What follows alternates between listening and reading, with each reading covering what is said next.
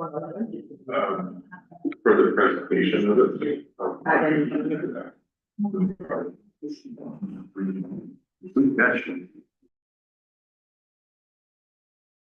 Morning, everyone. Welcome to our first budget meeting for 2026. Today we'll be working on our budget, and I'll start the meeting off at 9:30 a.m. And I will confirm that we do have a quorum here. However, I'm also must announce that Deputy Mayor Stover is unable to attend today due to personal reasons, so we'll be moving on without her. And we also have the municipal clerk here as well, so it is a good meeting. Before we start, I've heard a couple phones.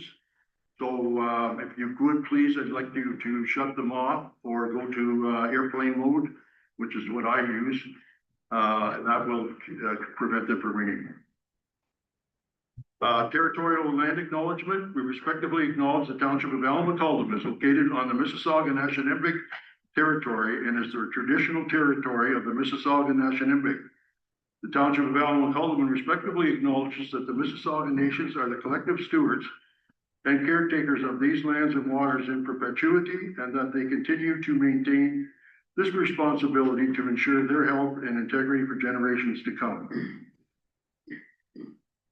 Next, we have the agenda, and I'll request mover and a seconder that the agenda for the special council meeting held today on January 14th, 2026 be approved. Can I get a mover and a seconder? Moved by Councillor Booth, seconded by Councillor O'Neill. Any discussion? All in favor? That motion's carried.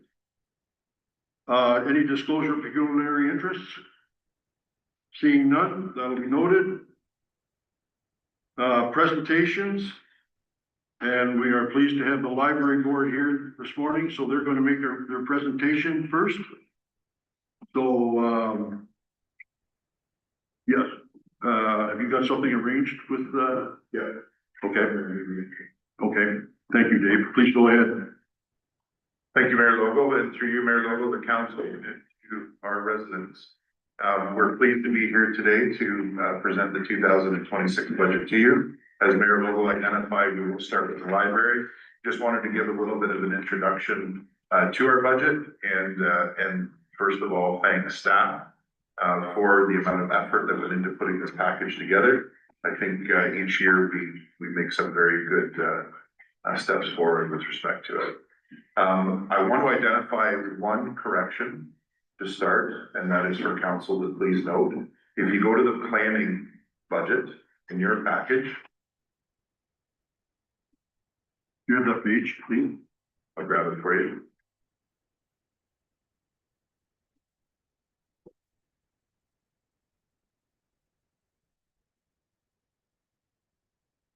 Forty-eight. Yeah.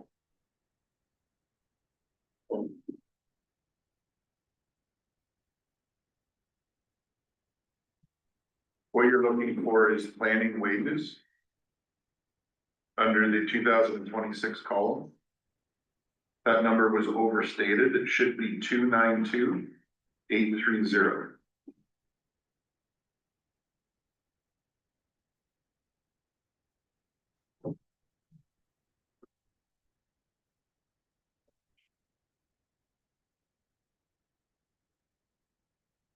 So that has changed the net levy required for the municipality to 9,280,886.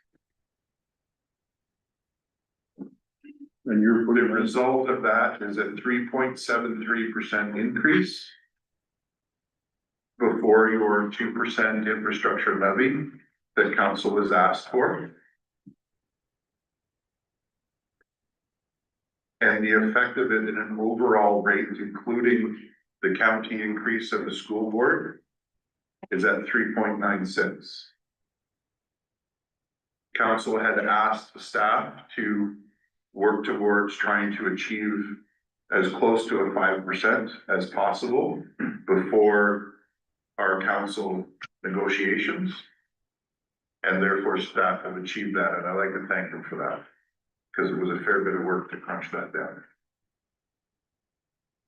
I also wanted to address our asset management and our development charges fund. After review, there have been a couple of years where the development fund fees or charges have not been brought forward as part of the budget process. So in conversation with our auditor and in conversation with the company Walters, who is looking after our development charges new policy that is being created on behalf of the township, we brought forward some monies from development charges that were implemented into your revenues that are identified as DCs or development charges, and also the library received money from there as well. Under review or with review of the new legislative requirement of development charges, which was implemented in February of 2025, it is prudent that municipalities bring forward development charges to help alleviate the tax burden on residents. And that is why we did that. We followed our existing policy. It includes table 2A and 2B, which identifies what is required to bring forward. It is very small amounts of money when replacing assets, but that was all done, and it is included in this budget for you here today. That is what has helped contributing to such a low percentage, and we look forward to our deliberations with council.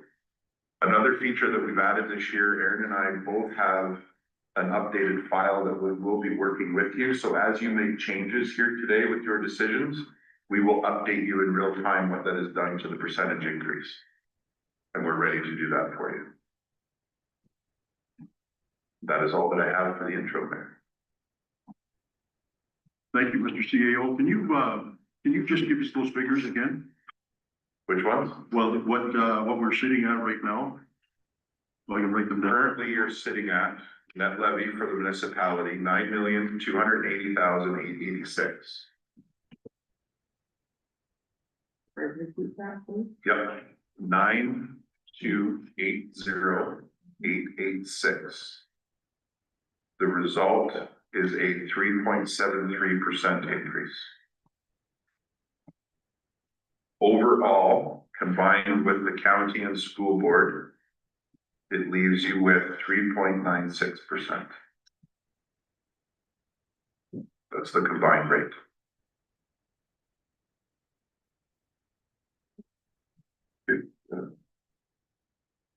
And correct me if I'm wrong, did that include is the levy there as well? Yes. Okay, so it's 3% increase includes the levy? So your 3.73% less your 1.01% growth leaves you with 2.72. 2.72. If you add your 2% infrastructure levy that council's asked for, that leaves you at 4.72, just under 5%. Okay. And the overall for the including the education, the 3.9. county and the municipal one is a total of 3.96. Correct. Thank you. You're welcome. Anybody else have any questions regarding that? Dave? Seeing none, Dave, thank you.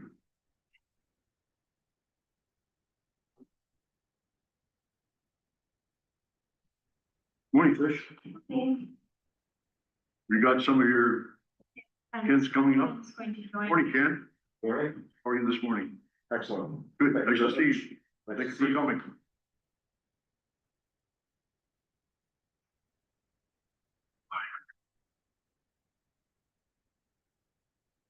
So I was going to do a brief statement before turning it over to Ken to talk about some finances and then turn it over to any questions that you might have.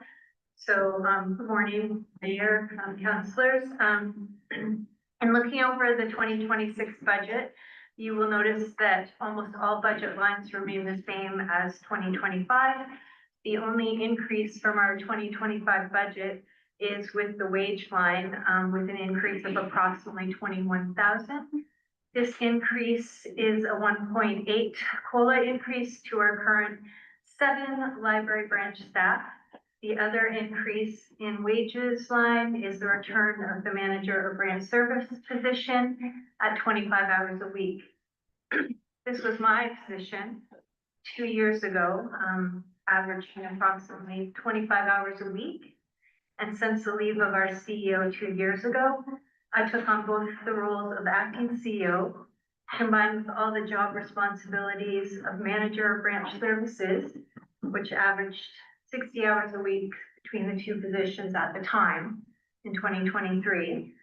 For 2 years, I have managed the two positions at 35 hours a week, while also embarking on a 2-year advancing public library leadership course through the Ontario Library Service. I tell you this so that you can understand the need to have both positions and the increase in the 2026 wage line, as this is also a matter of succession and the future of the library. We need to ensure that we have trained staff and to not set a precedent of unrealistic workload that is not sustainable for future employees in the CEO position. I have managed with the support of our wonderful branch staff and our library board. In the return of the manager position, the CEO can focus on the sole position of the CEO. We will be able to enhance our services we offer to the Alma-Calderman community. The manager will be able to focus on community outreach and improve social media content to better promote our library services and programs.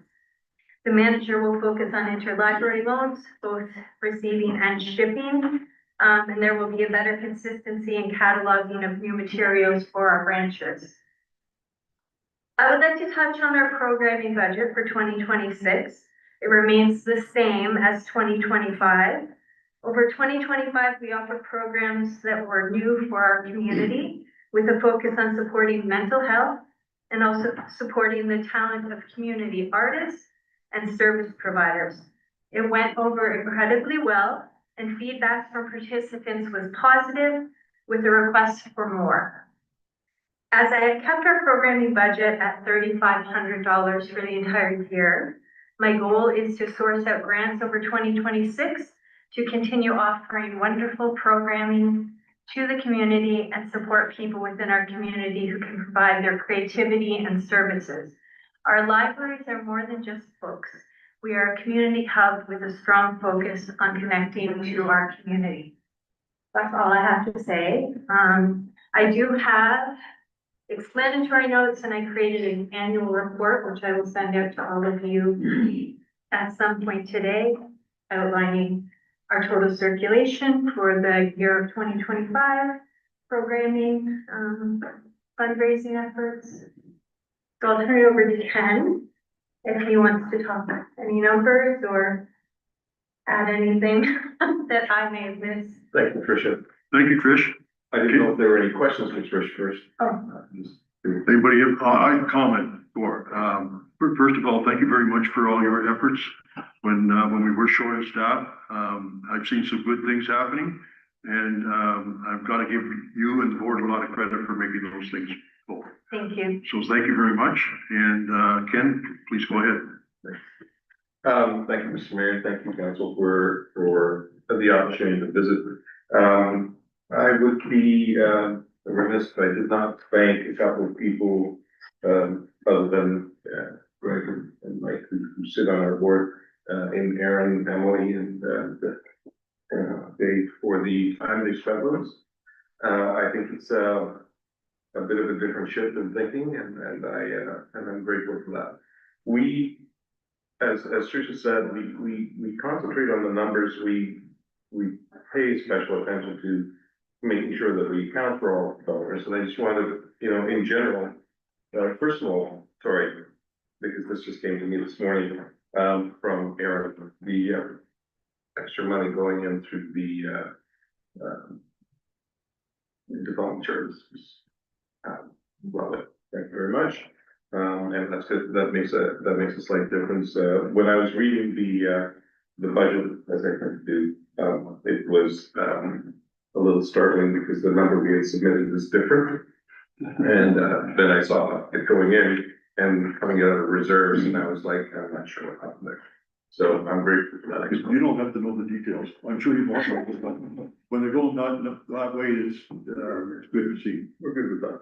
So, Mayor Catherine, you have a question? I just found that startling comment, that library board does need to know the details of its budget.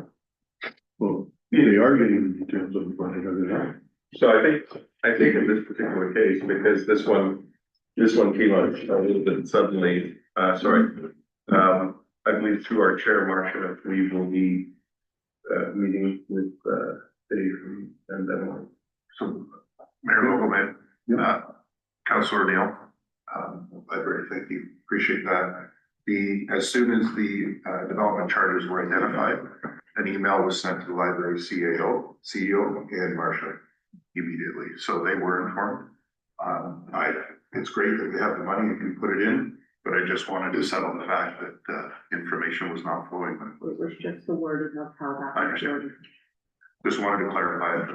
Yeah, no, I appreciate that. I think for us, when Marcia got that email, the difference may be that, we live in a world of acronyms. Sometimes not all of it is understandable. Yeah. Okay. So, I think we will be looking at that. I know that there's further, I think there's further work for us to do in working with council. Based on some of the analysis that I've done and some of my history, we think that there's room to save.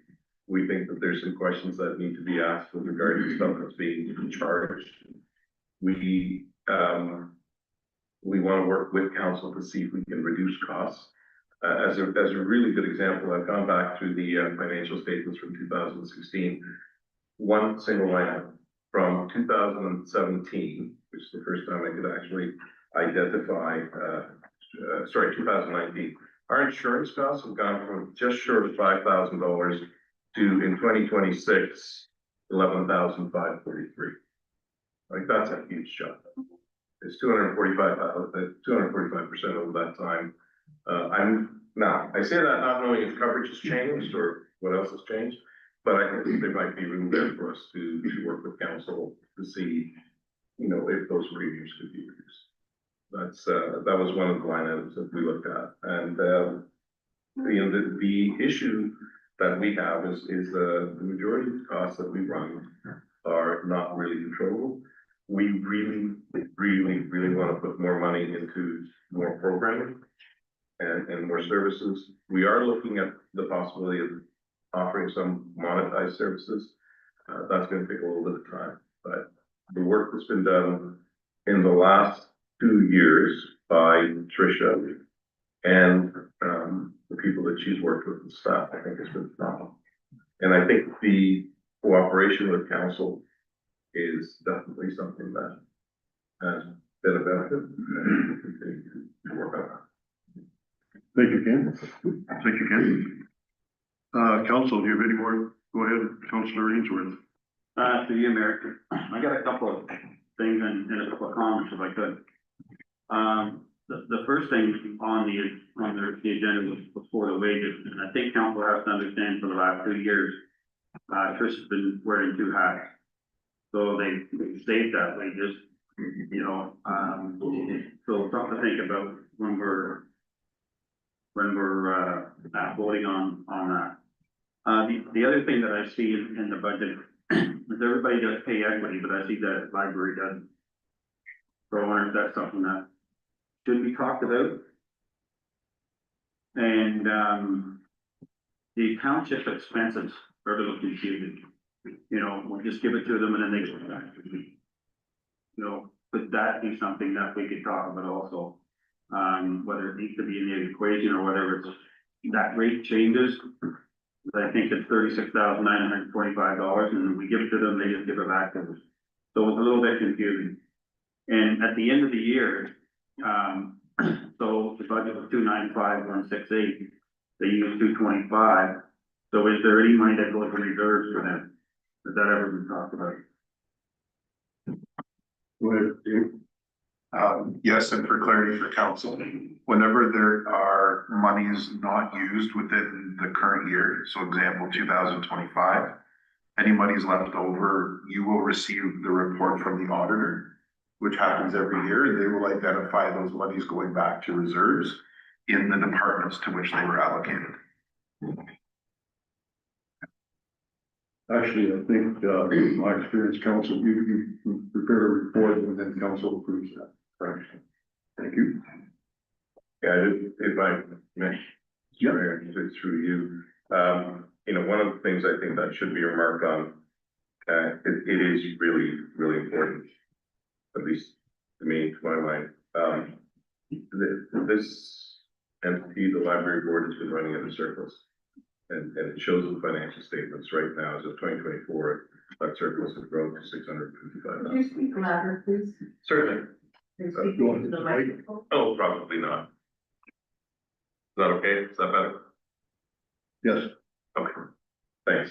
I just want to point out that as of 2024, you know, the library's running an accumulated surplus of about $655,000. We've run a surplus, I've gone back to 2016, we've run that surplus all the way through. I think the point that I was trying to make, and I want to make sure that we're clear on, is that as a board and as an entity, we're careful with money.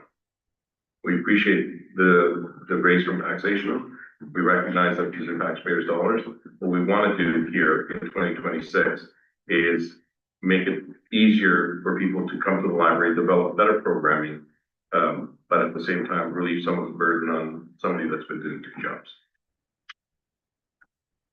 Thank you. Mike, you have a follow-up? I do, Mayor. Thank you. The only thing that I, you know, maybe should be a conversation, it is time that some of these services that the library provides should be a shared cost with the users. So for instance, the hoopla, you might be able to find it quicker than I can, Trish. Like, it's an expensive part of that other, you know, and, people use that, it's free. So, you know, I'm just thinking it might be time that, some of the users start paying for some of those programs. Ken, go ahead. So, you want me to find the line? No, go ahead. Okay, so we know that, thank you, Councilor Ainsworth. I think this is part of what I was talking about, monetizing some of the stuff that the library does. And I'll give you a really good example. There are some services that we are mandated to provide for free. From a purely selfish point of view, I live just north of County Road 22. When the wind blows, my internet stops because I don't have broadband. Coming. I hope. I hope so too. Because I was aware of the library, I was able to come and work here. Which you know, which basically saved my entire day. We can't monetize the internet, but perhaps we can monetize the sea. So we wanted to start taking a look at things like that. You know, there's room here. Tricia ended on a very good note when she said, you know, this wants to be a community hub. We want these to be community hubs. We want more outreach into the community. I think this is some of the things that we need to talk about, and we need to talk about with council. Specifically from an expense point of view, I have a series of notes that I would be sending to council saying there's certain areas that I would like to target, and the board would like to target, to see about the possibility of reducing costs. So that combination of the two, I think, is something that we definitely want to work with in 2026 and future. Good. I think we do have two representatives on the board from the council, and if they're working, they should be, working together, and then if it goes to the staff, then you can go to the staff as well. Okay. So I encourage you to do that. I think you've been doing a good job, and, I'm happy to hear, that you are working well with the council. Mary Catherine? I just want to start with, my appreciation for what the library staff in particular have accomplished. And I know that the library board has been instrumental in allowing that to happen, but some of the programs offered this year were excellent, especially the mental health, and I congratulate you on achieving the grant to make that possible. I really enjoyed some of your information and book author events, so great stuff happening, your Women's Day event, looking forward to that again this year. I do have question, and it's probably through to you, Ken. You were talking about the surplus now. There has been no discussion to this point of the library in Grafton, which does have some accessibility issues. So, in my mind, I'm thinking we're working towards having money for that cause, but if you could clarify where you were going with that. So on the Grafton accessibility, I believe under the AODA, we've got to do certain things in order to bring that, to meet that standard. There's been discussion, there hasn't been any real hard conversation about it. That will be something that has to be done here in light of the fact that, you know, I've gone back through this. We may need to move some things around, but I'll be honest, we don't even know what the process to do them. So we need to start that. So that would be something that would be on for 2026. I think accessibility in all of this is mandated, but it's also, you know, we live in a population, we have what, 7,470 people at Great West. Not quite sure what the demographic is, but as they get older, I'll make sure it's easier for them to get here. So we'll have to look at that. I'm sure we'll be talking to CAO or court to make sure that we can. Thank you. Just, it's come up a couple of times, that $560,000, should that be appearing in reserves or not? I would say, sorry, what was the number? So as of 2024, the accumulated surplus, and I want to make a difference between surplus and reserves because I'm not quite sure how this accountant is treating it. But as of 2024, the accumulated surplus was $655,000. Now, part of that, sorry, I'll just scroll down within their notes as I look at it, includes some of the tangible assets on the net book value. So we need to determine if that's going to be at cost or at market, and just take a look at how they're treating it. However, the total reserves at this point, I quote only 2024 by Mike, directly from the corporation's, from the audit statements. That the reserves in 2024 were $88,747, broken down into future development being $65,600, and building reserves being $23,146. Now, I know that there was some movement in 2025. We'll wait to see what the 2025 statements say, and then, Mr. Mayor, with the CEO, we can talk about how we want to treat service. I think we should, there seems to be, I'm not sure the right word is confusion, but I think we should make sure that we're all coming out of the same Bible and we know what we're talking about. And I'm going to ask that you have staff look after that. Sure, can I ask a question? Sure.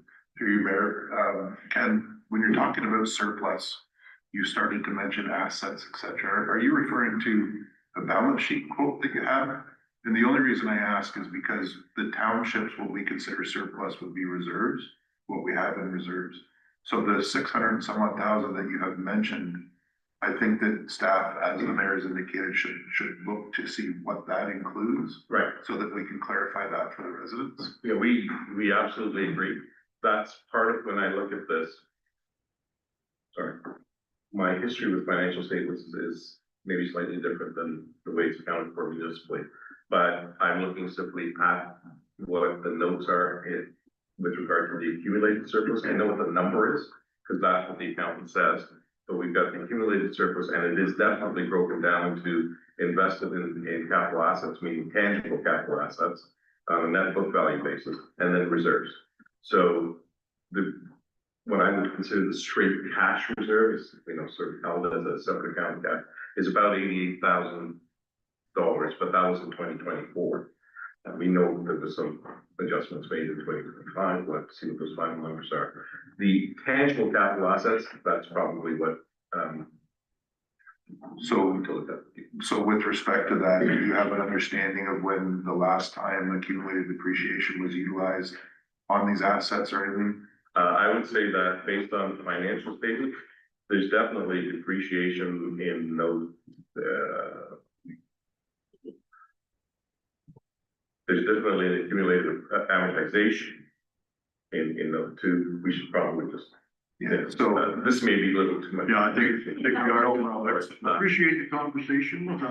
there's more to understand. Yes. Yes, so I would suggest Dave, you and staff Okay. to talk and do that. Anything else? Councilor Booth? Through your worship, thank you very much, Ken and Trish, for that presentation. And thank you, Dave, for explaining the reserve things, because that was one of my questions. What was this, $9,300? Just comments, as Councilor Ainsworth said too, the township expenses, which are showing as 36,925. I'm just wondering, Dave, whether yourself or maybe Aaron could explain, if you go to page 86 under the facilities budget, it talks about revenue for the facilities budget, and it says cost recovery from the library. And it says, for example, cost recovery from the library from ACC is $4,600. Cost recovery from the library at Centerton is $12,000. Cost recovery from the Grafton is $8,500. I'm just not sure what that is. Is that the 36,000 broken down, Aaron? Some of it, or is it? Some of it is, some of it isn't. We do have a custodian that does clean the facilities. So there are items like that are included in the cost recovery for the facilities that cover the library, as it's a shared cost. And then the other 36 within it are your hydro and things like that. So there's a broken down because of the library being part of the ACC and the library being part of the CCC here. So there's two different ins and outs for that one. Okay, good, thank you. And just one other question, one other one was the insurance. I know Ken raised the concern about the insurance, which is up at 11,543. So I did take a look at the insurance for when you go to facilities. It talks about insurance for ACC. It talks about insurance for Centerton and things like that. This $11,000 that's been given to the library to pay, is that their portion? Because, for example, if I go to, let's go Centerton, the insurance at Centerton from the township is saying that they're paying $6,575. Is that then plus, is that the town's $6,000 they're paying part of the insurance for here, or is that the total bill for it, or? No, it's broken down into percentages again because of the size of each library in each facility of their portion of that percentage. Okay, so I guess my question, maybe I'm confused, because in facilities, it's saying that the town's paying $6,000 insurance for here. And then the library is paying $11,000. So is the town? All three. Right, for all three. That's what I'm saying. So the town's paying 6,000 something. So if this building, for example, was 50-50 split, then the library's pay would be $6,000 too, right? Correct. Okay, thank you. And just one other comment, as Councilor Ainsworth was saying, is I know the issue came up at council this year from facilities that they were looking at charging the library for when they use room rentals and that, and the library got surprised with like a $7,000 bill. So obviously, as a member of the library board, that's not taken into account this year. Is the township moving forward with that, where they're gonna charge the library in the future for when they use this room for something, or has that been decided yet? As far as I'm aware, it hasn't been decided. I believe that's a conversation for council to have. It's not considered in this budget.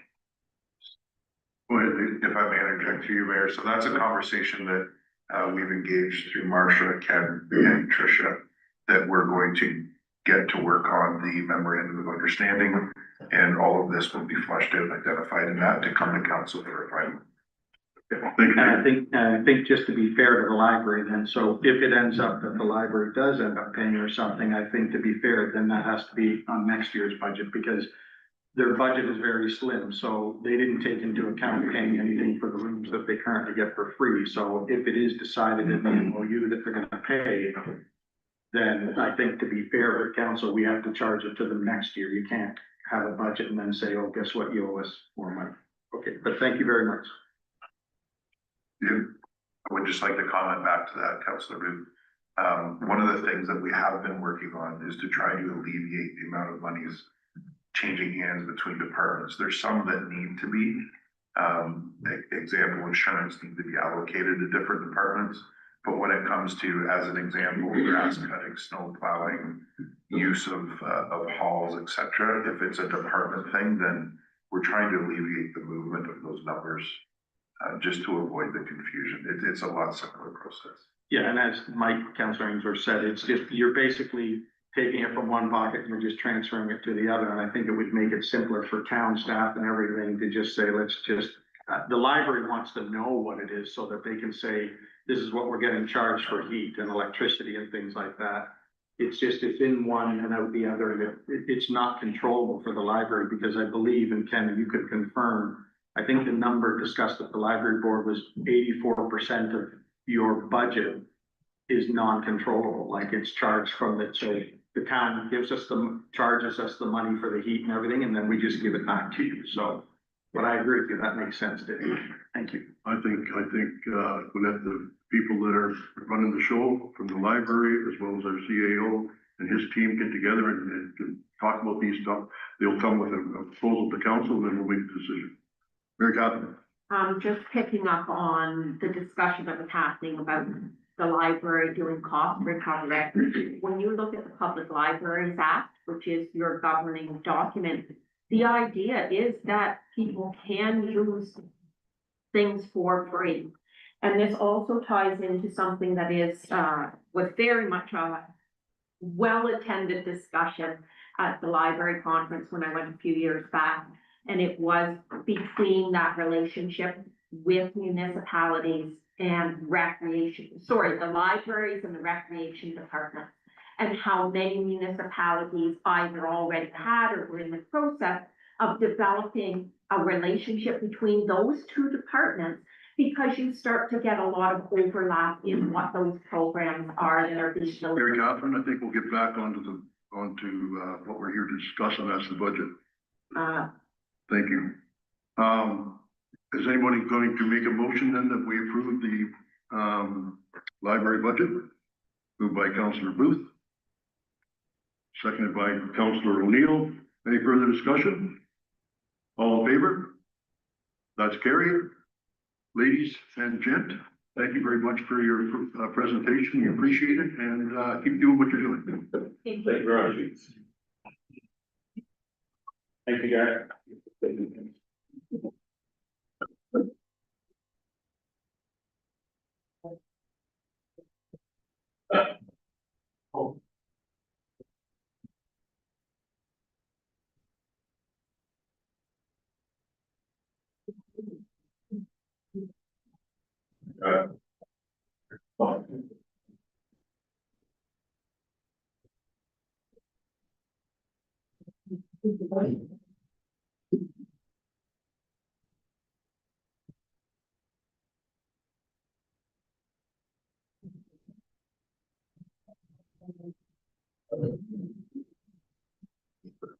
We're going to council next, Dave.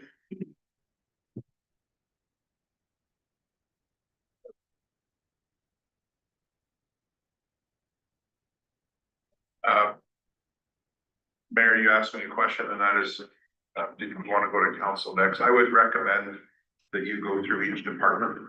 Yep. And start with council, that would be good, and Yep. we do have our department heads here. Join us at the table and are more than willing and able to answer any questions that council may have. Okay. And again, as a reminder, as you provide direction to us here, we will make changes on the existing budget for you so that we can update you as to what it is actually doing, your movement throughout the budget process. Good.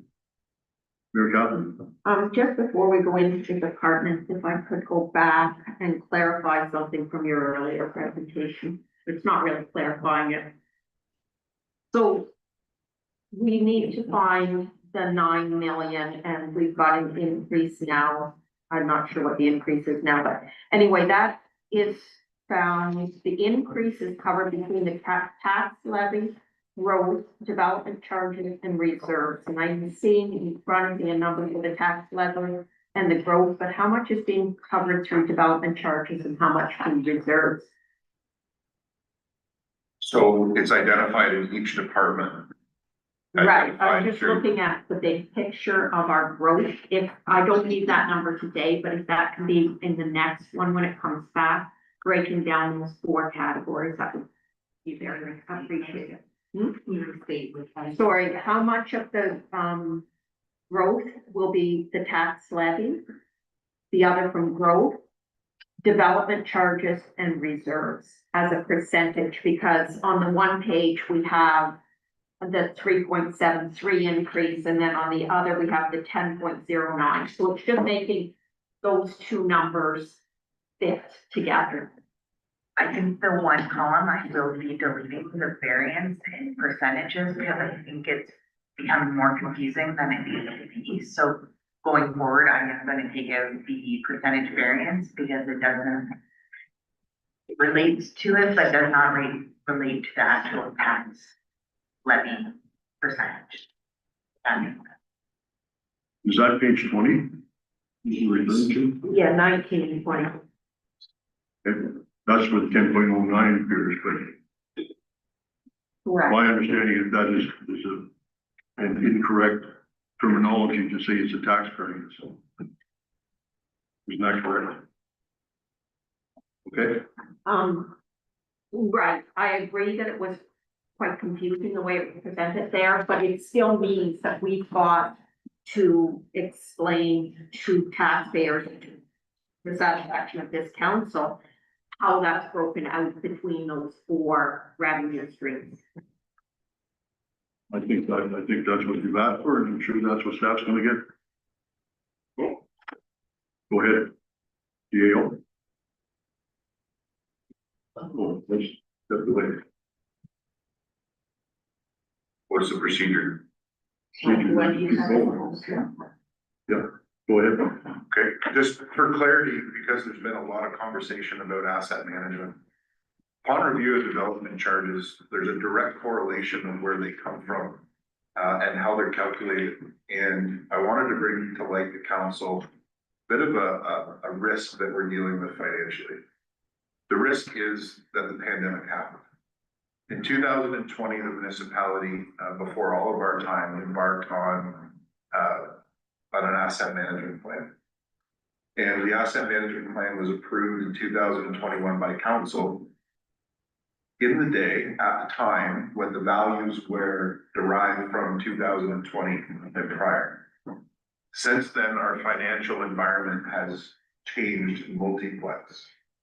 And the values of assets have changed significantly, especially our capital assets. This is the reason why your staff brought to council and council approved reviewing the development charges policy. But it has to go hand in hand with the update of the asset management plan, which is due in 2026.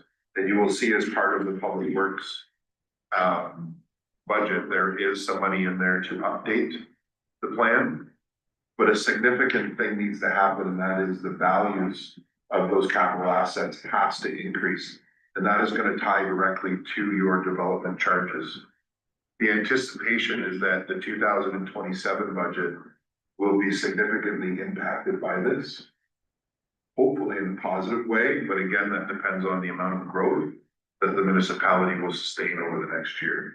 I just wanted to let you know the staff are very well aware and that we're working with that on multiple levels to make sure that that ends up into an appropriate fashion for the residents of the municipality moving forward. But we're dealing with those competing pressures on a significant level.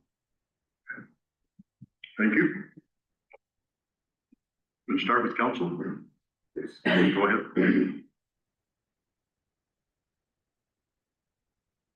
Your council budget. It has an increase of 32,926.12 from reserves.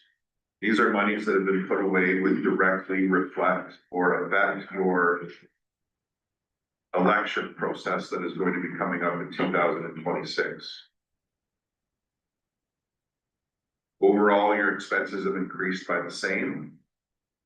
We've put in $6,000 for council computers. The computers that council are using currently were supposed to have been replaced last year. That's not a trick for council, but we did not go forward with county IT to replace your computers as they were all working. And therefore, we have put that money in the budget for the next council because it would be prudent with the new Windows update that your computers be updated for that council. That's why it's there. Oh, yeah. It's a real simple budget. Can I ask, how much, what are you expecting the election to, cost? Because I know that it is probably pretty expensive, but we wondered how much it is. Go ahead, Madam Clerk. Through you, Mr. Mayor, we are budgeting this year for $59,000 for the 2026 election.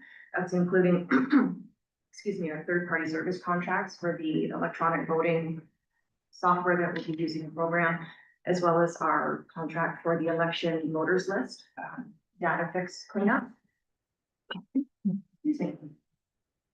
Included in that 59,000 also is education for the potential candidates. We're working with neighboring municipalities to put together information sessions to help interested parties truly learn what the role of municipal government is and what the role of the councillor is, so that we can help manage expectations and allow people to make informed decisions for when they decide to run for council, and hopefully to avoid any surprises when they do get, if they get elected, they're not surprised that of what they can and cannot do within their roles. The other piece of it as well is for the incoming council. We've included a budget for additional training as well. So it'll be taking a look at team building exercises to really help senior team and the incoming council come together so that we can have a successful 4 years, as well as training to make sure that they have the tools and the education necessary to help make those decisions to help govern the township. Thank you. Anybody else have any other questions? Go ahead, Councilor O'Neill. I actually have 3 items that I'd like some clarification on. So on the 2025 actual, that is to what date, by the way? To November 30th. To November 30th, thank you. So when I'm looking at our wages were anticipated to be 106,000. I would anticipate that since we've already approved the 1.8% cost of living, that would be reflected in the 2026 budget. And yet we have the same number there. Yes, so it's still, the wages, Louder, please. sorry.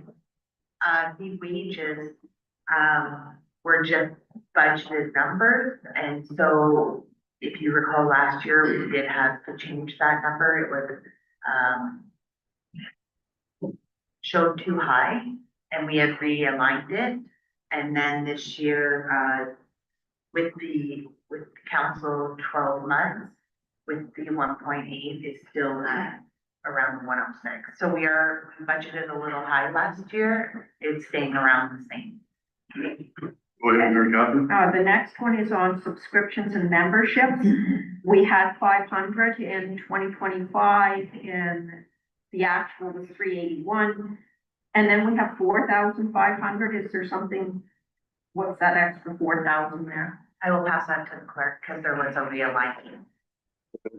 Through you, Mr. Mayor, to Councilor O'Neill, the realignment there is the AMO membership, which is a municipal-wide membership that is applicable to council members as well as the entire corporation. So currently it's being funded through just the administration budget. So we're just realigning it so that it was more the corporate-wide membership. I believe Municipal World is in there as well, which are more corporate memberships as opposed to individual departmental memberships. So it's just a realignment from admin to council. Go ahead. What percentage then was moved to council from admin? Sorry, just what percentage of the cost for AMO membership and those others that you listed was put into council rather than admin? Through Mr. Mayor, we did move. Could you please turn off the microphones? So turn on your individual. Okay. So through Mr. Mayor to Councilor O'Neill, we did move 100% of those corporate memberships to align with council. So Thank you. Other questions? My final question, that's almost too loud now. My final question is related to the 15,000 being put into reserves. So we just heard that it was 59,000 in expenses anticipated for the election, and that we're withdrawing approximately 33,000 from reserves that we put there in past years, which is 26,000 being covered for this year's election, and then another 15,000. Wouldn't that normally be the 26,000 is this year's share, and then that 15,000 would start next year for the next election? Go ahead, Madam. So through Mr. Mayor, the election reserves amounts from the past were prior to my time. In looking at the true cost of what the elections are, we put money away every single year to help alleviate that. So we don't have a $60,000 impact in one single year. So based on $59,000 this year, we're breaking that out over the next 4 years of term. So it would hit 2026. We're just moving it forward at that point to help make sure that we have the money in place for the 2030 election. Thank you. Madam Clerk, another one? I very much appreciate, because that too is my goal, to make sure that come next election, the amount is there. But with us both putting forward the extra 26,000 this year, and then the 15 on top of it, we now have a $41,000 expense in this year. Whereas I think it should be the 26,000 for this year, and then the 15,000 each of the 4 following years for the next election. Thank you. Any other questions? I just had a quick question. Where are you coming with the 26,000? Sorry, it's the 59,000 for the election minus the 33,000 that was already in reserves. So essentially, we're topping up to 33,000 with a further 26,000 to reach that 59,000. That's correct. So moving forward, we're trying to implement that there is the reserve amount for the following election for 2031. So that portion of it will come in of taxation this year. Because currently from reserves, we've only put the 32,000 away, so. Actually, I think for clarification, you're talking about the 2030 election? 31, 30. 30, 30. 30, Yes, sorry. 2030 election. Yeah. Okay, any other questions? Go ahead, Councilor Ainsworth. Yeah, through you, Mayor. Just the contractor services, I just wanna know if that's like litigation, the integrity commissioner, that kind of stuff. You have a comment on that, Madam Clerk? Go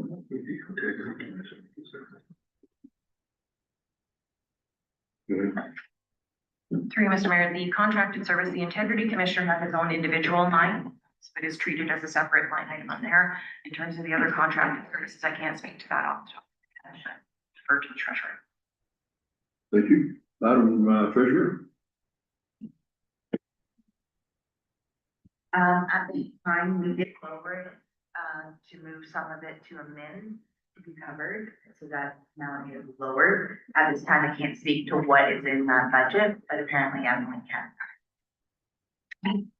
Thank you. Through Mr. Mayor, so to Councillor Ainsworth, the contracted services would be for anything that council would deem through the year. So for instance, this past year, we had town hall consulting come in for team building exercises. So that's what that line would be for, and I believe is what we had in those for 2025. Thank you. Any other questions? Councilor Booth. Through you, your worship, and I know it's a minor thing, it's just that I'm seeing here, I didn't see it on last year's, although it says we did put $1,000 there, which is council miscellaneous expenses. And I know we've expressed that before to staff to say that I hate to see that line because miscellaneous expense means that you could spend it on anything. And if we're doing a proper job, we should be able to, if you're spending the money, it should be able to go to one of these things. So I see it on some of them throughout, and even when we were on the library, it was like, take that out. I don't like to see miscellaneous thing because it just gives you, but that's just my comment. And I know it's only $500 and means nothing, but just my thoughts on it. That I don't like to see that. Thank you. Thank you. Other comments? Here's something you want to say. Yeah, to Greg's acknowledgement of it, we can move that 500 to contracted services, because that's usually what it's gonna be, is something along that line, or anything, so. It's not a big, I I don't believe care it's for, I there. don't care for those lines either, but because there was a previous amount, we did decrease it as well, because it hasn't been used. And I prefer not to use that line as well.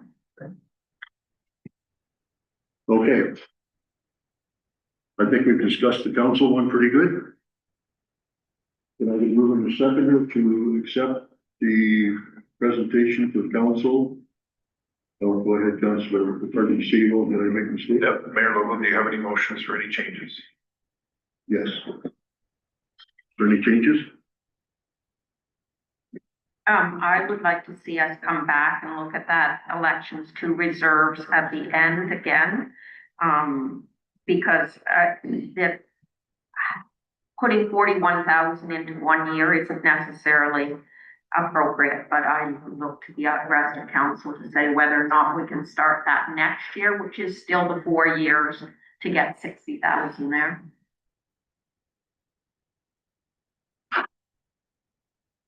What do you suggest?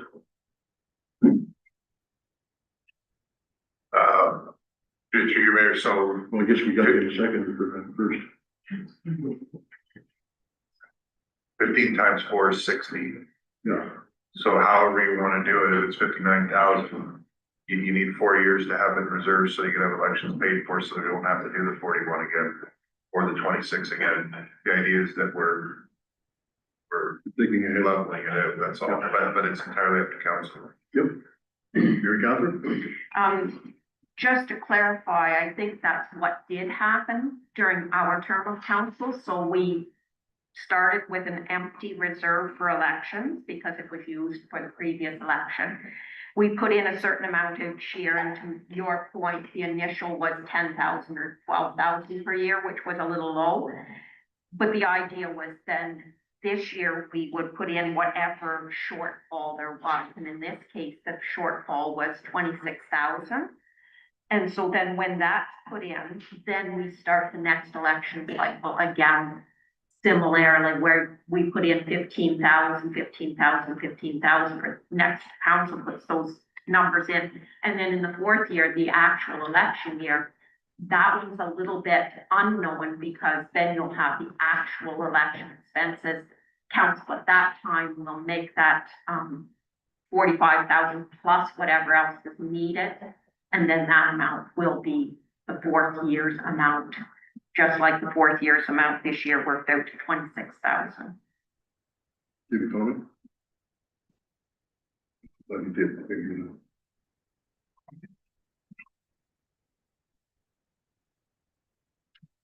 Thank you. So you haven't made a motion yet. Do you want to make a motion? That we hold off on that reserve until we come back at the end of the budget. So what you're asking is then, can you approve the budget with the $15,000 look back? Is that what you're asking?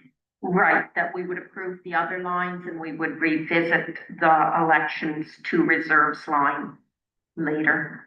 CEO, you have a comment? I guess, just to try to help. If you don't wanna approve the budget, then you wanna take that out, then a motion to take it out would be prudent. Then we can take it out, otherwise we end up monkey wrenching things a little bit.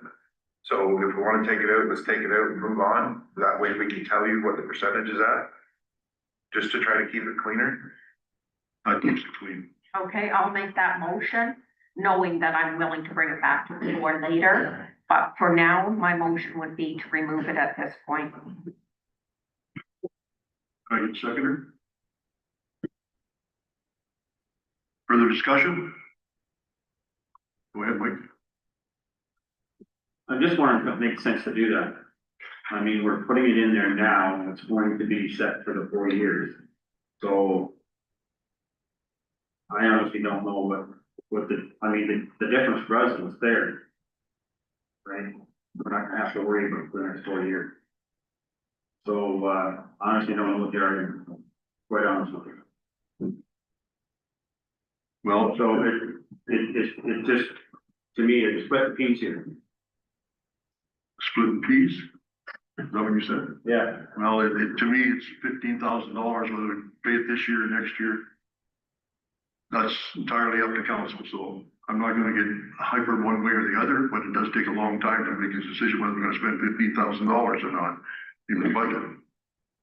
Go ahead, Councillor Booth. And I guess that's why I seconded it too, just so we could discuss it. I mean, to me, it is what it is for this year. If we're a little short, we have to pay it and then that's it. And then the next council or the treasurer next year can say, we know it's cost $65,000, so we're gonna take $15,000, $17,000, $18,000 for the next 4 years. So it's kind of too late this year, right?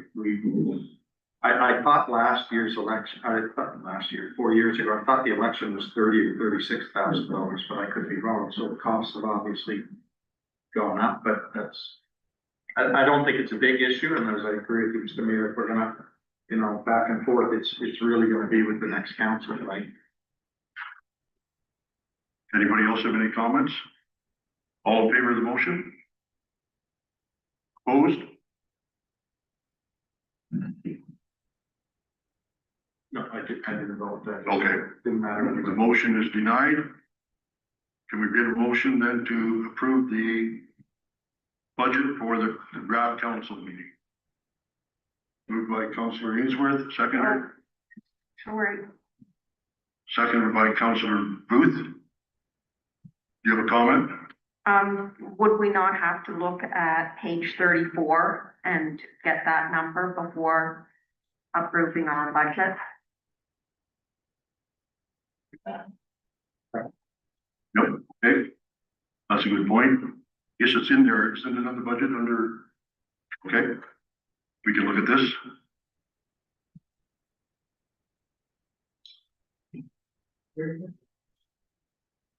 Mayor, Go ahead. so just as a reminder, with respect to the donations, we did this before Christmas at council and we deliberated all of this list. Yep. Unless there's anything else, I'll leave it to you as your meeting. But just as a reminder, we had already done this. Thank you.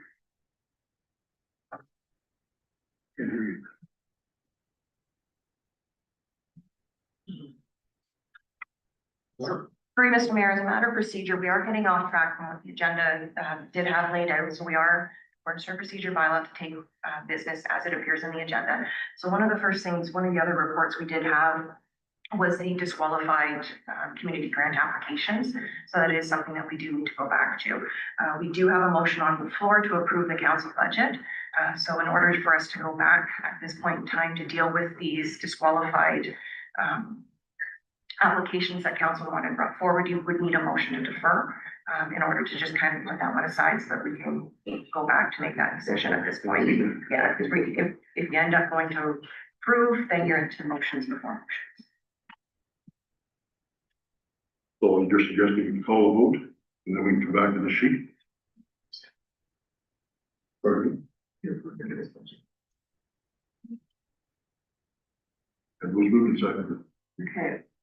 I'll make a motion to defer until we deal with item 6.1 on the agenda.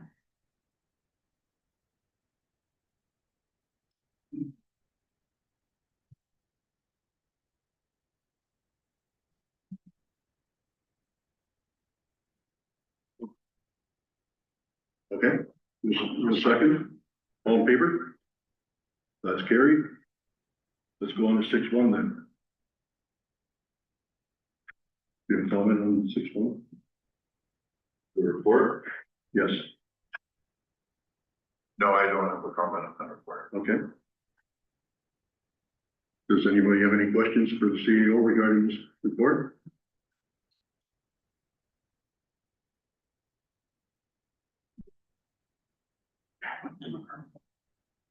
Go ahead, Councilor Ainsworth. Just looking at, I'm just looking at my notes and, Microphone, please. so the community grants, we need to talk about the Holloman reports, and I'd like to put that back on. And the Centerton community, Didn't catch the that. Centerton community. Okay. That's what 6.1 is. Thank you. You want to add that to, you want to make a motion then to add those? Yeah, so I make a motion to add the grants for the Holloman report and Better the, do one at a time. Okay. Can I get a seconder to add the Holman Court? Seconded by Councilor Booth. Any discussion? All in favor? Opposed? Motion's carried. and the second one there would be the Centerton community for $125. $125? No, 330, What? 330. Sorry. You're moving to add this? Yes. Okay, thank you. Seconder? Seconded by Councilor Booth. Comment? Just a clarification, so the Centerton community thing, which is 330, it's for the meetings that they want, right? It was for the hall rentals, or it was actual money? I believe it was hall rentals in lieu of, which equals 330, isn't it? Or am I reading it wrong?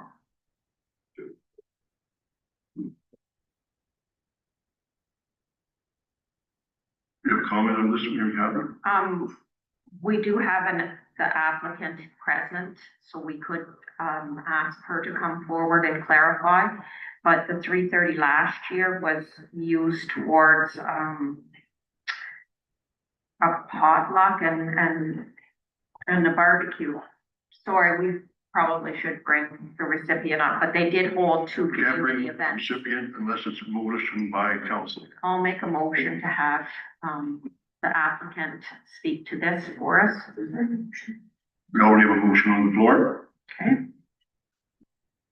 Councilor Booth. I think if I'm reading it, it makes no difference whether it's the money or if it's, they're talking about the June barbecue and the corn roast and the things that always went here. So I support it 100%. So we don't have to drag it into whatever. That's fine. Thank you. Thank you. Mary Catherine, you have a final comment? Yes, I just note that we are doing this for one community under this fund, and there's 5 other communities, 6 if we wanted to count Lakeport. So this might be a policy we need moving forward on how this is dealt with. Good thought. We can discuss that in 2027 budget, or prior to that. You can want to bring that to council for decision. All in favor? Motion's carried.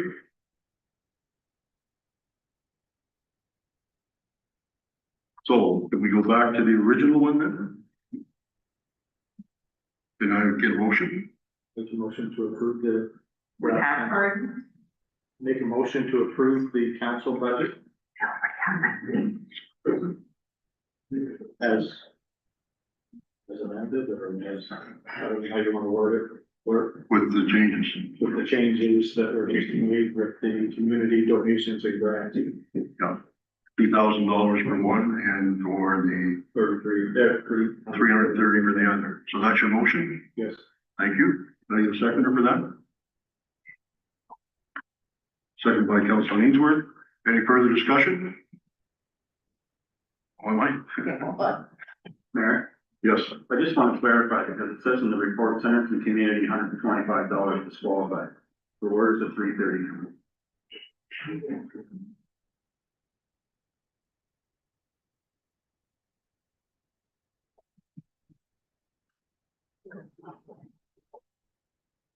Go ahead, Councilor Bruce.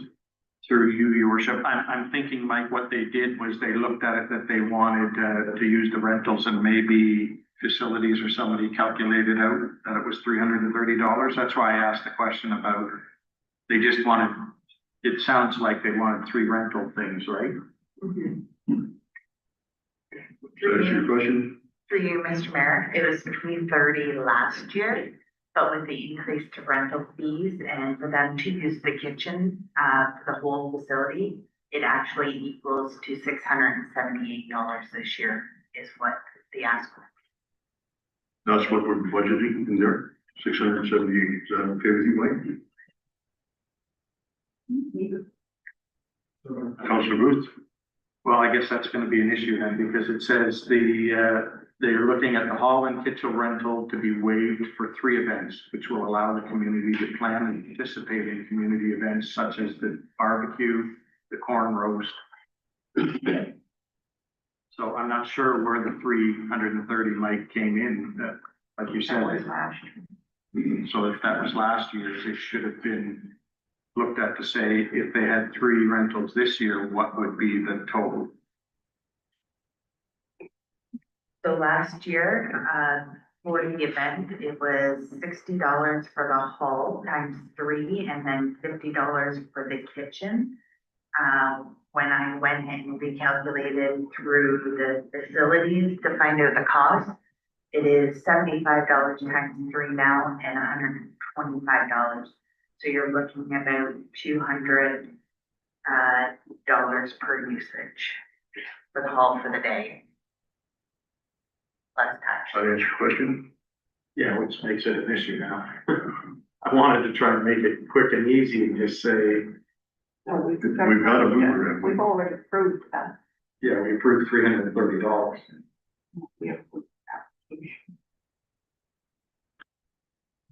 I believe we've got a mover and a seconder. For me, yeah. If you need help, I can't do all of this stuff. We'll get there. I know we're excited. It's budget. It's first, real look at it, but we'll get there. So we did have a motion to approve that was carried, to approve the Centerton Community Center Community Grant application. So whatever the application works out to is what has been currently approved by council based on the initial decision. So whatever that dollar value works out to, is what council has currently approved. So that one's been tended to. So now we had the motion on the floor, which was to, for the approval of the council budget until we dealt with 6.1. So we're all caught up there. So now we're back to the motion to approve the council budget. Amendment to that in between that initial tabling of that motion. So I have right now currently to be voted on, I'm following it through. I have a motion to amend the motion to read that council budget be approved as amended. That now takes into account the approval of the community grant for both community grants. So currently at this point in time, you're voting on, I have Councillor Booth as the mover, and I believe it was Councillor Ainsworth as the seconder for the motion to amend to approve the council budget. To amend the motion to read council be approved as amended. So you're voting on that amendment at the moment. Once we get approval to amend once we get approval on that one, we can go back and approve the budget. Councilor O'Neill, do you have a question? It is a question to all of us sitting as council here. We have 0 in contingency in that fund. We have not, as they didn't submit, but are we saying we're not going to be a member of the Chamber of Commerce this year? And also, the other groups that came to us mid-year, such as the firefighters, New Year's, those are off the table now? I don't know. That's my question to all of us. Personally, I think we should stay in the Chamber of Commerce, and I think there should be an amount in the contingency fund for things that might come up during the year. So I'll make the motion. Oh, I can't make a motion at this point because there's another motion on the table. I guess I can make a motion to defer the other and then we can discuss this.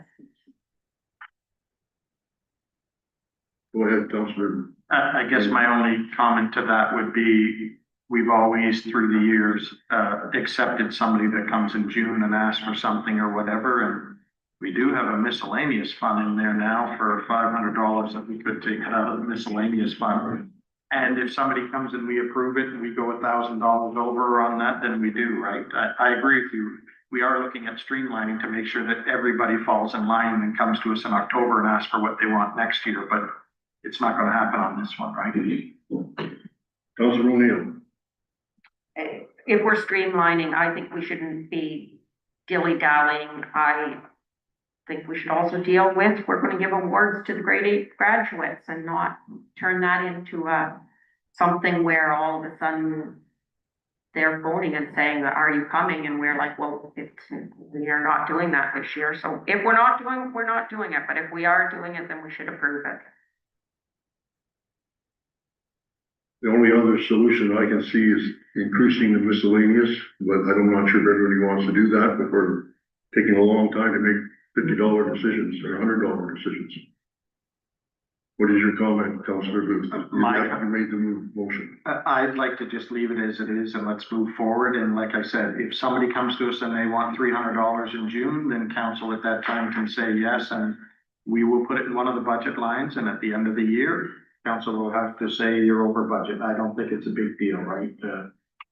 I'm gonna call a vote. All in favor? Motion's carried. Now we're gonna go back to approving the council budget as amended. And I get a mover in a second. All right. Through Mr. Mayor, so we can now go back to the original motion that is now amended, which was originally moved by Councillor Ainsworth and seconded by Councillor Booth. So you already have your mover and your seconder in that regard. Okay, Councillor Ainsworth and Councillor Ruth, thank you. All in favor? That's carried.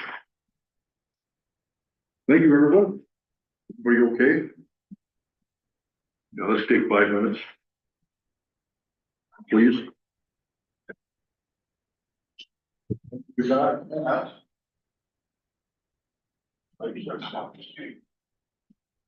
Back at 5:11.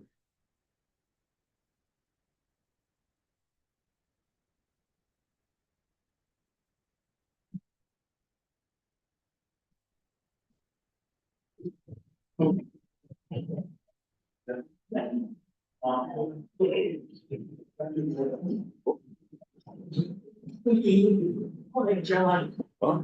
Oh, yeah.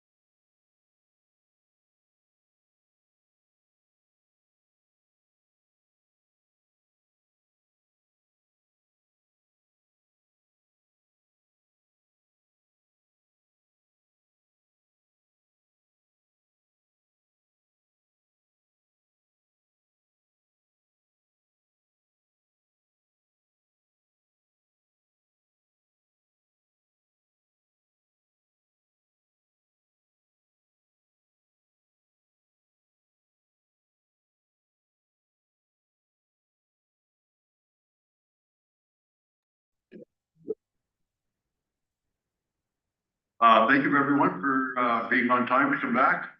Dave, if you're ready, please go ahead. I think you're going to be talking about the building budget. If we can go to building, yes, absolutely. I think that's what Invite, it's about. our building official here. I just wanted to say one thing to council. When you're using your mics for the sake of our guests that are here, you can turn up your own voice and do it to the point where you can hear it, just like I am now. It is a lot easier if you do that, than when we turn up the voice or the volume on the actual speaker, it'll start to squeal. But if you turn up your microphone like I am now yourself, and then turn it back down when you're not speaking, it will really help, those in the room hear us clearly. Okay? Mr. Don Butwell? Sorry, council, for clarification on page 39. It says net required by taxation, that should actually be a 0, not a negative 46,000. That was a mistake. Thank you, Eric. Morning, Don. Not sure who's gonna lead us, so Don's gonna lead us. Please go ahead. Good morning, Mayor Logal and members of council. I have prepared before you today the 2026 building department budget. It very well is based on the building department being self-sufficient. Basically, the fees we charge are supposed to cover the cost of operating the department.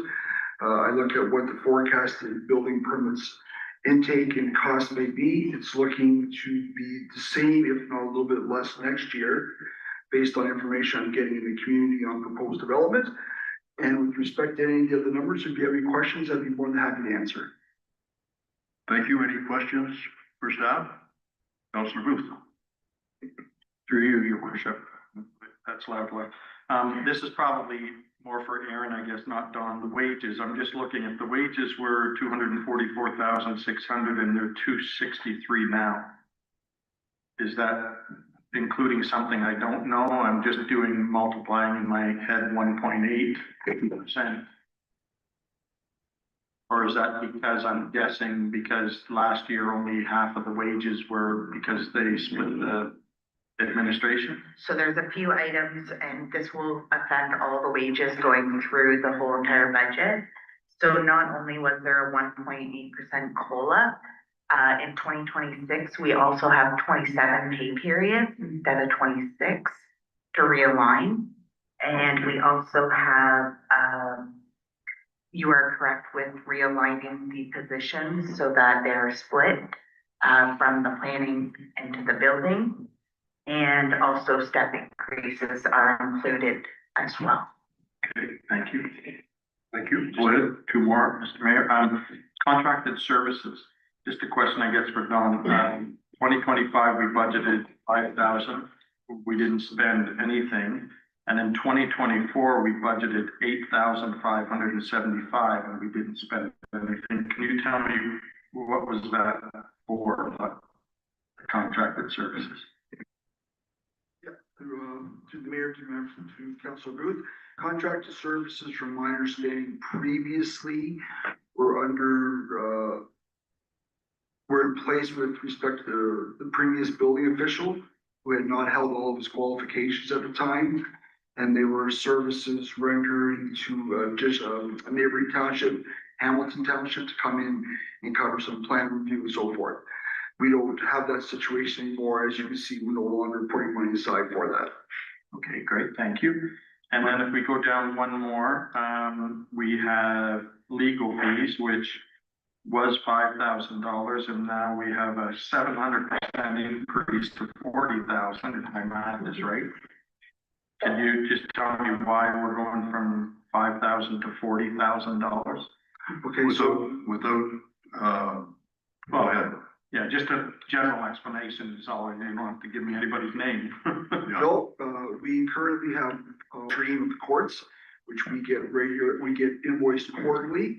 And I'm also anticipating going forward this year into 26, there will be some further active cases that may be generated in the near future. I'm just trying to make sure we have an understanding that any legal aspect, any legal action in the building department that has significant cost to it. Okay, thank you. That's it. Thank you. Thank you. I have a follow-up to yours, Greg. You mentioned the 27 pays this term. That's like a 4% change would that be 4%? I don't have it broken down for us for 4%. It is just 5 weeks. 1 week divided by 2 weeks. 2 weeks, well, 2 yes, weeks per pay. yes. One additional pay would be like Correct. 1 out of 24, whatever that is. Yes. Yeah, I think that's roughly 4%. Thank you. Councilor O'Neill. You referenced how the department is meant to be self-sufficient, and there will be years when there's more revenue coming into the department and less years. And you gave us a forecast for next year. And to make that work, we're taking 185,000, or we're being asked to take 185,000 from the working capital reserves. That isn't sustainable moving forward over a 10-year time frame. So will you be coming at some point during the year and, I don't know, having that really hard decision? Because it's one thing to get through this year, but it's a completely different discussion to talk about what this would look like moving forward from here. Don, go ahead. I try to make sure I can understand the question. I don't know, was there a question there? It is, what's the long-term plan? I don't expect we're going to know that today at this moment, but we cannot sustain, the township cannot sustain subsidizing this department at 185,000 a year from working reserves. If I may, through Mayor, through council, I think it's my best estimate at this time, based on the information going on. One of the things I also look at is what type of planning applications we have in the pipeline and what stage they're at. We do know we have some proposed smaller and medium subdivisions coming down the line. Do I anticipate them hitting the ground in this calendar year? Some I do, some I don't, but the next calendar year I do, from where they're at in planning. I don't think this is a go forward pattern we're gonna see. I'm being very cautious based on where we're at this year. I refer to the time we're living in right now. We lived through the COVID uncertainty. I think we're living through a lot of economic uncertainty right now, and I see that with both new construction starts as well as the real estate market. But I certainly hope and understand that I will be bringing those numbers back up as the time goes forward. Thank you. Any other questions or comments? Go ahead, Councilor Ainsworth. One for me is for the purchase of the new truck. And I'm wondering if the trade-off for the truck would be more important at this time than maybe handing it off to another department. Does that make sense? If I understand correctly, what you're saying is take the value of the truck and actually physically trade it or sell it, as opposed to having it repurposed to another department. I'm not really in purview like what the other department's needs are for vehicles right now. It was just the base of the starting suggestion to repurpose it. I understand parks might need a vehicle. Okay. Anything else, Mike? No, thank you. Go ahead, Councilor, please. Just clarification, so, we're looking at this and then we're gonna talk about the BER, which is BER number 1 after this, right? Actually, we might as well talk about it right now because we're no such through in the budget. So if you have a question on it, please. Yeah, just a concern about the truck and I appreciate that, I mean, we're looking at a 218 truck that's got 160,000 kilometers on it. And I guess my issue is if we look at the life cycling of the pickup trucks in the town and we go to Public Works, they're saying that we should try and get 10 years out of a normal pickup truck, 7 years out of a plow truck, so a pickup truck that has a plow. So this one hasn't reached 10 years yet. I know it's had some breaks and things like that. Me, I guess what I look at this is it's more of a want and not really a need. If the truck was broken down and in the shop and we can't use it or something, fine. And I do like what you had in there, Don, about, I know in Ajax, all building department, they had all-wheel drive Honda Civics. The whole fleet was because, like you said, you only need enough for your paperwork and yourself and that you don't need the box and everything, so it makes sense. I wouldn't support the purchase of another truck right now. I think if you're putting 20,000 kilometers a year on it, maybe when it hits the 10-year thing in another 2 years to say it's time to, you know, let's buy you the proper one, whatever it is. And I like what Councillor Ainsworth is saying, and you've done that in the past, Dave, where you've taken that truck and then given it to Parks and Rec. Parks and Rec, where I work with, we always got everybody's used vehicles, so we're used to it. Thank you. I guess I was gonna, you stole my thunder, if you wanna know the truth. So I would not be buying a truck if you can avoid it this year. If you wanted, I would even consider putting it into reserves, but I would not purchase a truck this year.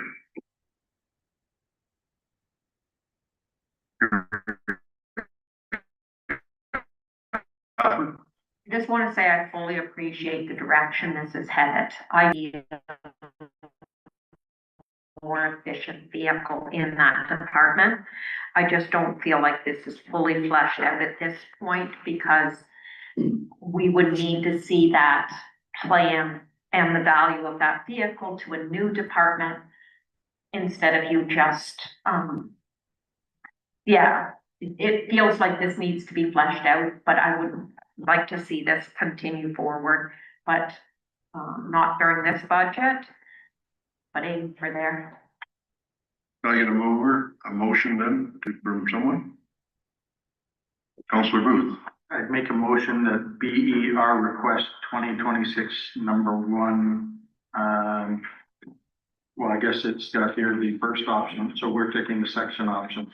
Maintain the use of the current vehicle with ongoing maintenance costs.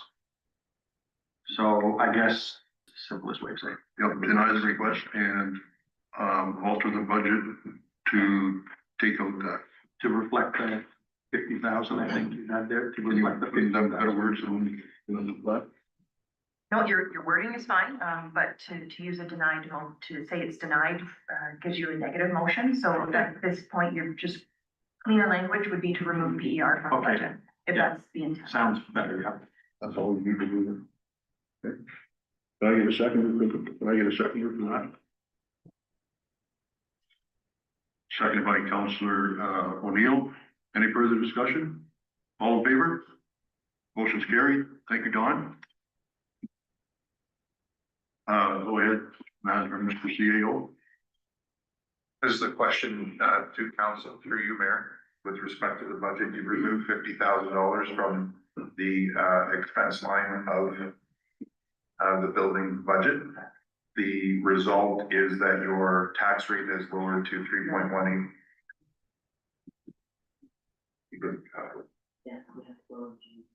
Okay, so we'll change the capital. Do you have a direction as to where you want to see that elsewhere, or are you just removing it entirely from the budget? I would like to see something that I didn't see through the budget, and that is a couple of ones. The first one is the arena, pardon me, not the arena, the building, the council chambers, and spend some money in there. And the second one is I don't see, and I could be wrong, and it's way off in this department, but bridges. I see we've got an awesome report that we're requesting, but I haven't seen any look at our bridges and see if we can't do some repairs. That answers your question. Go ahead, Councillor O'Neill. Have we got something on the floor? No, there's no motion. Was there a mover? We passed that one. Oh, so, okay, thank you. Councillor O'Neill. If I could follow through, following up to the CAO's comment there. My expectation would be that would reduce the amount that we're taking from the working capital reserves. Is that, thank you. So that would be 135 then? Thank you. Based on. Councillor. Ainsworth. Just to clarify, Mayor, so that motion, okayed the budget, less the truck. Okay, thank you. What did it do? Through you, Mr. Mayor, the motion that was just approved was to remove the vehicle replacement PER from the from the proposed building budget. So at this point, you still have to, Yeah. go through the budget. Okay, could we have a motion then? So moved by Councilor Booth, what is your motion? To accept the budget as amended, the proper, or to remove, to approve the budget. And of course, less the 50,000 for the capital item. So through you, Mr. Mayor, for clarity, so the motion from Councillor Booth is to approve the draft 2026 building department budget as amended. Yes. Second by Councilor. Any further discussion? Through you, your mayor. Yeah. Can we also add to that motion, then that would reduce the working capital reserves so that the building department remains at a zero taxation. As a part of me? That the building, would, so to remove the 50,000 and to also remove the 50,000 from taking from the working capital reserve so that the building budget still remains at a zero taxation overall. Okay. Do you know that? Make a long story short, we're gonna take the truck out of there. And we're gonna adjust the working capital Reserves. and leave it actually. Thank you.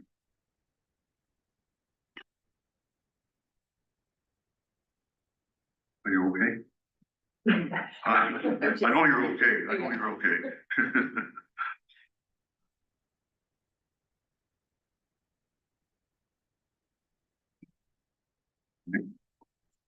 Yeah, can we break for a second?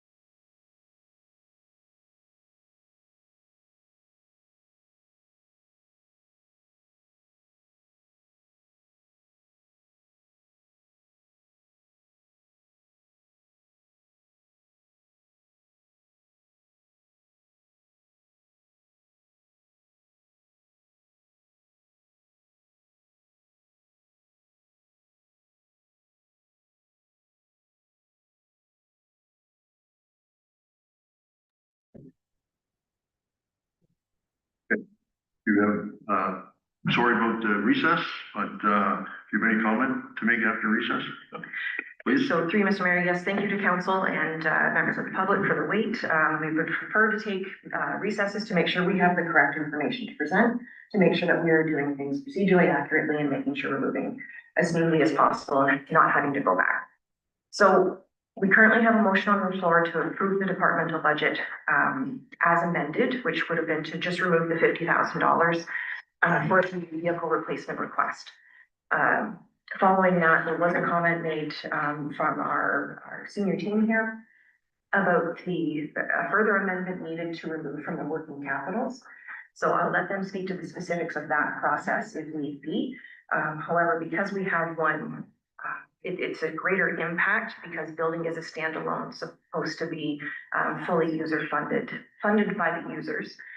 So you do have an option to remove an additional $50,000 from the working capital reserve portion of the budget, which if the motion were to be approved as it currently sits on the floor, you're leaving an additional $50,000 potentially unnecessarily from reserves in the building budget. However, the motion to remove the BER doesn't automatically trigger that process to remove that 50 from the capital withdrawal. Everybody still with me, or am I clear as mud on that one? And I'm looking for support to make sure I accurately relay that. So it leaves the question of the motion on the floor is to approve it as amended, only that it was the request for a further amendment to remove an additional 50,000 from the building reserves. From council's perspective, if you wanted to proceed with that, you would then have to do a motion to amend the one that's currently on the floor to be approved as amended to remove the BER for the vehicle replacement, as well as $50,000 from the working capital budget line within that budget, should council decide to do that based on the information that's the requesting information provided. Thank you. Very good explanation. So what do we have to do now to continue on? Because I think that's a council's idea. And I wish to do exactly as you described. What do we have to do? Do we have to amend anything? Or Yeah, I'll make the amendment. will you make the motion? Yeah, I'll make the motion to amend that we withdraw 50,000 less from the working capital reserves. So the amount withdrawn would now be $135,296.46. Thank you. Can I get a seconder for that? Seconded by Councilor Booth. Any further discussion? All in favor? That's carried. Thank you. Oh, I have to approve it as. I gotta move it. No, you can't move on, but I'll approve it as amended, John. Sorry? Have to go back to the original motion now, just to approve the budget as with your two amendments now. Can I get a mover to? Yeah. Okay. We all need our warrant. Yes. All in favor? That's carried. Thank you.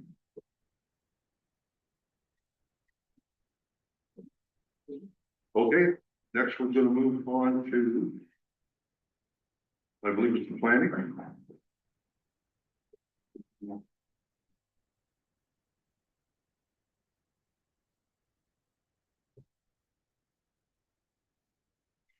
What is the planning? Morning, Tracy. Morning, Tracy. Good morning. Good morning. Through the chair, just wanted to highlight a couple of points. This year we've been quite busy with subdivision applications. There's been 2 draft approvals for our new Danforth and Hamlet estates totaling 77 lots. We processed we received about 33 applications in total and assisted residents and developers with over 350 inquiries. We're hoping to kick off the official plan and zoning review this year. And there is a BER related to that. Last year we did update our fees in an effort for cost recovery related to development applications and to ensure that we have more fees for potential application types so that we're able to collect if those types of applications come to our door. Yeah, if there's any questions, able to answer them. Thank you. Thank you. Any questions regarding the budget or the DER? Go ahead. Councilor Good. Through your worship, thank you. This is probably more for Aaron again, but I guess it's the wages again, Aaron. This is another department that's affected by, it was a half a staff last year, right? I guess my question too is last year for this department, there was a BER adding $10,000 for a summer student. So are you applying for a summer student? I don't see a BER for that this year.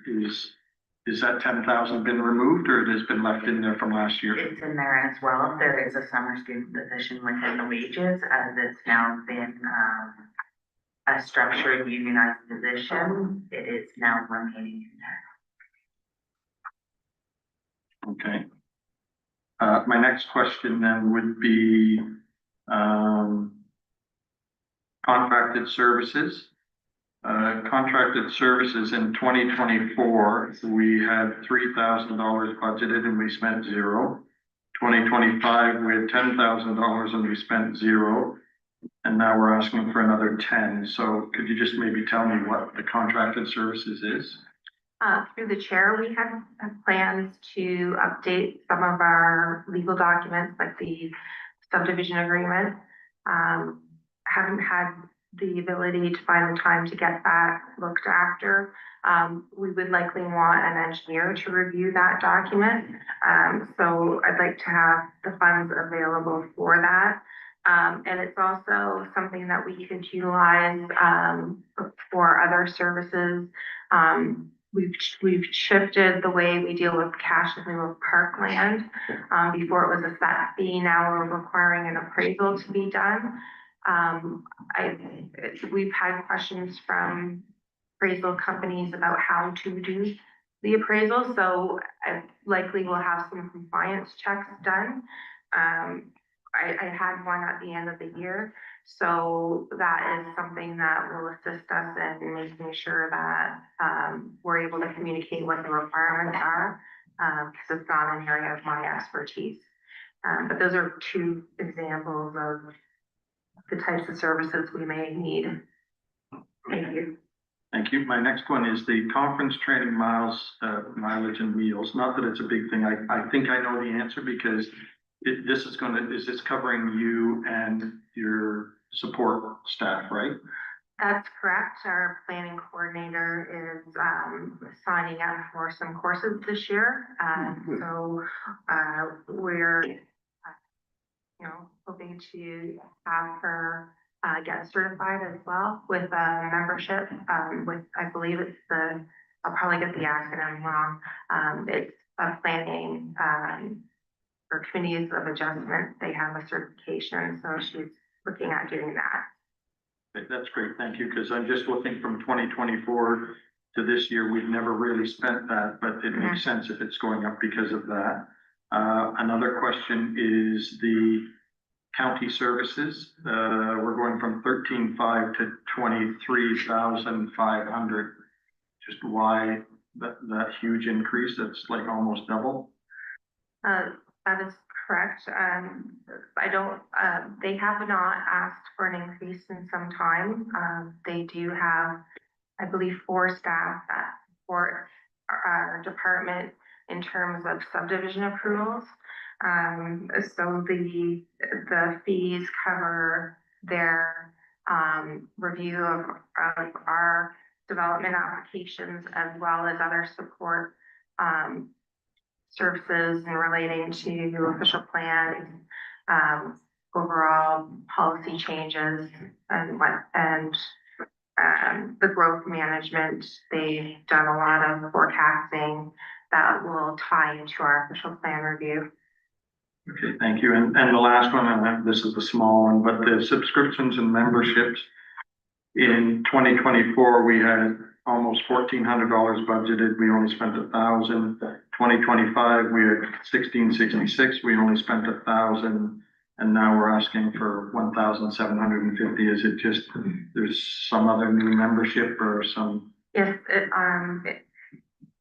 through the chair, it's to capture my memberships with the Ontario Planning Institute and Canadian Institute of Planners, as well as, the planning coordinator is looking into those additional memberships. Thank you very much. Thank you. Greg, any other questions? Go ahead, Councilor Ainsworth. To you, Mayor, I just, the two numbers that I need clarified is the wages, because that's, 24 was 258.6, we used 246, and it's now 379.71. Excuse me, they've already corrected that. Oh, they have? Yeah, they mentioned that first thing this morning. Okay. It's down to, 292, I believe it is. So that'll change the overall operating capital expenses. Yes. It's already been considered when the figures that they give us. Okay. So what is that new number now? For the expense wages. Well, just, actually, if you can give them both, then that'd be great. The planning wage line is now 292,830, and your total expenses are now 398,031.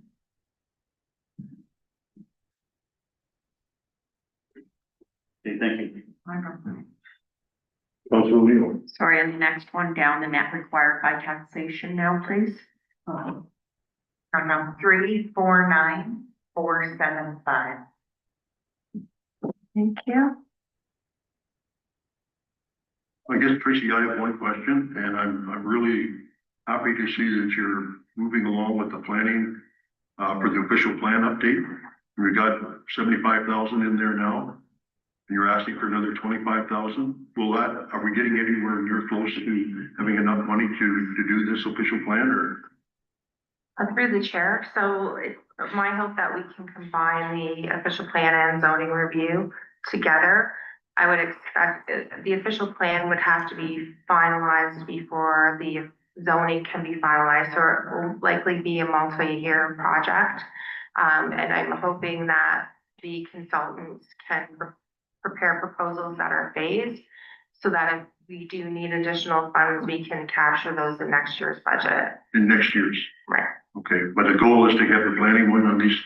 To get that well underway, and if we're needing additional funds to tie up the end, we can look at it for the following year's budget. Thank you. Go ahead, Councilor Ainsworth. Just a question. So the DER for the extra 25, did we not already pass that in the council meeting prior? I don't think so. Through the chair, there was the report that authorized the development of the terms of reference, but it didn't deal with the funds associated. Thank you. Councilor O'Neill. Well, twofold, you saw something very similar in the past because they've been working diligently to build up that reserve. And I just appreciated, and I want to clarify for everyone, because I was a little bit confused on it.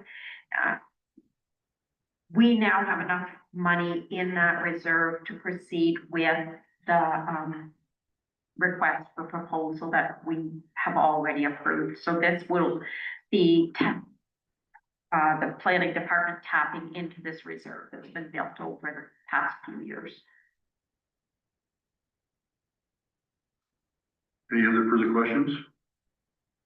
Can I get a mover to accept the planning budget as prepared?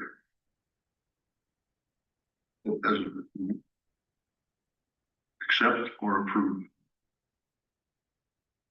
You're asking which?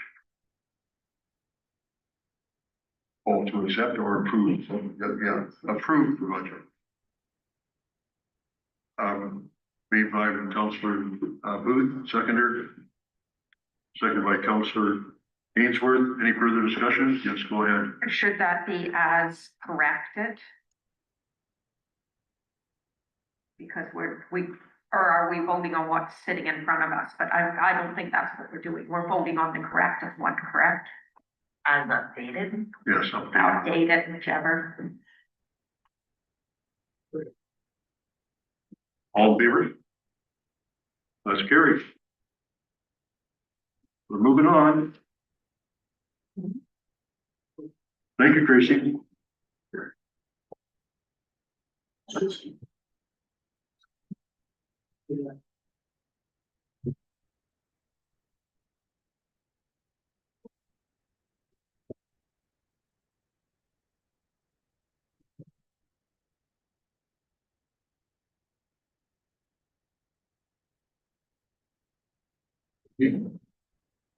Morning, Ben.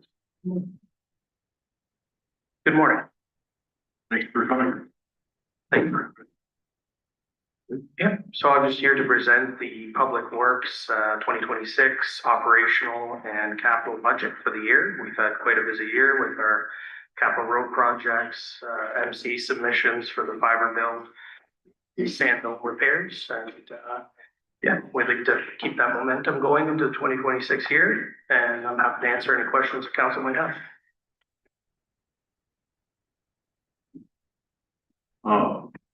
Anybody have any questions? Go, Councillor Booth.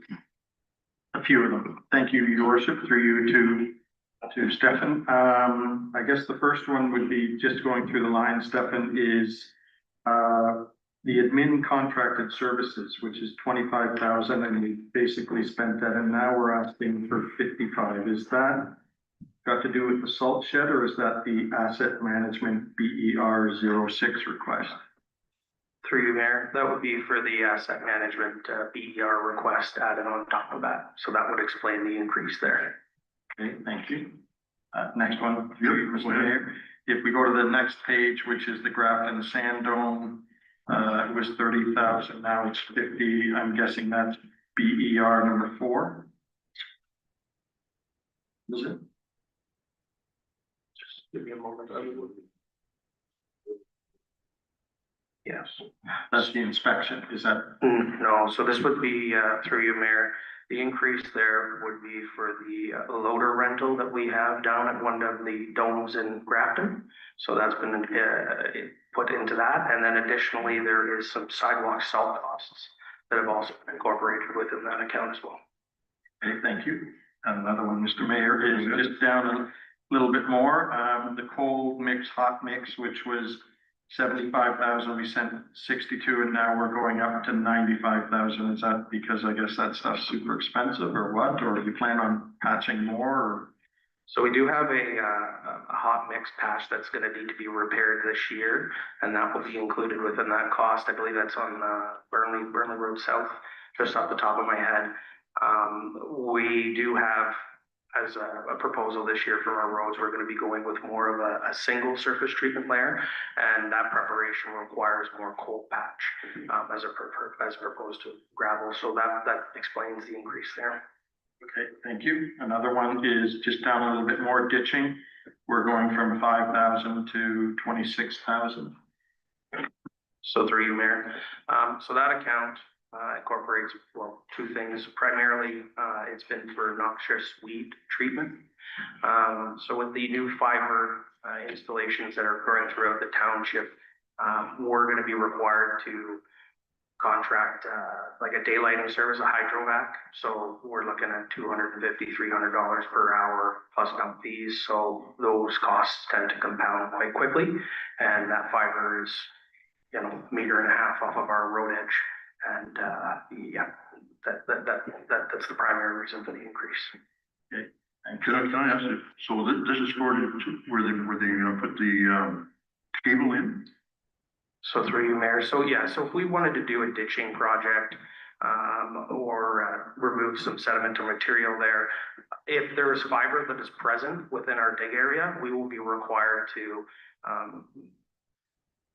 contract a trenchless excavation method so we can daylight it, because if our team were to strike it, we would be subject to penalties and fines and all sorts of things. So this type of equipment helps us be more efficient throughout our projects of the year. Thank you. Go ahead. Next one would be the signs and post supplies. We're going from 20,000 to 35. So through you, Mayor, so we've actually been currently short ordering our signs. We've been primarily focusing on our regulatory sign replacements as, we need to replace them first. Well, and just the implications of not replacing them if they do not meet, reflectivity, requirements. Additionally, we did take on the civic address signs as well. And, there has been an increase there. And just for reference, a new sign with the installation of a U-channel and bolts runs us about $120 just to install the material costs. So. Thank you. And another one, Mr. Mayor, sorry, going to the capital, it says capital works yard building. The $27,500 is, what's that for this year coming? Yep, so that, through you, Mayor, that will be for the dome inspections, and then if the dome inspections were to come up in their report of any repairs that would needed to be done to the dome, those funds would be used for that. Okay, thank you. And I guess the last one, and back to revenues, I don't see there anything for summer students. Are you planning on hiring summer students this year? What, because I know in the past, Public Youth Works used to try to have 2 students because it's cheaper to pay 2 students, let's say $18 an hour to do flagging instead of taking one of our full-time guys, which is up in the double that wage to be flagging. Are we intending on applying for students or no this year, or who does that go to? Is that you, Aaron, or? So through you, Mayor, yes, my intention would be to have two summer students if we can get them this year. Thank you. I won't put the BERs, I'll let everybody ask theirs, sorry. Anybody else have any questions or comments? Go ahead, Councilor O'Neill. Councillor Booth covered a lot of the variances that I was interested in, but he didn't ask about the diesel and gas variances. Would you fill that in for me, please? Yes, and that's a good question there. Are you referring specifically to clear diesel? Would it be? Well, that one's the most dramatic, but there's a lot of variances pretty much in every line that had to do with gas and oil. Yeah, through you, Mayor, I'd have to take a closer look at the, I guess, our leaders there and I guess what we've used, because I do know that there is, I believe, some adjustments that are made to those accounts. So yeah, I'd have to look into deeper to answer that. I think historically, we've had a bit of a challenge of this other years, in the fact that we have to take away and put some back, and that's diesel versus non-diesel, et cetera, et cetera. So, but I think we've historically come out at the bottom line just about right. Go ahead, Mary Cathy. Well, it is following up to where you're going with this, Mayor Lobo. Just when will council see the final numbers then? Sorry, the final for fuel. Currently, we're working on year end. Again, we are short a treasurer. We are trying to hire one early this year, so it will determine on all of those factors. I can't give an actual date or month at this time.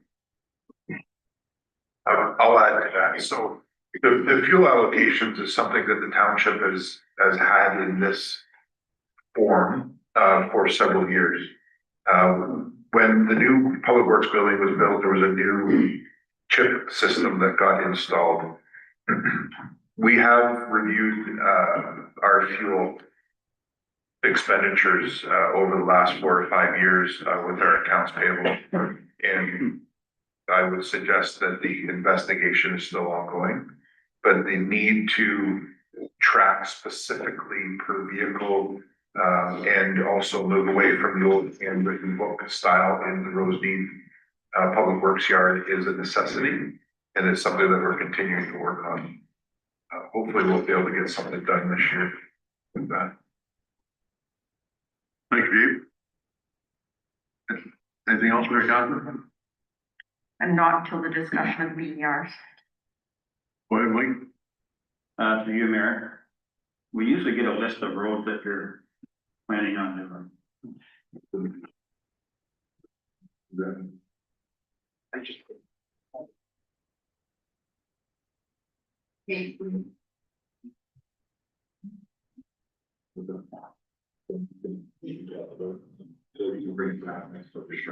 So through you, Mayor. So yeah, there is a list prepared, and I can provide that to you. Okay.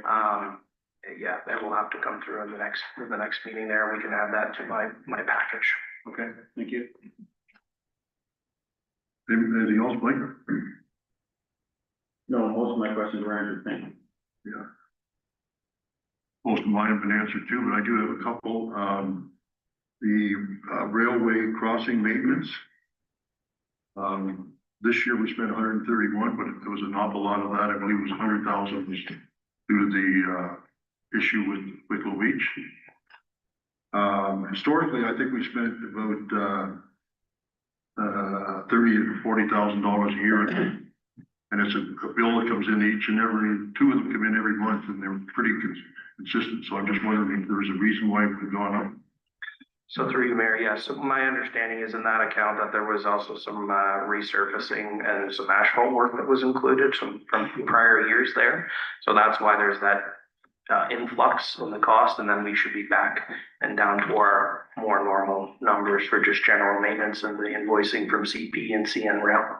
So is that, you were thinking that coming in this year? Are you paying for it this year? That is correct. The number that I provided there should be for the maintenance for the crossing. So that's correct. Thank you. Couple other ones. I know it's important, but I'm just wondering if we really have to go to $85,000 for brush tree and contract services? So through you, Mayor. So yes, I just would, just a matter I'd like to raise that account has pretty well been entirely spent. So I understand that the number there is around 30,000, but that account has been fully expended, and there's still we've got, you know, tons of trees that can be removed throughout the township with dead ash and all sorts around. So there's quite a bit more work to be done. And line painting. Is there any way the line painting can be done over 2 years? So through you, Mayor, there are reflectivity requirements for line painting as well, and to allow them to deteriorate over 1 or 2 years, you would most likely not be in compliance. So I would state that best practice would be just to continue with the line painting, and that way we're having a consistent service every year. And my question then would be, what classification of roads do we do? And is there by volume, or do we just do them all, or what portion of them do we do?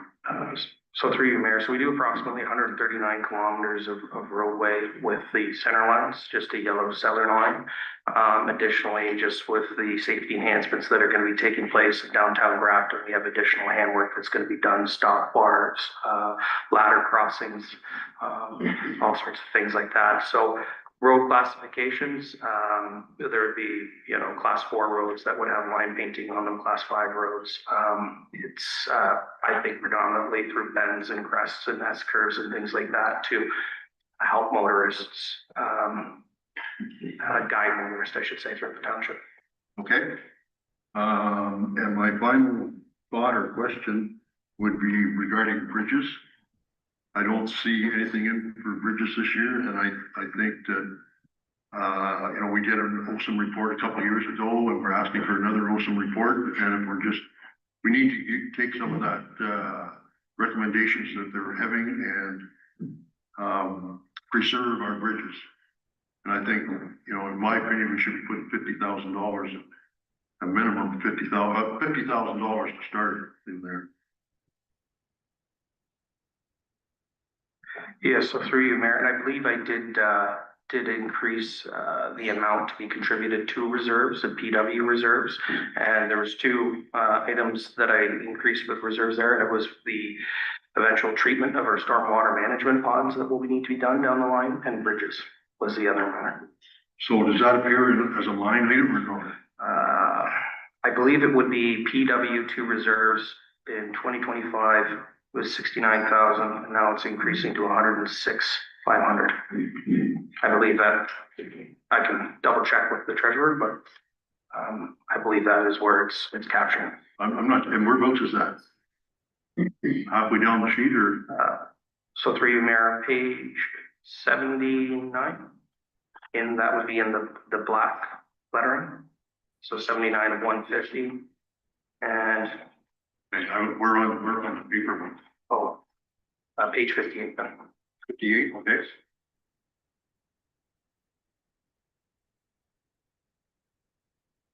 And whereabouts, what did you say the numbers were? So PW to reserve.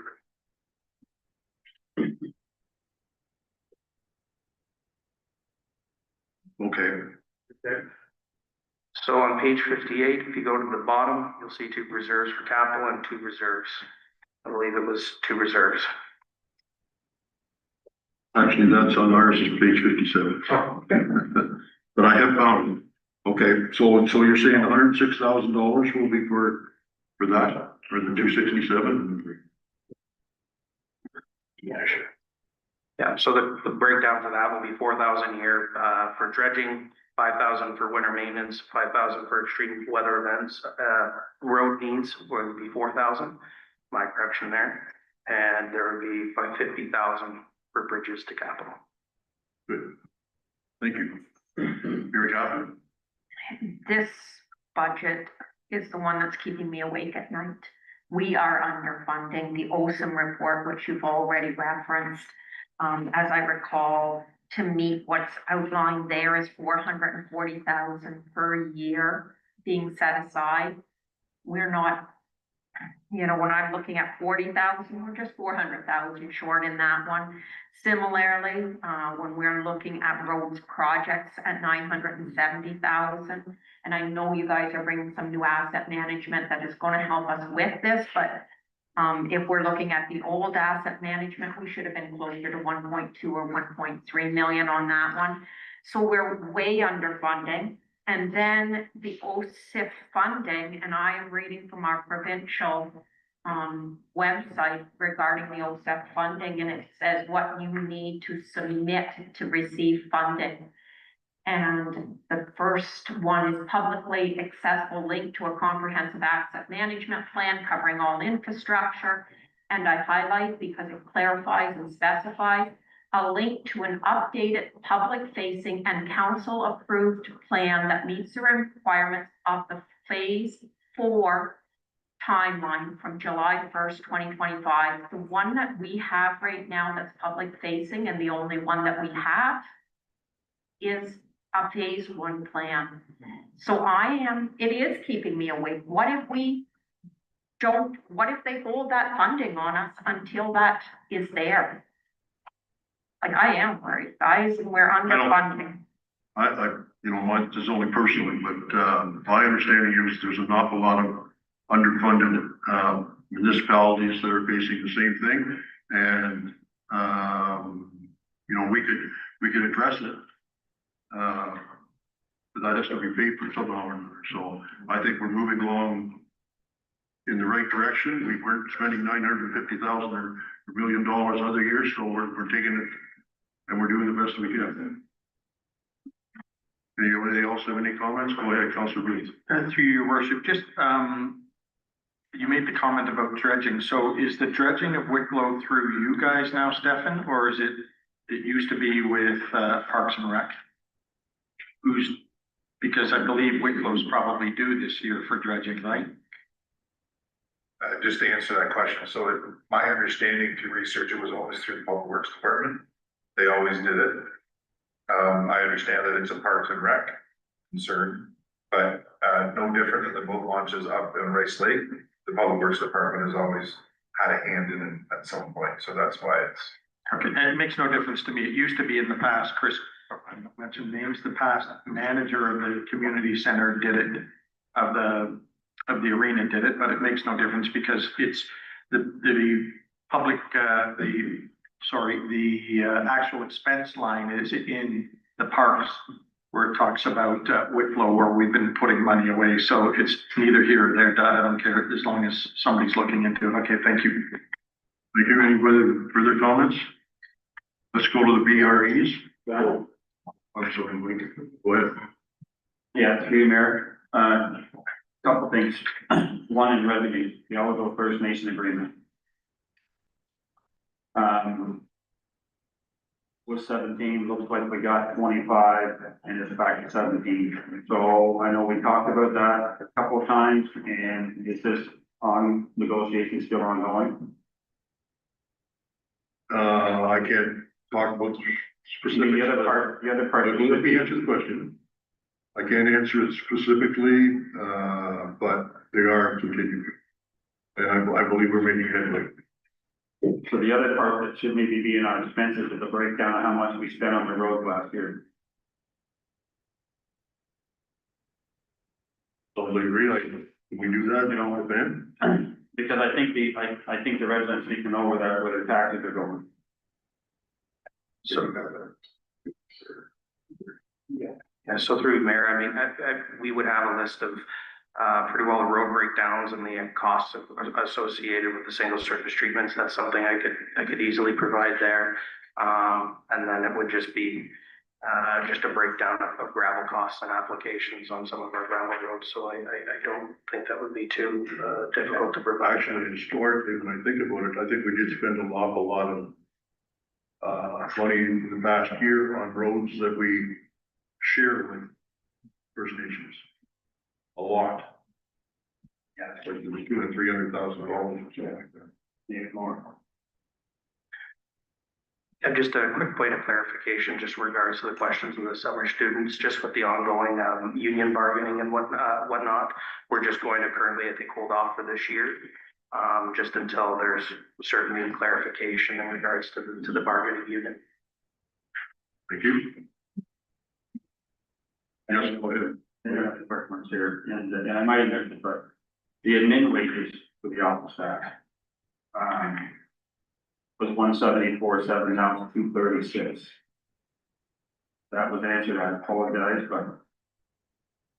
Sure, your Mayor, I can answer that. That was a realignment of the current manager's position and bringing the full amount of the public works assistant, asset manager coordinator's position out of the public works wages. So that they are separated from office to outside workers. They come out of which department? Public works. Okay, has went to. So I've broken down the positions that are office admin into one line now. So the Okay. manager and the coordinator's position all come out of the admin wages, whereas the outside workers are all within the other wage line. Thank you. Go ahead. Sorry, just, I want to go back to the dredger. In previous conversations, the amount to dredge Wicklow Beach, both on, was much more than what's on this report. I think it's only $5,000. One time I thought we were talking hundreds of thousands. I can speak on that, Mr. Mayor. Last time when the manager of the arena did it, we were surprised. I believe it was $29,000 or something, 30,000. There was 3 or 4 companies that bid on it. I don't know whether it was because there was no work and people bid really low, but that's why I believe we were putting $5,000 a year away. I could be wrong, Aaron. They broke it down the same thing. So A little bit more history on that. There was one, the first time they did it was like 120,000, Yeah. is what I recall. And, I can't explain why it went from 120 to 30,000, as you said, so. But that's true. And I believe some of that was because Public Works picked up some of the cost, because once they dumped it or something, I think it was, I could be wrong, maybe Aaron remembers from way back 7 or 8 years that our guys hauled it away, classified as, but it was a surprising number that it was quite low. But as the mayor said, who knows, maybe it's back up to $100,000, you never know. No, I didn't say, I don't know. Yeah. Yeah, go ahead. To your mayor and council. So there was some complaints that came in, which is what has put the dredging of the Wicklow boat launch on the table last year during the budget process and then following the budget process. That had to do with the immediate part of what is the boat launch and what is actually on top of the cement. The Public Works team took care of that. So with respect to future planning on dredging the entirety of the boat launch and or the boat launch access from Lake Ontario, that would need to be investigated. So it would be prudent to put some sort of money away each year. If the plan has already been in existence, I would encourage you to continue that. And then if you want direction to the Public Works manager and or through Parks and Rec to investigate that and have somebody come in and investigate as to where it is before you actually commit to spend the money, that is what would be appropriate. Thank you. Mike? Yeah, for you, so that's kind of my point. I don't wanna underestimate how much is going into that, in previous conversations, my understanding is supposed to be done this year, coming this spring, which it really needs to be done. And the other part too, is I don't want, all our other boat launches should be on this, because we need work on all those other little boat launches out there. There's 4 other ones, and they're terrible. So I would like to see them on board.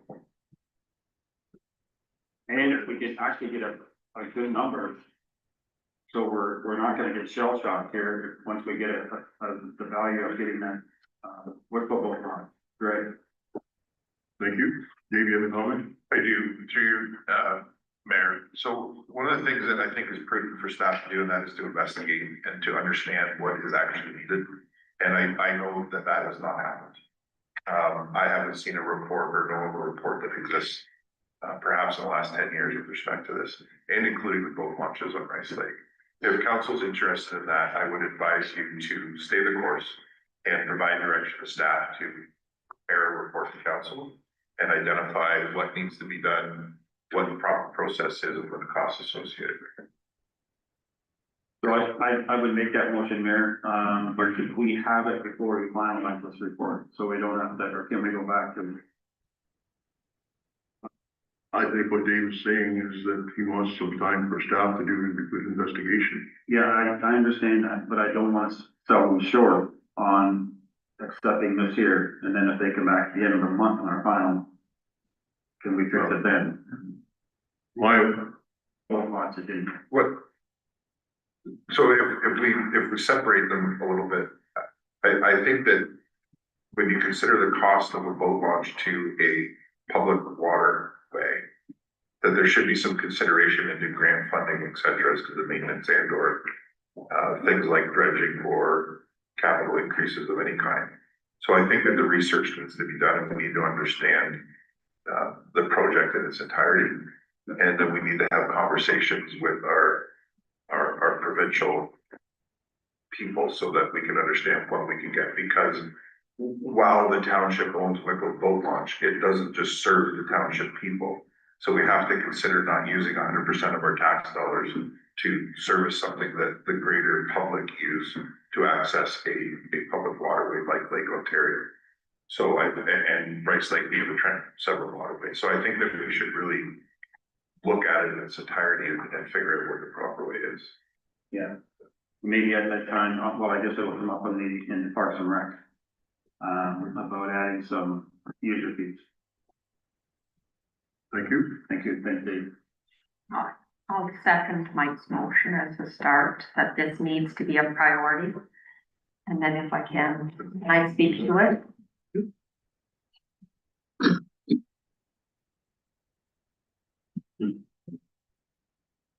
Well, I think the motion is that we're gonna spend more money on boat launches, inspecting boat launches.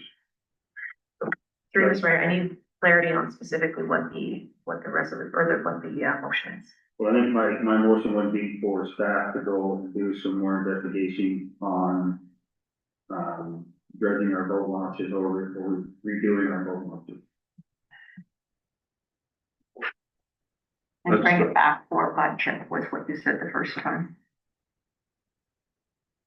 Go ahead, Dave.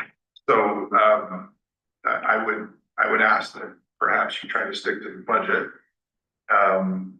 The staff are already paid by the municipality to do this work, meaning the investigation. Yeah. So, given that Public Works is here, Parks and Rec are here, CAO's here, I would suggest that we could easily put it on a to-do list of some sort for you, if that is what you would like. My recommendation is to stay the course that you have until you know what it is that you need to commit funds to. Quite honestly, this is probably gonna be a 2027 budget concern.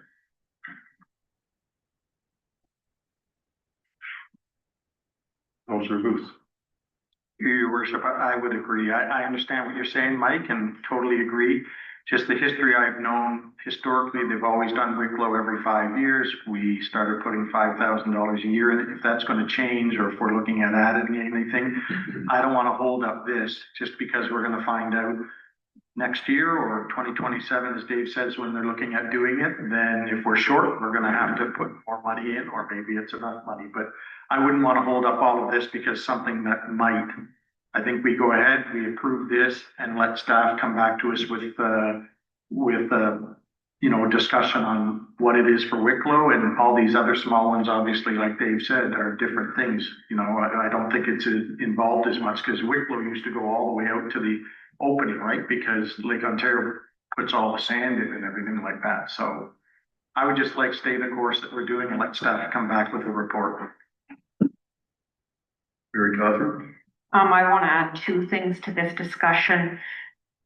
And specifically, staying the course would mean that it would be dredged this year. As you pointed out, it is something, and you know, we don't have in front of us that past history, but certainly if we were staying the course, this would have been an anticipated project for this coming year. And at the end of 2024, we had accumulated in the reserve for that project $23,502.77. I presume there is 5,000, and then this budget's asking for another 5,000, which would put us at 33,000. But I have heard from users, and it is an extremely well-used piece of infrastructure, both by members of our community, but certainly people coming from afar. And those users, both local ones and people from beyond who've spoken to me on this issue, and I have heard a lot on this issue, do want it to be a co-pay or a user pay as well. They are shocked that, and I had to hold the phone about here, as someone said, that this needed to get done this year. And, you know, once he calmed down a little bit, but he was very much, I want the opportunity to co-pay, but to have a decent boat launch there. But if we are staying the course, then I believe this year is the stay the course year. And is 33,000 sitting in a reserve sufficient for this job to get done? But also, this can't be something we get around to looking at in September. It has to be something front and center, and I know that I feel for our. Let's move along. Well, We understand what you're saying, Mary Catherine, or I do anyways.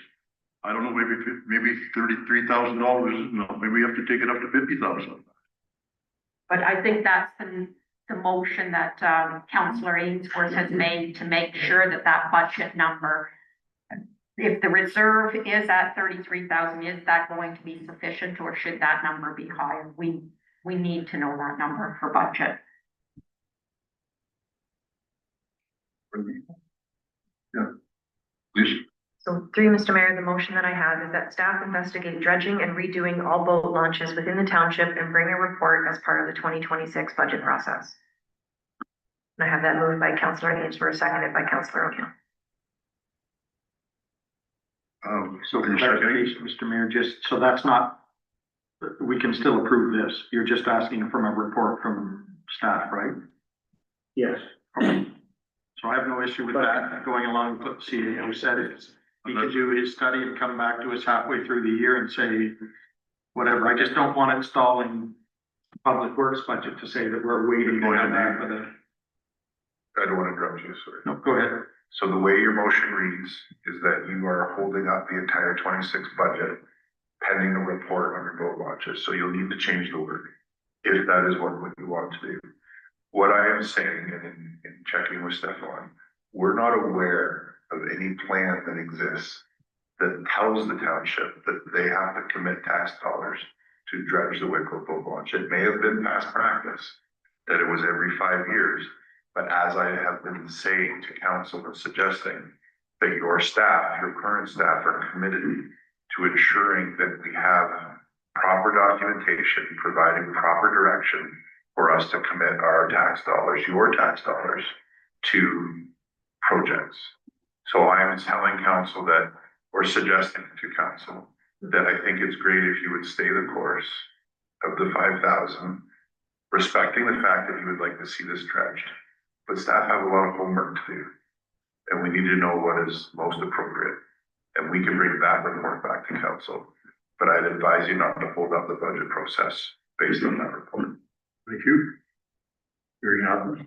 I don't consider this holding up the budget process. We've already got 2 more budget days scheduled. You've already said you're going to come back to us with the roads that it's going to be. So I anticipate, because this is the largest and most challenging budget by far, that it will be coming back anyway for the next meeting, which we already have scheduled. It doesn't need to get approved today. Well, I'll comment on that. I don't think, staff will be able to come up with a, report that gives the details that you're asking for. And I don't want to hold up the budget for that. So can we put some extra money in reserves for that? It's obviously gonna cost more than 5,000 or 30,000, whatever we got sitting there. Right? Yep. I mean, this is a conversation we had multiple times of meetings. So, you know, whether it's the boat launches, whether it's the cemeteries, or whether it's our parks, we have these conversations. So, you know, I would like to see them, you know, have the funds to bring these up to standard. Yeah. So it's not an argument of the, I think it's an argument for them to give them enough money to make sure we can get it done and get them done properly. So I just don't wanna say that we can pass this today and then have to come back there. Go ahead. Right. Actually, through your worship, I see what you're saying, Mike, but I agree with what the CAO is saying. Until it can come back to us, my understanding was always it was every 5 years. Who came up with that 20 years ago? I don't know. Maybe we don't have to do that. Maybe we do. Let Dave and his staff find out to say what we are responsible for or whatever, and then we can tie that into, if Dave comes back with a report, tied into how are we gonna recoup some of this money if we can. And last council, we talked about having somebody down there or doing like other people where you have a pass on your trailer or this or that, but there's still money going in there. As far as we know, what it cost was roughly 30,000. We have been prudent to put money there. Dave can tell us whether that's enough or it's not. And then next year, if we're short, we're gonna have to go forward. I just don't wanna hold up Stefan's budget now because we're looking at, do we have enough money in there or not? Right now, we have 30-something thousand and it's gonna have to deal with it. And after Dave's report, we'll find out whether we're not enough and we have to, and then council at that time will have to approve whether or not you're looking at Sandy Bay and all these other ones getting dredged or whatever. The thing is, I'd like to comment, this 5 years is, you can't go by that. And basically, you can't go by it because you've got waves in the Lake Ontario that pushes all the sodium. And if you have a bad year, it'll be bad. And if it's, and 1 year that they thought it was bad, and they actually had, the waves sucked it all in. So to expect it to be perfect, I just don't see the need for that. And I don't mind adding some money to it, to the reserves, but you can't ask the staff to come up with a report in two or 3 weeks and telling you how you're gonna do this and what all the plans are. You just can't do it. Unless we tell them, don't worry about the budget and a lot of other things. Sorry, my understanding of what Mike and I are asking for in this motion is enough preliminary research to know if the number in the budget is the number that we want there.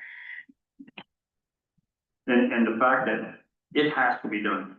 You'd be lucky if you can get a canoe in Wicklow Beach boat launch right now. It's so bad. When was that? Like, when were you down there? December, early December. Okay, I thought we did some work in the summer, but We did, but it's still back in. okay, so if we gonna, That's my concern, I just wanna make sure we have the money to be able to do this, $5,000, to me, it's like peanuts.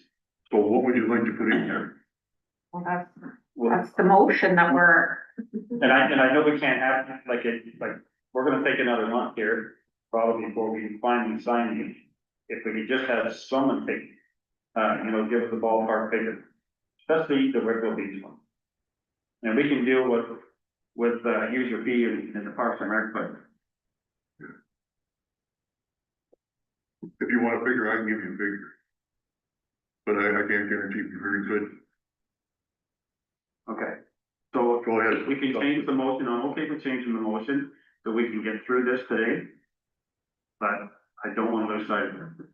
You don't want to hurt me. I don't want to lose sight of what has to be I done. don't, nobody's wanting to lose sight of it. We agree. Go ahead, Through Counselor. your worship, and I don't think we are. Last council based it on, it was 30,000, we're gonna put 5,000, no different than the discussion we had about the election. We thought it was this much, we're a little short, we're not. But I just don't want, I mean, Dave and them can come up with the number to us. It's not gonna affect, I don't want it to affect this budget. It is what it is. We're putting another 5 in there, and if it ends up being 50 or 30, like, we don't know. Stefan can go and ask some companies and they can throw you out a number, and at bid time, it depends what happens, right? Like the mayor said, we could go anywhere from 100,000 to 30,000, we don't know. Okay, so But what, we do know it's important that we want it done, and we're looking at it, and I'd wait for the report. I think we've had these comments. Mike. Greg, was you Yeah, finished? Yeah, no, it's okay. We're agreeing to, Just a minute. Are you finished? yes. Okay. Would you like to speak? Yes.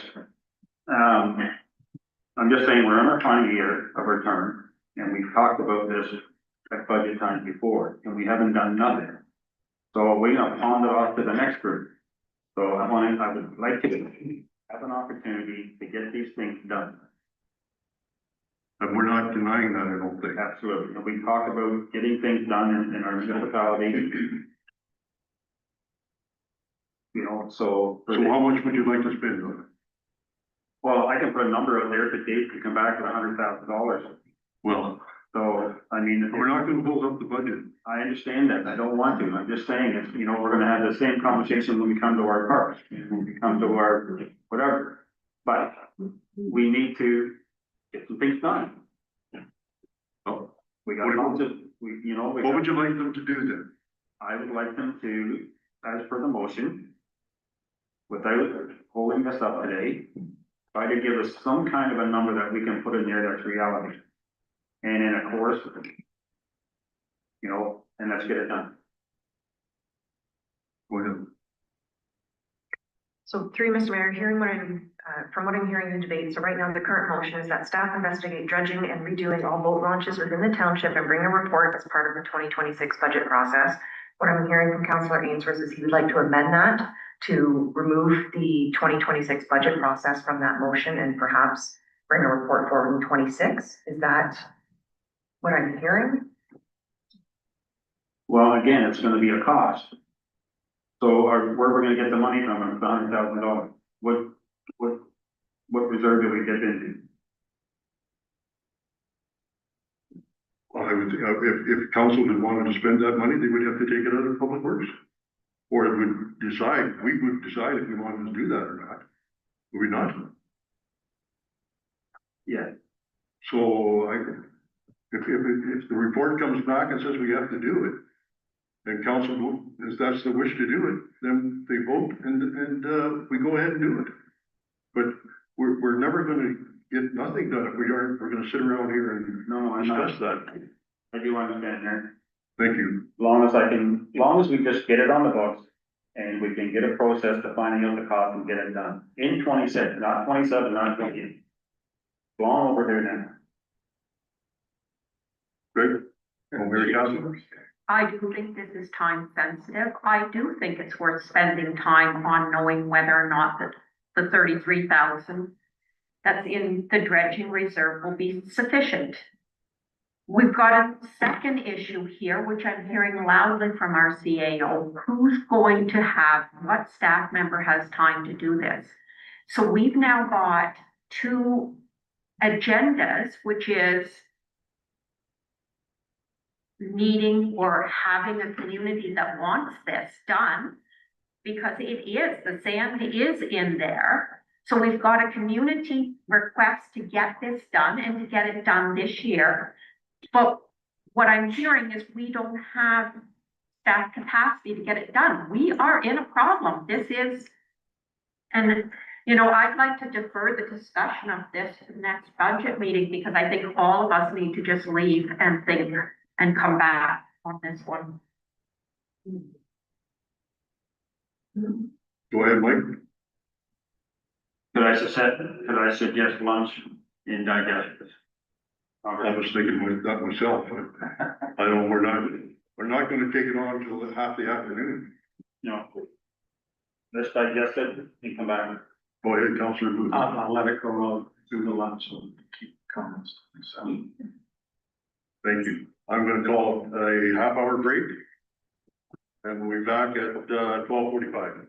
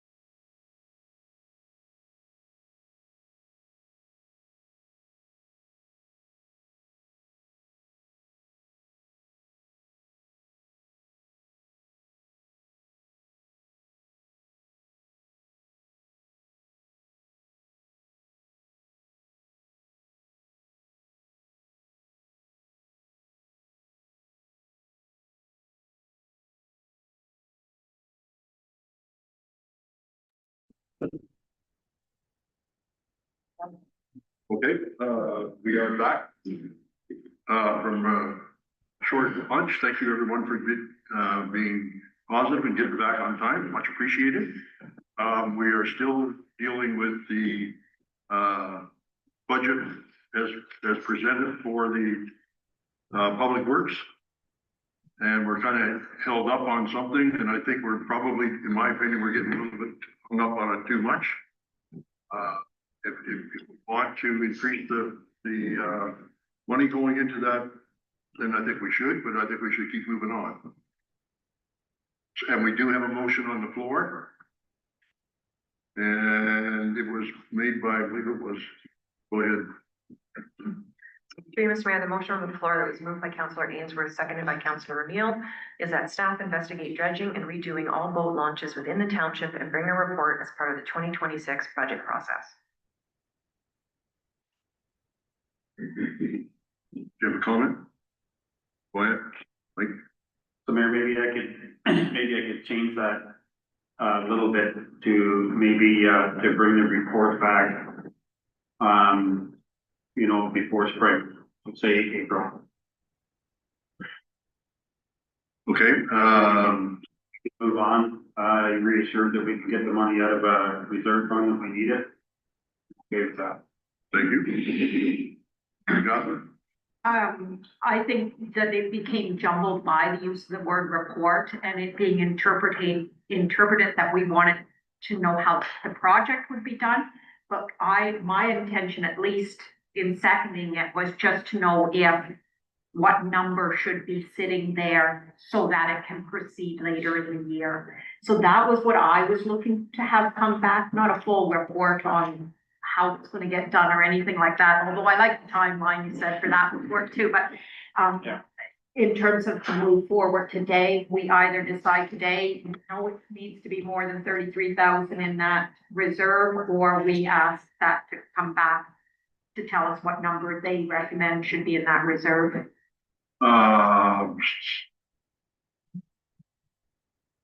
Mike, was that a formal motion?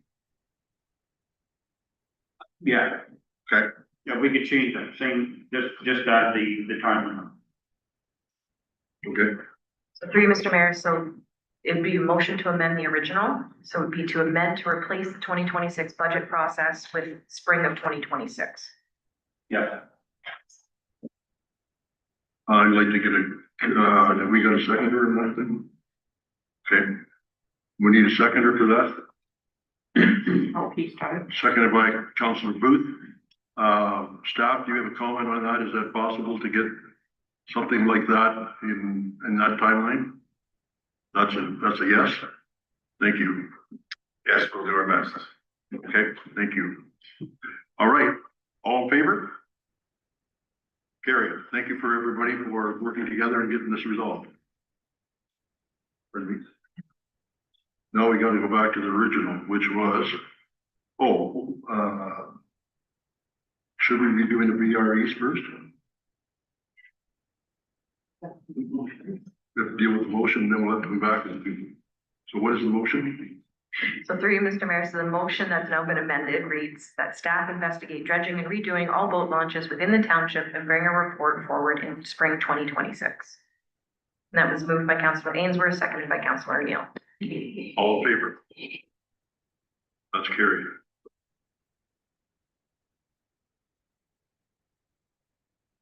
That's agreement. Yeah. So, can we go over the VREs yet? Mr. Mayor. Yes, sir. So with respect to the VREs, you had set precedent with the last department report, you were just gonna deal with them as you were dealing with the budget. Yes. So if you wanna deal with a specific and refer to the VER, please do. I think to pull them separately, you're just going to add to the process. So if you could, if you don't mind, if the clerk is okay, deal with it as you set precedent with the last department. Okay. Councillor Booth. Just before we get to the BERs, I just had one other question. On the revenues for Public Works, it talks about the revenue from the pits and quarry. Is that the pit and quarry that we talked about yesterday, or is that, what's that $67,000 we got. So through you, Mr. Mayor, yeah, I believe that is the property that would be referenced, so it would be the revenues generated from it, correct? Okay, thank you. And just one comment, I agree with Councillor O'Neill said before is, and I guess it's a concern that I have in future councils will have is, ever since I've been on council, we're usually 950,000, 975,000 on roads that we're spending. But if you realize the cost of living that's changed, even in the 7 years I've been on council, $950,000 doesn't buy you the same as what it bought you 7, 8 years ago. So if we keep that number static all the time for future, you're getting less and less and less for your money. So just for future, to say that I think we need to start looking at that in the future, that number is gonna have to go up, because I'm sure asphalt, gravel and everything goes up, right? Thank you. It does. Thank you. Okay, VREs, anybody have any comments on the VREs? Go ahead, Councillor Booth. Through you, your worship. The BREs, yes. The one that I would like to speak on is number 3, the Public Works Operator. I'm in support of this for years, and I'm just going back myself. I can probably at least 5 years or so that the Public Works has been short an operator. There's 9 routes. We only have 8 full-time people. And my view on things with this budget is, before I would even look at hiring anybody new for a department, I think we need to look at departments that have been going short and everything, and I would fully support the hiring of a Public Works operator. Is that your motion? Well, I'll speak on all of them and then everybody can.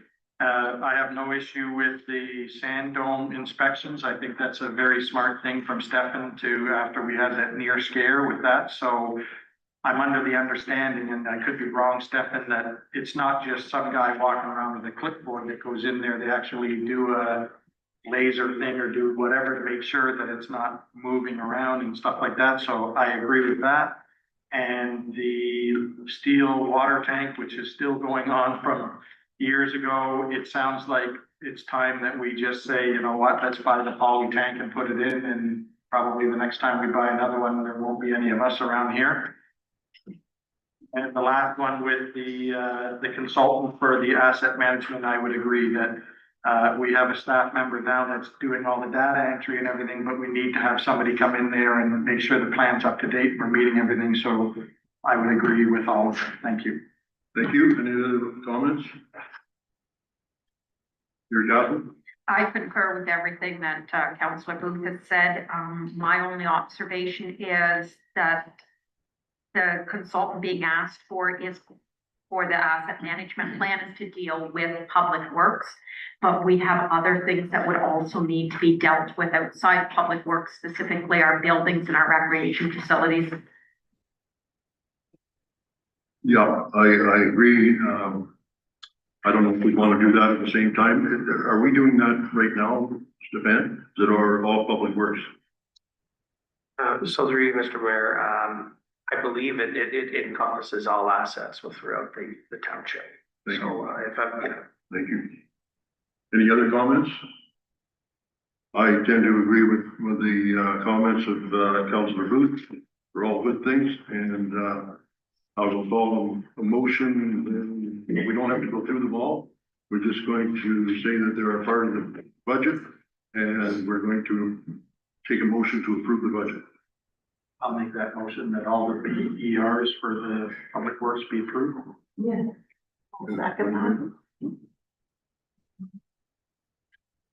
As our clerk is typing, Mr. Mayor, the budgets are presented, including the VERs. So you would only need a motion to remove them. And further, you're asking for the budget to be approved as presented. I believe was the wording that the clerk could correct me. Go ahead. So you are correct in your statements. However, we moved quickly and we have a motion that's been moved and seconded. So if you want to withdraw that, you can, or if you wanted to call a vote to approve the BER separately and then move on to approve the budget, that's council's decision. What was your motion? I was just saying to approve all the BERs at once because it made sense, but if it even makes more sense to say and approve the budget at the same time, then I'm fine with changing it to that. Thank you. I would not second that motion. So let's do the BER first. Is that what the motion, did we get a seconder for that? Yeah, it's that to approve BPR. Okay, all in favor of BREs? That's carried. You're Catherine? I don't think I would prefer, because this is such a huge budget, because we've already heard that Stefan's going to be providing us with the roads that are proposed to be done next year, because we know that the asset management plan, that is going to be presented to us in the near future. I think it would be wise and prudent to leave this until we have those other pieces of information and deal with this at our second budget meeting.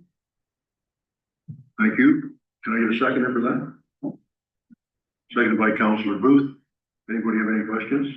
Go ahead, Councillor Booth. I would agree. I totally forgot about the ask from Councillor Mike about the roads, and I think it's just a minor thing, but I would like to see the list of what we have planned for this year, and I don't think holding it off for another week or two is really gonna, we've done the majority of it, right? So I would agree to that.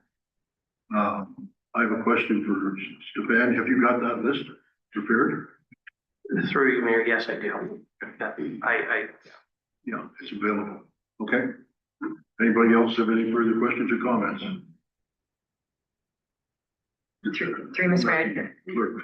through Mr. Mayor, just need clarity that it was a motion to defer the approval of the Public Works budget until the January 28th budget meeting? Correct. Thank you.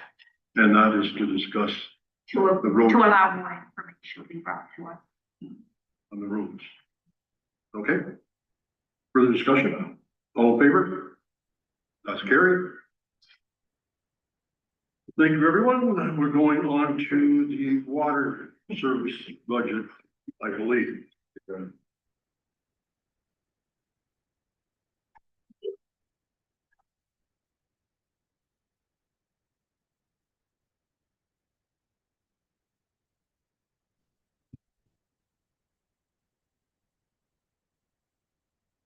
Are you leading us into plan?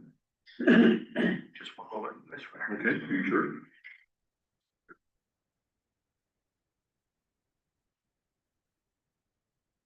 Yeah, so through you, Mr. Mayor, just here to present the operating and the capital budget for the water services, answer any questions that council may have, and if there's anything I cannot answer, I can request for a representative from Lakefront Utility Services to be present at our next budget meeting.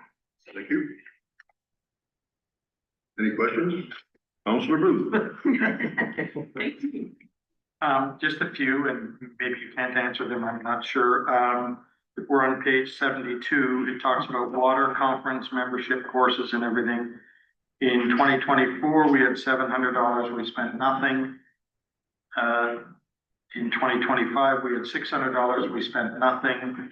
And now we're asking for $2,400. I'm just wondering if that course is for you, Stefan, to take, or members of our staff, or that's not Lucy's staff, right? And are we planning on sending somebody? I just wondering why we're asking for $2,400 when we haven't spent anything in the last 2 years. So through you, Mr. Mayor, it is for the new council in 2026 and a standard of care training. That is why there is going to be the increase. Okay, thank you. Next You have one. another one? Yeah, I'm a couple sure more. you do. Page number 73, capital miscellaneous water. It shows 2025 was 30,000, we spent nothing. Do we know, can somebody remind me what we had in the budget for 30,000 that wasn't done? So through you, Mayor, I would believe it was for an auto dialer. I can't provide the exact specifics on it, but I'm that member from Lakefront Utility could probably provide more details. I don't know if it was installed, what the reason for the asset not being spent. Thank you. And I'm not sure what an auto dialer is going to do. Can you explain that? Through you, Mayor. Does that go back to them, or? That would be a question for Lakefront Utility. Okay. Next one is down the pump house roof. In 2024, we asked for 38,000 and we didn't spend anything. And I'm just wondering, are we doing pump house roof, was it ever done or? So through you, Mayor, my understanding is it was completed the year before.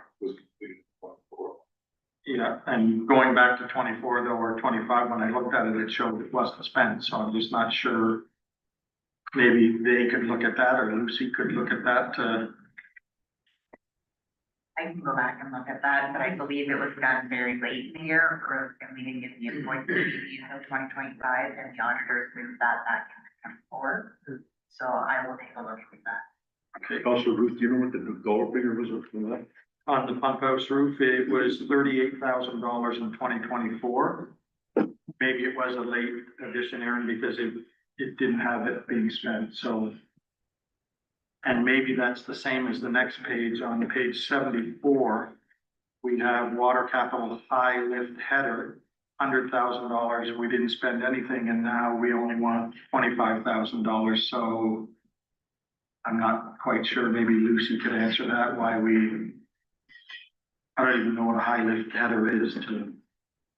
Yeah, so that would be another question just for like from utility services. Okay, and the note that I have here was just to replace another valve. So if you'd like any greater detail on that, I can make a request to have Larry from Lakefront and provide further clarification. Are you taking notes on those? I can make some additional notes here. Thank you. And I think we have more than one high lift headers. So, and I believe they do need replacements or repair every few years, but I don't want to swear by that, but that's my understanding. So it could be another one that's coming. And Larry will be able to answer it. Anybody else have it? Thank you. Councilor Booth, Councilor O'Neill. I know this is a distinct budget. It's not part of our budget. So if somebody could walk me through what all these different transfers from reserves and where that's coming from, and the grant piece as well. That's money we've received, but we can't access until we get our check mark on the well. Anyway, if you could walk me through those numbers, I'd appreciate it. So currently, right now, we have been funded for the well, so that is the well amount. As it's been going over year and year, the auditors move that money into reserves, and so we have to put it into reserves, pull it out of reserves in the intent that we are gonna get it again this year. And then the expense line is down below, which has received some of the grant money, which has been altering the amounts.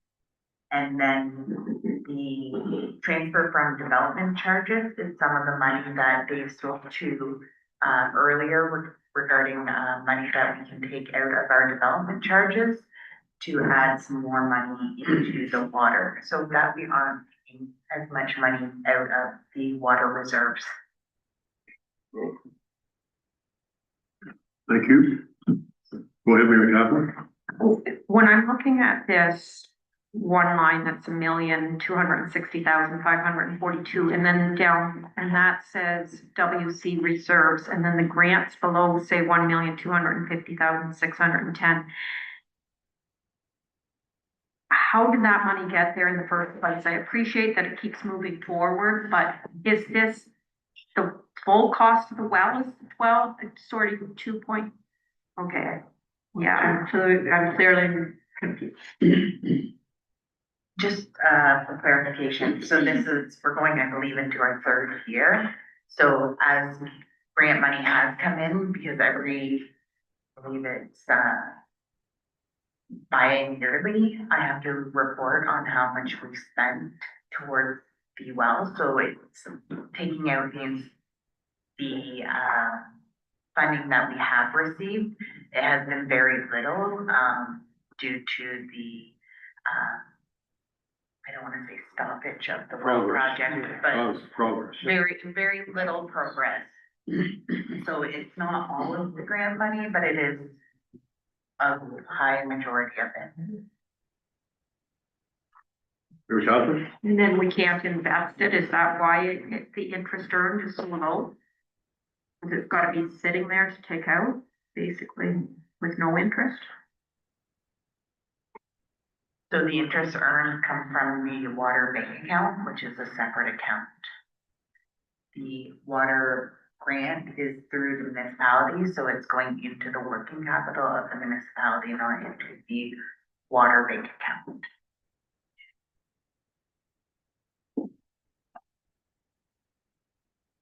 Any other questions? Mike, go ahead. Through you, Mayor. So the new well, I don't see anything on here for hooking it up and the stage 4 archaeological assessment that we have to do. So through you, Mr. Mayor, I think I could provide a little bit of clarification on that. So, we do have, I guess, 2 tendered amounts that we've received for the actual installation of the piping. That will be brought for council likely, soon in the new year here. And then I do not have a cost yet for the stage 3/4 archaeological assessment to go along with that. So, I do have figures that will be coming to council here soon. But, that would be the account that they would be charged to. So Mayor, could we put some money in miscellaneous for that? Yeah, so through you, Mr. Mayor, the money would already be accounted for within that new well, the grants that we received. So that is where that installation and the assessment for the archaeology would be charged to. Thank you. I have a question for Aaron. I used to be pretty familiar with how much money we were actually getting from the residents. Very difficult to tell because I know that Lucy is slow in getting back your receipts and whatever. Are we running around 300,000? Do you have any idea? In 2024, I believe we did hit the 300,000 mark. Again, we are behind in receiving funds for 2025, so we have not hit that. So what is produced now is what we received. Thank you. Any other questions? Mary Catherine? There's a series of new inspections at the end that had nothing in them in the past. So the well 2, the last 4 items under capital. Is this an annual thing that's being introduced, or is this a one-time? What are these for? Do you have a comment on that? Mr. Ben?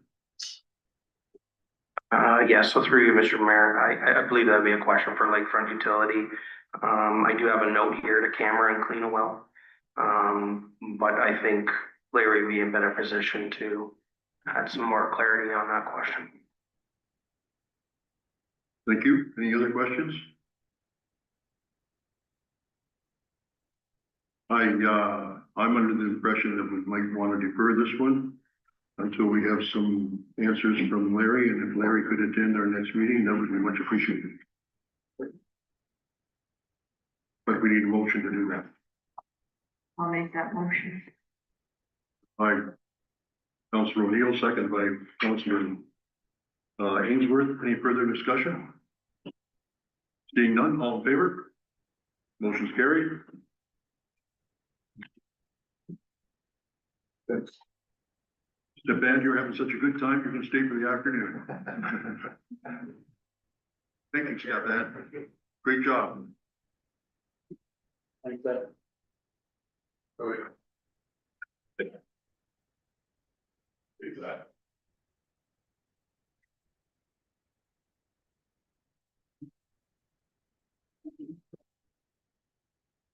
Good afternoon, Zach. Good afternoon, Mr. Mayor, council, staff, and community members.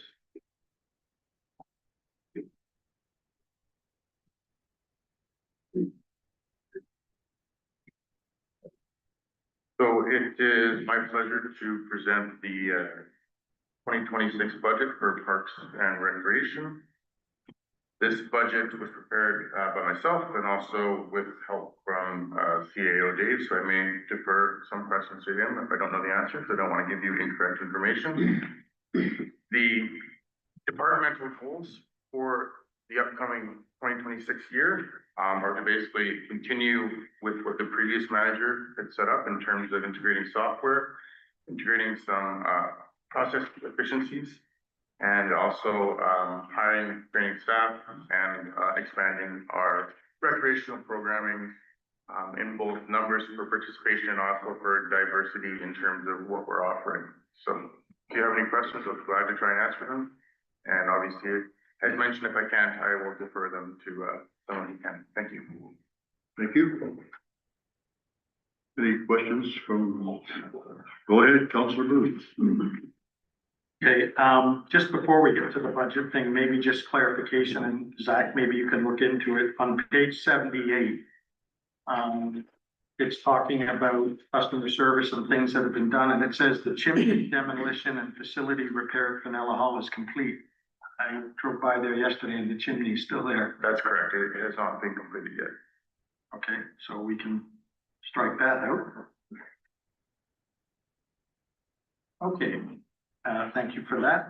Just some clarification then, on the first page, on page 80, it talks about, under revenue, the sign revenue, which was 1,500 and we've got zero. Now we're talking about $3,000. Is that sign revenue now coming from Future Sign, who we have a contract with, or, so that's what we're thinking we're gonna get from them, or? That's correct. So we signed a 5-year term agreement with Future Sign, so the revenue will be coming entirely from them. Okay, thank you. And below that is the one I dislike again, Arena Miscellaneous, and it's saying that there was $432.79 charged there. I'm wondering what that would be, because there's no budget there, so. So that I'm gonna defer to, because I don't have the answer at the moment. Aaron may have. No big deal there. Give me 2 minutes. Yeah, I'll go on with the other. Please go ahead. The Parks Summer Student Grant.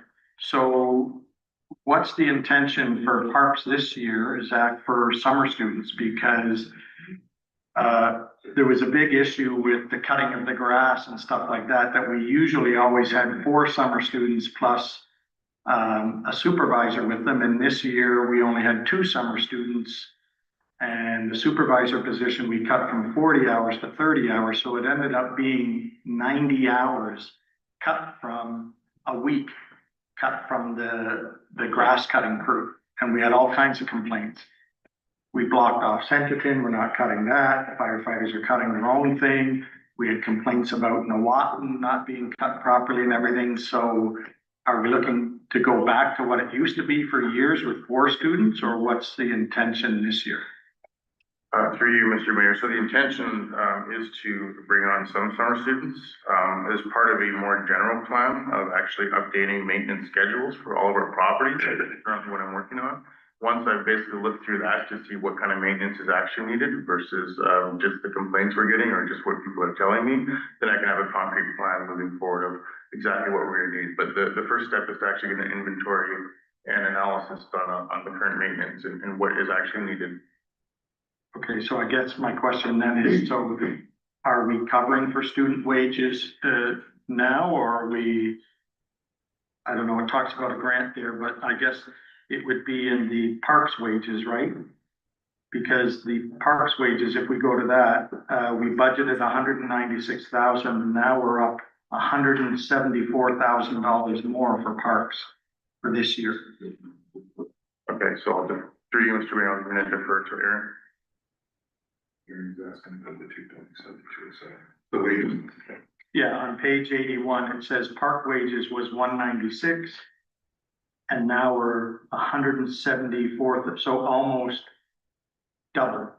I'm thinking that probably includes the BER for the customer service representative is probably 80,000, but it leaves another $100,000 that are close to 100,000. To follow, what line are you quoting? Is it the wages, Arena?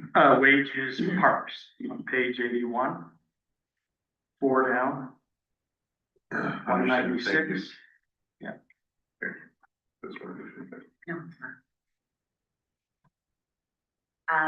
So just so you're aware, yes, that line does include under the parks, the new customer service, BER. It includes the full position of a manager, 2 summer students, which is what we had last year, 50% of the foreman's position, and also 50% of a laborer as the same as last year. Okay, thank you. So there was, I did quite a bit of realignment in this department so that we're not having so much split positions within the payroll and trying to roll it a little easier through. Okay, thank you. Back to page 80. It'll be the same, Aaron, for arena wages. We were at 200,000 and now we're 227,000. So this one includes all your winter facility employees. So that includes your laborers, your attendants, and part of your foreman's position. And then we also included, again, with the wages, you have step increases because we do have returning employees. And we also have other, the 27 weeks pay period and a few other items in there. Okay, thank you. And 2 down, arena advertising, 2,500, we spent nothing, we're asking 2,500. What is the arena advertising? That's not the same advertising as Future Sign, right? Is that? That's our expense. That's what I'm saying, like, I don't know what it is, like, is that like us advertising in a paper or something like that, or a website or something? Through you, Mr. Mayor, yes, that's correct. That would be for like radio advertisements, that would be for like, advertisements for special events, to basically boost participation, not only for the facilities in the south, but for stuff in the north as well. Okay, thank you. And then 2 down from that, the arena telephone, fax and cell is basically doubling in cost, going from 3,500, which we only spent 13, to now going to 7,000. I'm gonna defer that through you, Mr. Mayor, to Aaron. Sorry. It's just the telephone, fax and cell, which is going from 3,500 to 7,000, and we only spent 13 this year, so.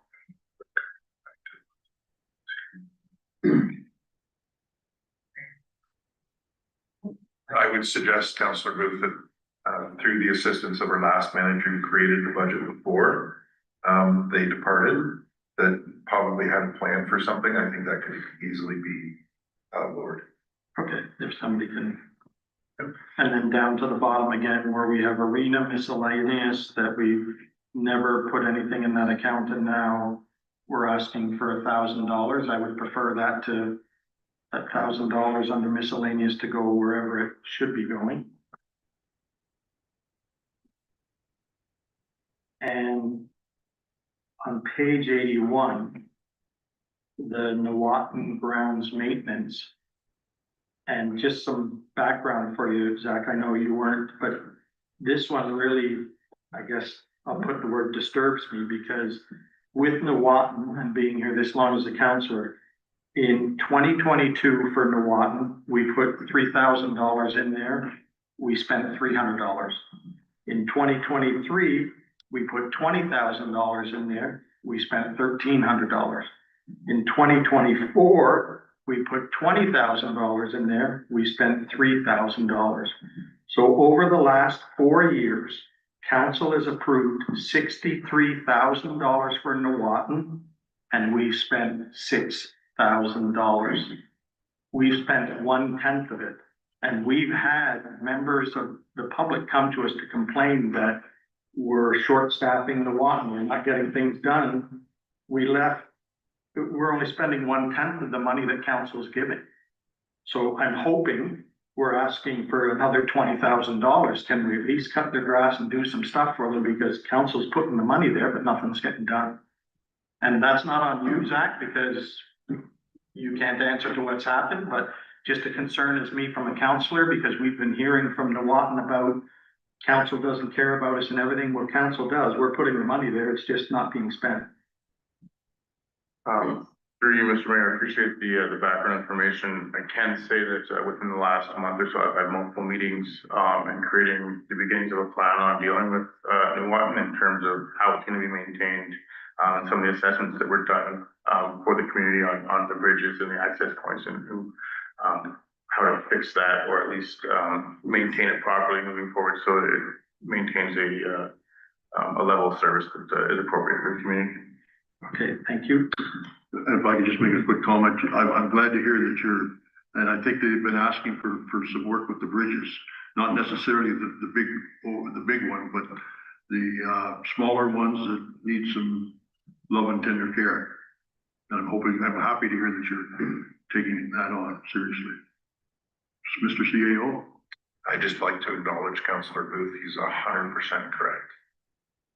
And it's unfortunate. It's some of the strikes that we've been dealing with.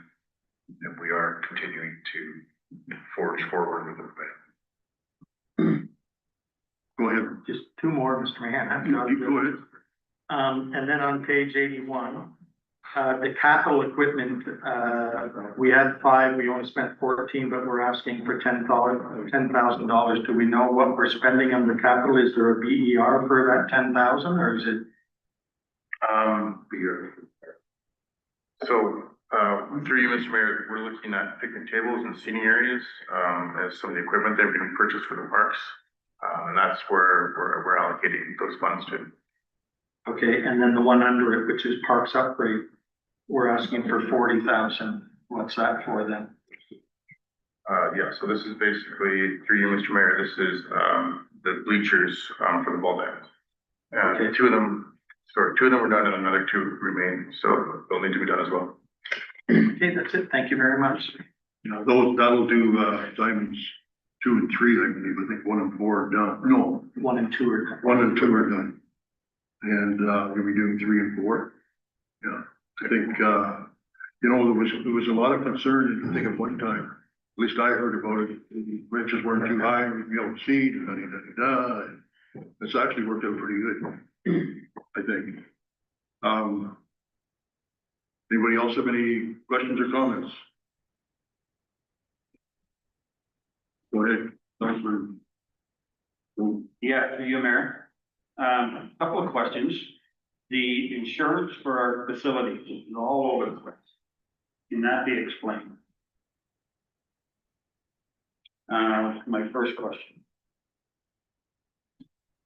Go ahead, Dave. Yeah, through your mayor, since insurance has come up several times questioning the amounts that have been inputted and allocated each department, I would recommend that a report come back to council identifying the exact breakdown per department if you want that, because that falls under Aaron's responsibility through the information that comes from our insurance broker to the treasurer to allocate. So if council would like to know for interest sake, then we can bring a report back. Correct me if I'm wrong, but doesn't the insurance decide which goes to, how much the insurance goes for each building? Correct, and it's the insurance company that provides us with the breakdown that we follow. So we could bring that forward as a report if council's interested. Yeah, actually, when I think about it, Mr. McLennan used to come to council in, probably January of each year and make a presentation to council. It probably wouldn't hurt to do that as well. Yes, Mayor, that communication has been received. And the clerk and I haven't finished the conversation, but we needed to discuss whether we felt that was still required by council. But if council wants that, I think we can absolutely do that. So I think we're all ignorant of what goes on in the insurance business. And we'd like to get a little bit of help with that. Go ahead, Mayor Catherine. I had a couple. Well, I think she just commented on this, actually. Just that, if there's any opportunities by improving safety or those types of things, or record keeping, if there's any opportunities to reduce insurance costs. Sorry about that, Mike. Mike, go ahead. So the other thing was the contract of services. The actual was 975 and now it's up to 25,000 for the Fenella Community Center. I wondered what that was, and, water testing. I think You're jumping. Road parks and that, so. But he's right, it's in the. Oh, I see. We're designing the park and rec. no, No, facilities, stuff out on the arena and that.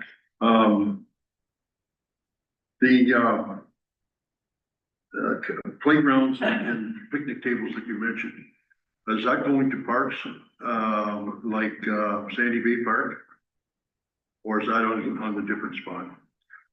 So basically, through you, Mr. Mayor, we're going to be identifying what type of inventory in terms of the amount that we can purchase, and then of course allocating that in a priority-based system that we can discuss in more detail to where they'll be going in the community. But these are part of it, okay? Good, thank you. Anybody else have any, go ahead, Mike. I'd like to make a motion that staff come back with a report for the Watt Sanctuary and the maintenance and upkeep by say April 30th. Plan, is that what you're asking for? So that would be, you know, the upkeep of it, the fixing the bridges. And the maintenance plan. Go ahead, Through you, Mr. Mayor, just for clarification, you're talking about a plan, or you're talking about work being completed? Well, I think the plan just to look after it, you know, because it has been, as Councilor Booth said, and we've had many discussions about the Watt Sanctuary, there is money sitting there, in reserves. I'm not sure where the money is that came from the Shawana property, but I think, you know, there's, whether that's going to be used for Newatton or whether we're gonna, you know, I think at the time back in 23, it was supposed to be used for Newatton. So we should kind of figure that out, and if there's money there, let's get it used up and clean up the Watt Sanctuary.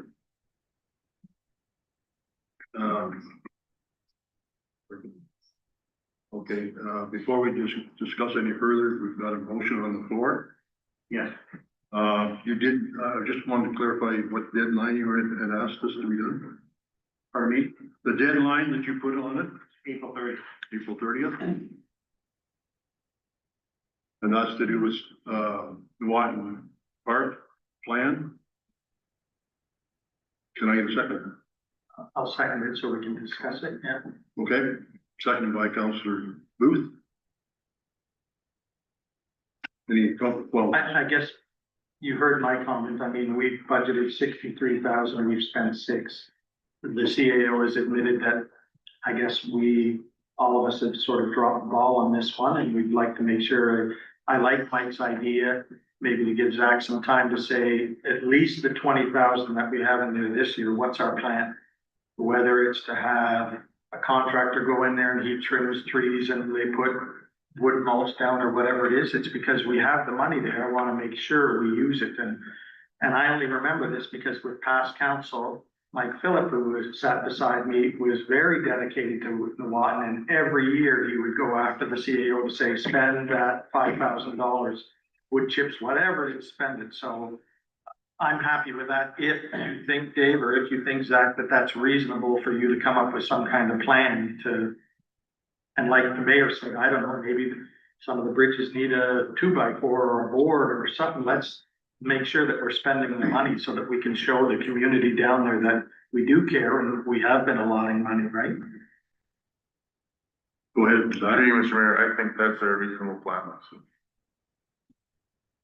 Anybody else have any comments on the budget, or pardon me, not on the budget, but on the resolution? Go ahead, Councilor Neal. I'm quickly trying to look at where it is, but I haven't found it, but we have already had, recommendations come forward through the, Recreation Committee to us to proceed with, and they've given their recommendation, and that exists. And then, we've all also been asked to, account for where the money is, which was at the November 12th meeting.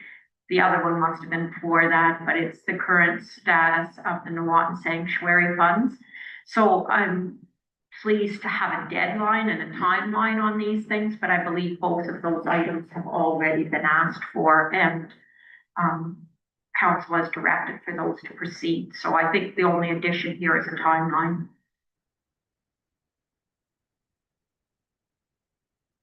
Anybody else have any comments? Seeing none, this is all in favor of Mike's request for April. The end of April, so that's carried. Now we'll go back to the draft parks and recreational budget. Councilor Ainsworth. Through you, Mayor. We've always, I don't see any money in here for our two beaches. Sub Point and Westwood. Is there something we could do with those two beaches? To add to this budget? For cleaning them up? Through you, Mr. Mayor, yes, so far from what I've seen, I'd love to, look into this. So open to suggestions on what we can do. I think that, they're, a pinpoint in our community in terms of where people are going, and attracts tourism, which also builds economic development, and also, revenue for the municipality. So I think it's a great idea. And I'm open to suggestions on where to start, and what we'd like to do with those locations. Good, thank you. So we'll probably get a report in the future. Sure, the list of reports, and I'll do, some work. So again, maybe, by April 30th or so would be a nice timeline, I think, in terms of what can be done there and some of the options available, to turn those into at least something active for the summer.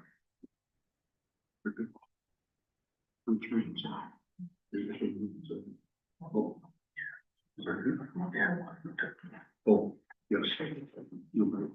We got the other one finished? Okay. Are you making a motion, Mike? I will, yeah. What is your motion? The staff comes back to the report for the Tuck Point Beach and the Wicklow Beach for beautification, also by the end of the year. Seconded by Councilor Oh, O'Neill. no, sorry, I'm not seconding that. Seconded. I'll second it for discussion, sure. Okay, seconded by Councilor, Booth. Discussion? Mine is that we have an advisory committee in place to provide advice already on this. We've already directed staff to proceed with whatever that was, where you could adopt a park and these kinds of things. I think we've got all of the things you're asking for already in place, and we need to let our new recreation manager here move forward with the committee that it has in place and move forward with these things we've already directed him to do. And I think we just leave and let the processes happen. And I don't see how this would impact making more or less money in this budget. And let's let the other processes proceed. Thank you. Other comments? Councilor Booth? I agree. I see what you're saying, Mike. I would like to see, I mean, if we're gonna say that Zach, I agree with Councilor O'Neill, Zach then would take this back and like you and Mary Catherine sit on that committee to say, and I'd also like to add Sandy Bay to that too, because people have talked to me about it needs a couple of picnic benches or this or that. Take it to you guys at the Parks and Rec thing to say, what do you guys think? Cause I understand you guys visited those places in the last year, right? Some of them. So come back to us and agree, and Zach can then bring back the report saying he discussed it with the Parks and Rec, and this is what we recommend, 3 picnic benches here, this, that, whatever it is. So I would vote in favor if that's what you mean, Mike, but I would also add Sandy Bay to that, right? That you're gonna do them all, you might as well do everybody. Through you, Mr. Yes, that's correct. I'll look at them all. Are you amending it all? Does he have to amend? He doesn't have to? I think they're smart enough to say if we're there, and even Mike, you've had concerns about Wicklow, right? So you could look at all of them to say, do we need a picnic bench at Wicklow? I don't know. I don't even know what's down there, right? So, yeah, okay, I'd leave it at that. Mayor Catherine? Thanks. Before we add anything else, we have had so many motions, so many recommendations come to us. We can't be adding more on top of what we've already given to do. we need to let our manager take stock of what we've already asked that department to accomplish before we add on this one, when we haven't even accomplished the ones that are already there. So I'm not that I'm opposed to your idea, Mike, I just don't think this is the time and place to add something more. I have a tendency to agree only because there's a new man on there. We've had a committee on there. They've been trying to give us stuff. We aren't keeping up with them. Let's let the process, as Mary Catherine says, let's let the process start. And I'm sure knowing, well, I don't know Zach that well, but from what I do know of him, he's a dog with a bone, and he's gonna bite that bone just like crazy. So I would give him the chance to do that. Councillor Booth. And I would agree with what you're saying, as long as I can hear from Mike and Mary Catherine, that if you bring it, I would let this go and not give them the timeline, as long as you agree that you bring it up at your Parks and Rec thing to put it on your agenda so you people can have a say of that, then I would agree with what the mayor and Mary Catherine are saying. Go ahead, Mike. I will withdraw that motion. Thank you. Everybody agree to that withdrawal? Good. So whereabouts are we now? We haven't approved this yet. Has anybody else got any other comments regarding approving this? It's the BER, that's all. Okay. Anybody else? Let's go to the BERs. Oh, yeah. It is now 1:40. We have been sitting here more than the 4 hours allotted. In order to continue on with the meeting, I need a motion from council to continue on the meeting. Moved by Councilor Ainsworth. Seconded by Councilor Booth. Any discussion? All in favor? Motion's carried. BERs. Customer service rep. Yes, we're starting. Go ahead. Through you, Mr. Mayor, so yes, this is a position, that is not new in terms of a request. This was requested in the 2025 budget. It was also made, a recommendation from the 2018 Parks, Master Plan that a full-time position was needed to handle the coordination, scheduling of all the bookings within the municipality. It was, denied last year. But then there was an adjustment made for 2 days a week for the administrative assistant from the clerk department to basically work in the Parks and Rec to handle this stuff. It is highly recommended from both the previous manager who was there and myself that this is not enough time to be able to do that job. We're having so much going on in that department that it truly needs to be a full-time position just to manage what we have. And if I can kind of go into a little bit about building blocks, I have previously ran summer programs, I've run summer camps, I've run hiking groups in terms of growing recreational programming. I have a fair bit of experience, and some of those including growing summer camps from like 4 kids to over 100 kids, involving, you know, over a 5-year period. It involves facilities, transportation, hiking groups that started as 1 or 2 people and it turned into, you know, 1,500 person groups. So I've been directly responsible for organizing a lot of that kind of stuff. And one of the things that I can basically say are there's 3 main building blocks that are required for success. And those building blocks are being operational, which we are. We do have a product and a service that we can offer. This is basically being able to rent our facilities or recreational programming. The second one is service standards. So basically, are we able to operate providing a minimum level of acceptable service to the municipality? And this means, are we taking bookings in time? Are we able to respond to everything? And in my opinion, at the moment, we are not. We're barely able to keep up. And we're in fact not keeping up in certain areas. So I think that we're falling below that threshold of minimal acceptable standards. The third building block that I refer to is basically what I call growing and development. So are we able to actually develop that program? Are we able to grow it so we can expand it to increase revenue or to increase service to the people that we're supposed to be providing to? And it's the focus there as well. And that, I'd also say that we're falling behind on that as well.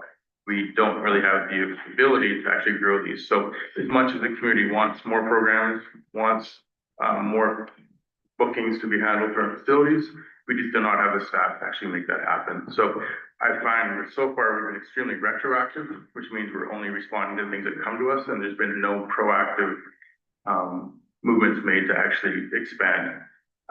So far, what I've done is taken a program like our Learn to Skate, and it started with just a few Learn to Skates. I've grown that program by over 77% through myself and through Brady One instructors. And what I mean by that, I'm actually one of the instructors for the program. So I'm starting at the ground floor level of the department and also at the top of the department looking down to see what's happening. And I can tell you from doing that, it's leading by example. So it's showing that not only do we want to build programs, but I'm going to start and actually do those programs from the start. If I had that ability to focus on not just those, but some of the other programs that we have and some of the other instructors that we have in the municipality, I could grow those programs to become, I won't say profitable, but to bring in extra revenue and to actually bring in extra participation. So Learn to Skate is a great example. We actually have a wait list now before we can even fill the spots up. That program in itself is generating 16 participants, so it's about $1,300. We pay our instructors about $500, so we're making about $800 just from that one program over an 8-week period. There's no reason we can expand that. There's no reason we can expand programs in our arena to actually take advantage of the ice surface we have in terms of training, hockey schools, all this kind of stuff. But do any of that, we have to go back to those original building blocks that I was talking about. So we need to actually cover those 3 areas. So in order for us to do that, I don't think we have a choice. I think we have to bring the CSR position in so we can actually cover the basics of maintaining those minimal standards. Once we do that, then we can look at expanding. So my request to you is to do what I'm doing. So I'm leading by example, and I ask that the council do that as well, and approve the motion to actually give us the staff that we need in the department to actually make a difference. Thank you. Thank you, Zach. Mary Catherine? That was really interesting. It really was. And I balanced that and I'm fitting that in with our Parks Master Plan. I'm fitting that in with how the community is feeling. There's a general sense that when they were being run by the committees, those things were happening much better and much more effectively than what they were. And when we look at our Parks Master Plan, it envisioned the role that you're sitting in being the person who allowed all of those other things to flourish and to be successful in terms that was dramatically increasing the bookings here. The people who came for Tai Chi then booked it for the shower, those kinds of things. So those are things that are happening. Certainly when I listen to what happened at Fenella, there's a desire in the community to align that once again. The community wants to be really, really active in this. And quite frankly, I think the mistake that was made, and Gail stood up and took her thing on it, was we had about 125 very involved, very active volunteers. And the township made the decision to try and replace them with staff. Well, it wouldn't have mattered. You could be the most amazing person on earth, but you cannot replace the work of 125 people. So my gut says we aren't in the position yet. We aren't having these programs that are going to generate the kind of funds to hire a new person yet. But we can get there by working more closely and unleashing the power of our community. Let them do what they want to do, what they stood there person after person and asked us to be allowed to do. So I think at this point, I think we should be looking to the community and the Adopt a Park programs and whatever else that we are looking at and use those as the tools. I think you're in the right direction. I'm just not sure that we're there right now. What, Zach? Through you, Mr. Mayor. So, the position would mainly be focused on, actually taking the bookings and doing a lot of logistics behind the bookings.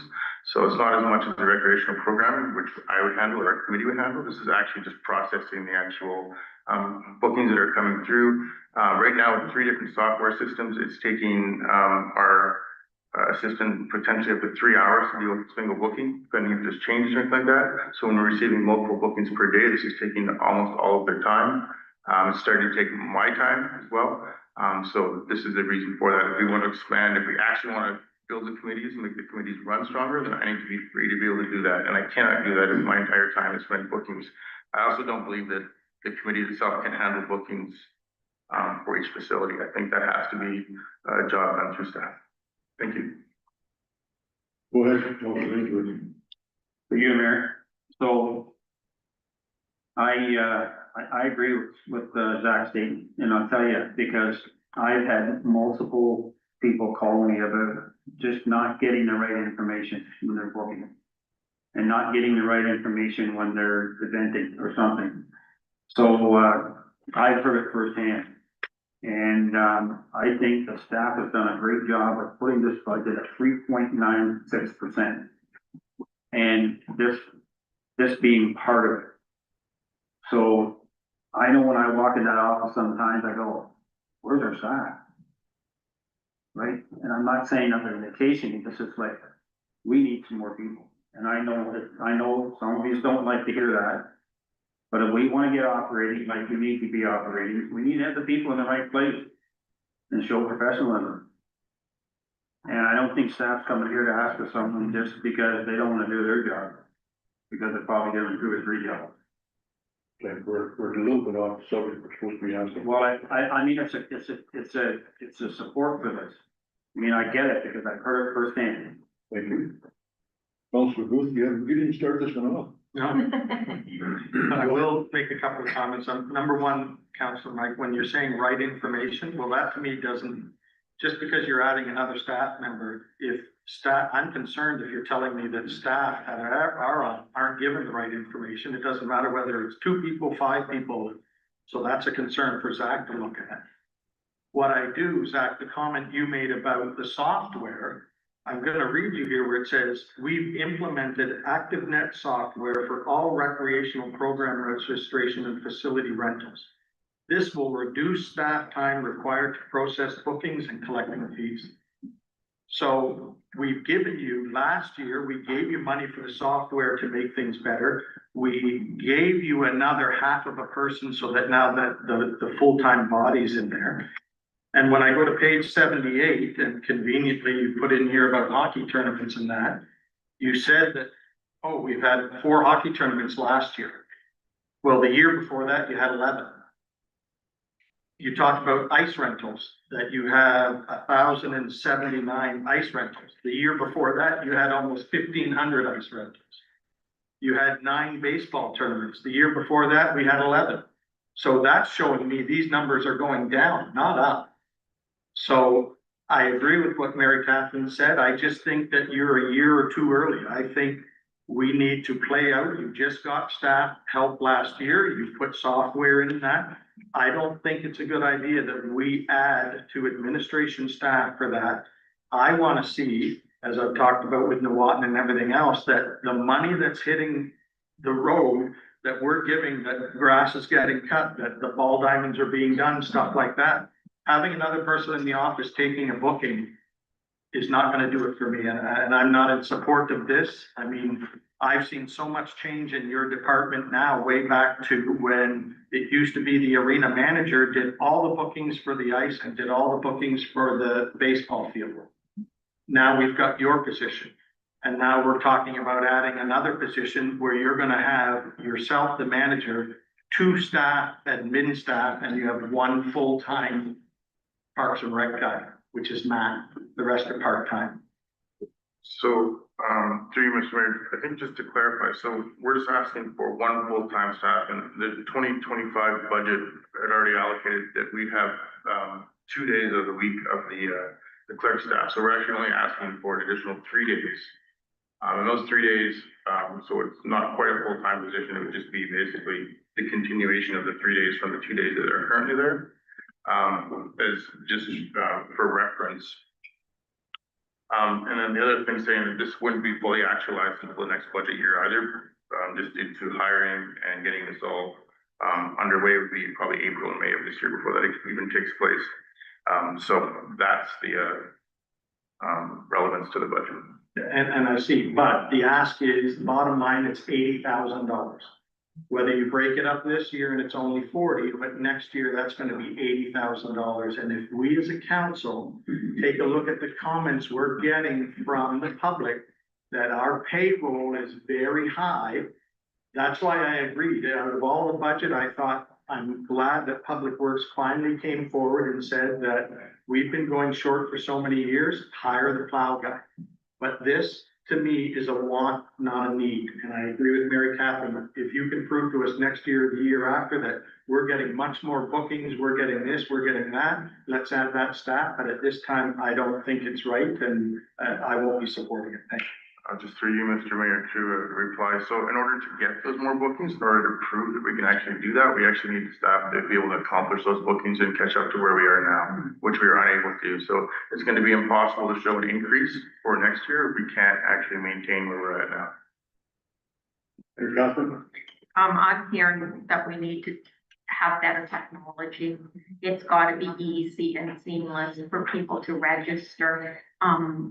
Other municipalities have far less human hours attached to these processes. They are doing it through technology. Anybody else? Go ahead, Mike. Think back to my first comment, you know, when you got somebody in the place of doing the job, the whole job, they get better at it. Things get easier, things are more professional. So, I get it, and I would support this.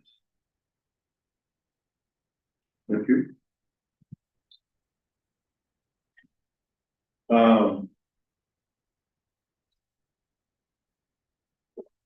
This is a split job, right? The party, the one is split. It's 2 days, 1 day, and 3 days the next. Isn't that what we currently have? The existing one is, yes. Pardon me? The existing job is, yes, 3 days in clerks and 2 days in Parks and Rec.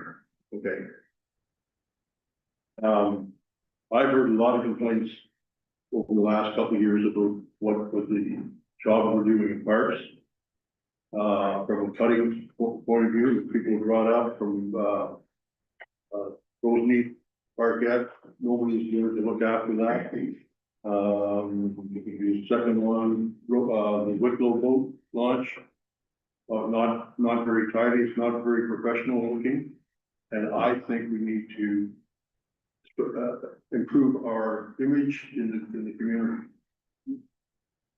I also heard a couple of people speak about, they wanted, it was actually at the arena, the kid was there a couple of weeks ago and said, you know, I could have rented the ice, but the guy couldn't get a hold of anybody to rent the ice, and that's unfortunate. But it was at 8 o'clock the guy wanted. He wanted it was at 8 o'clock in the night, and he wanted it rented at 9 for 9:30.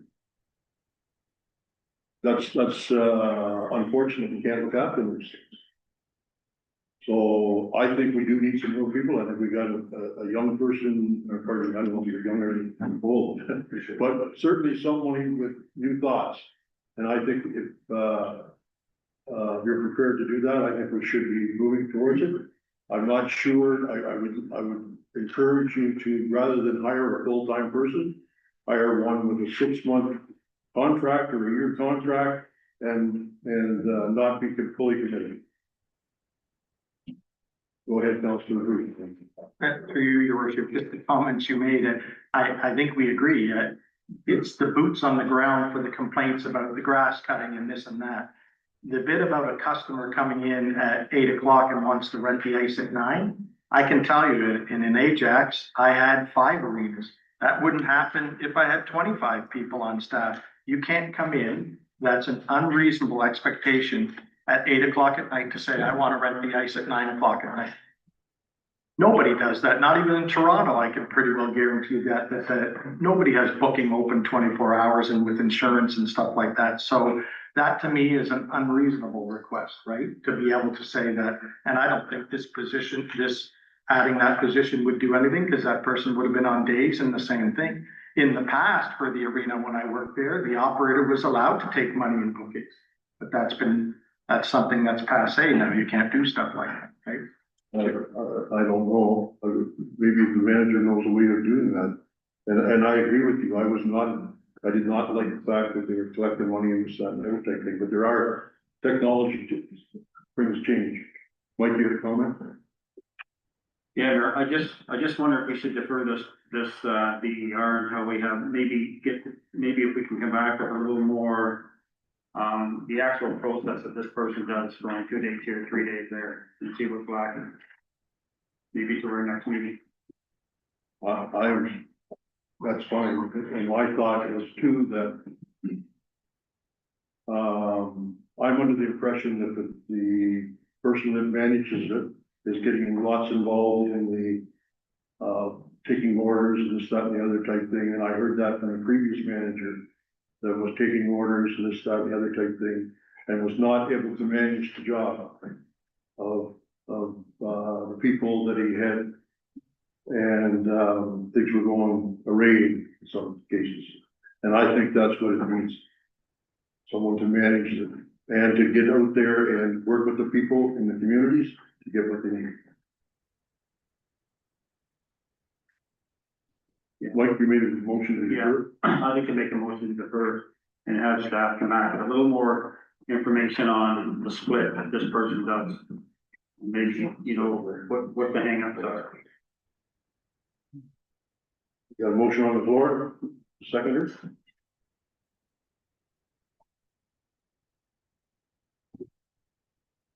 Well, seconder. Okay. Motion is not seconded. We'll move along then. So where are we on the DER? Been started, anyway. I thought we were still talking about, we haven't discussed any of the DERs. Just that one? Yes, it's one.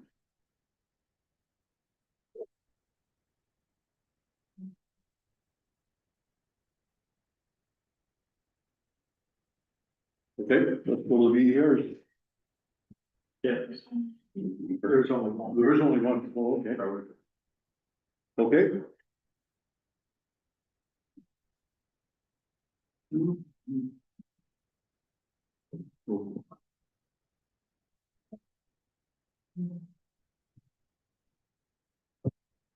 Yes. So this point, the VR was included in the budget that was presented. So we need to hear a motion from you, from council to remove it. Or not accept the VR, whatever it is that you would like to do. And then so that we can make the change on the budget. And the second ask, when Aaron identifies how much money it is, do you want that just to be, do you want that, are you considering that we're at 3.73, you're removing a position, are you doing that to lower the percentage, or are you doing it to allocate the funds elsewhere? Is there a specific reason? If you could let us know so that we can make the adjustment, that'd be great. Okay. Comment, Mayor Catherine? My comment links back to your comment about the grass cutting, and, correct me if I'm wrong, I heard that we were going to do the same with only 2 students this summer, but I think we need to go back to the 4 students that we had in previous summers. So I'd much rather see the money spent on those student positions than on something that I think we need to improve technology as much as anything.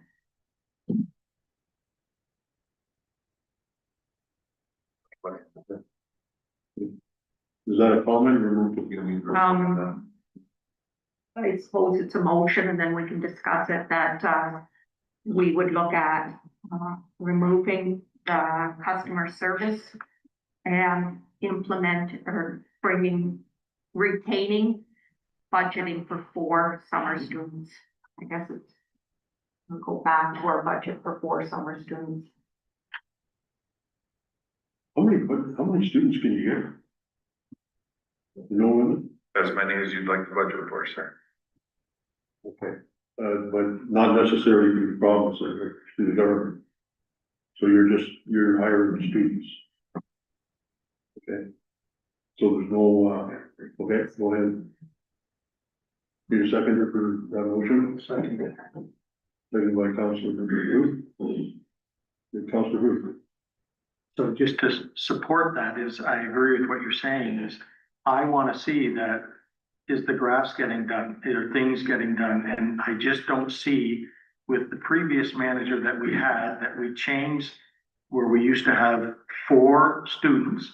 3 of them went on the grass cutting crew. 1 of them stayed back with the arena manager to do the diamonds, and they had a 40-hour guy with them. This year, we lost 90 hours of grass cutting. I don't recall there being last budget, any service reductions coming to us to talk about that they weren't gonna do. Let alone the fact that I just mentioned about Newawton, where we really dropped the ball on that one. No wonder people are complaining. We didn't cut grass at Centerton.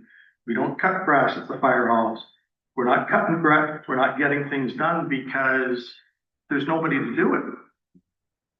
So I support Mary Catherine's thing. Before I want to have another person sitting on the phone booking maybe an arena or something like that, I want to see that money go towards, we should be doing like we used to do. We put in for 4 students and we put it in the budget. We apply to get the money back from the government. If you get it back, half of it, great. If you don't, it's still in the budget that grass has to get cut.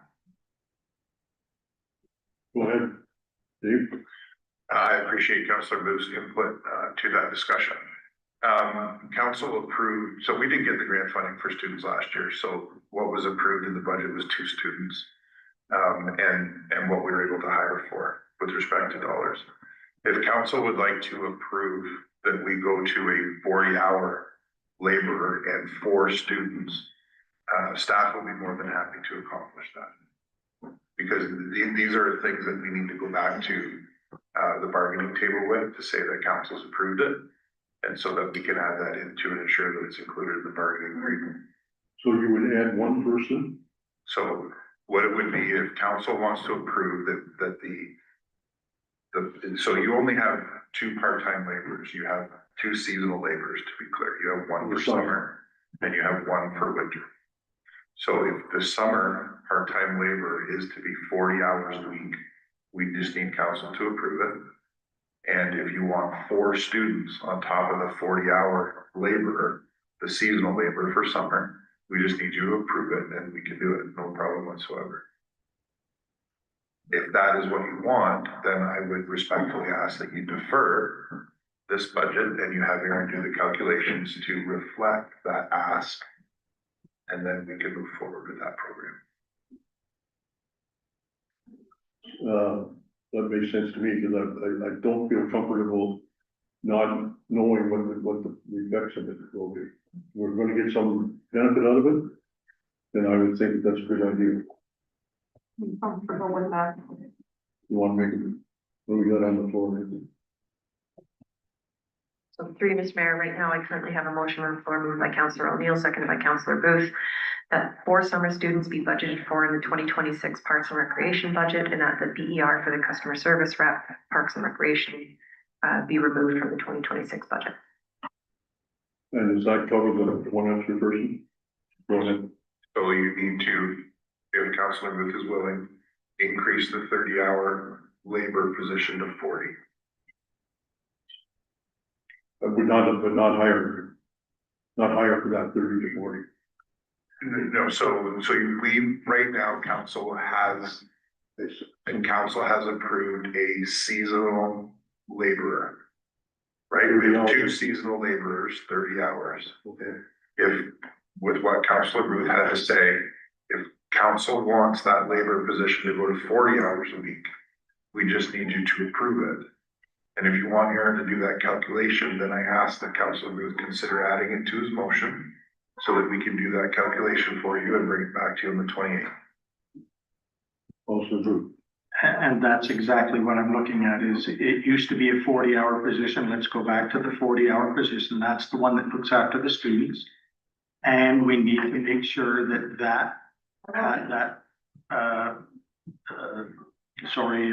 the grounds people have 4 students. I mean, one always stayed back with the arena manager. Your job, when you step out. One always stayed back with the arena guy to do the diamonds and everything. The 3 went cutting the grass. And that's what I'm saying is, instead of having the BER this year for the administration, I want that money spent on the grass cutting. And I think our problems with the grass cutting will disappear because we didn't get those complaints 2 years ago or 3 years ago. Go ahead, Gary. Through your mayor, Councillor Fritz, can I just, for clarification, as, Dave pointed out, so currently we have not one person, but 2 30 hours per season. Are you looking to make it 40 hours, 1 full-time position and take out those 2 30s? And No, like Dave said, so you have 2 now, but in the summertime, it's 1. So you're gonna top up 10 hours, because we already have in the budget for 30. So you're gonna add 10 hours there, and then you're gonna have 4 students for, is it 3 months or whatever you do, 4 students. Apply for that. If we get the money from the government, great. If we don't get it, well, the money's still there because the grass still has to be cut. So it's not a big ask. It's 10 more hours for the temporary guy and 4 students. Everybody understand? Thank So,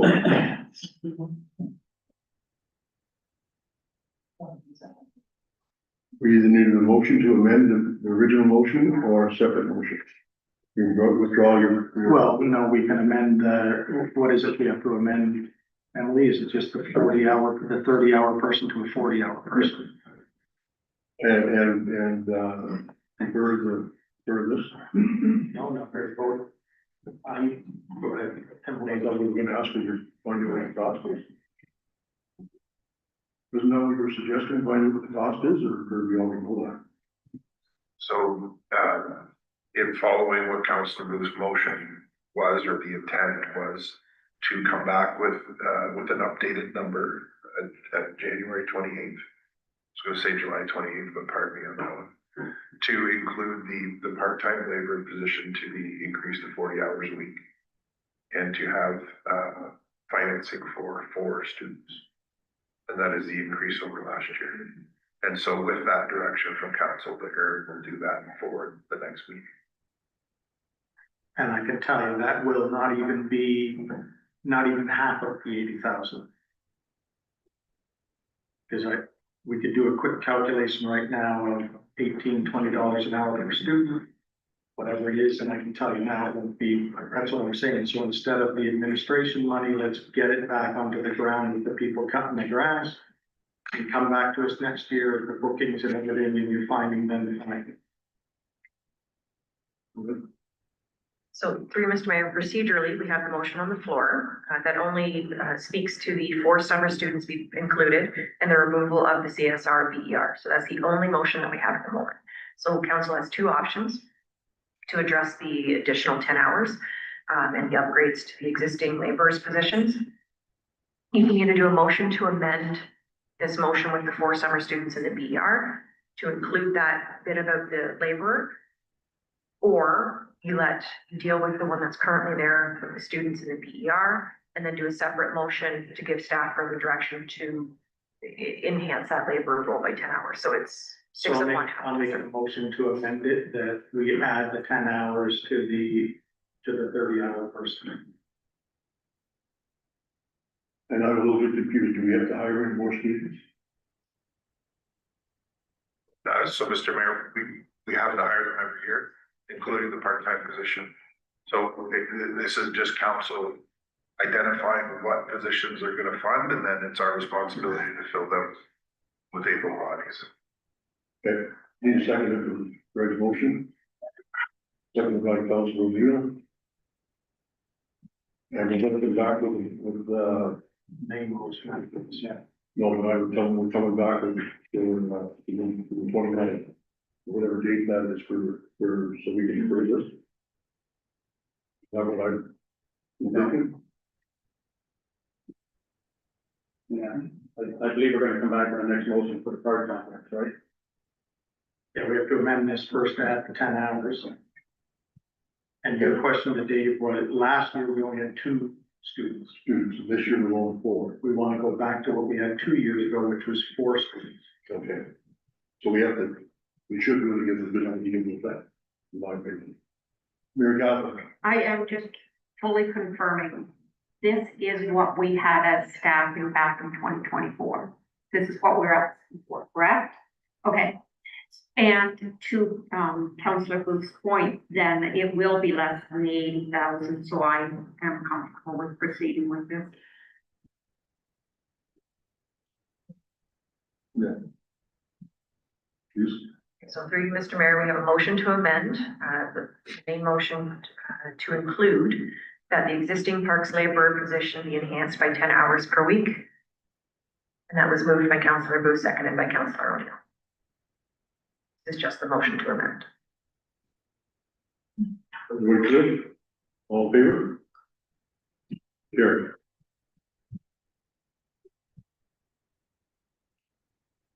Go ahead.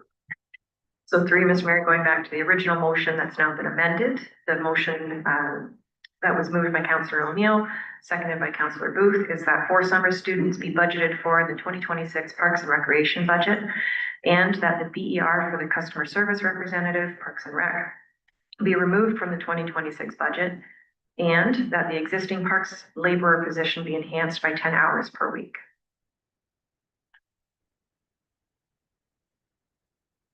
That takes us back to what we had in 2024. Yes, but do we have someone, at the table in 2026 to take orders on 2 days a week? Well, you still have what you were given last year, you still have that. Just to clarify, okay? Motion? Yeah. So, okay. Through you, Mr. Mayor, again, the motion is that 4 summer students be budgeted for in the 2026 Parks and Recreation budget, and that the BER for the customer service representative in Parks and Rec be removed from the 2026 budget, and that the existing parks laborer position be enhanced by 10 hours per week. Originally moved by Councillor O'Neill, seconded by Councillor Booth. Any further discussion? All in favor? Motion's carried.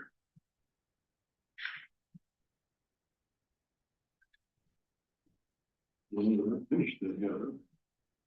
Yes, Mayor Godwin. Before we decide what we're gonna do with this, Parks and Recreation budget in front of us, we have to discuss the fact that the arena, it says here, is being funded 3,700,000 from donations. What if we don't get that full amount from donations? Right now, it says nothing happens, which is what it is.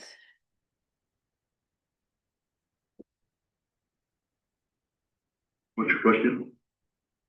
I just want to make sure that we know what we're voting on. You don't have a question? No, just Thank you. awareness. Anybody else have any questions regarding wheeling? We're on to the facilities budget, is that correct? Yeah, okay. Are we approving that one as amended then? Which one? The Parks and Recreation budget? That's what we need to do. Oh. No. No, we did the BER. And we go back to- Oh, okay. Okay.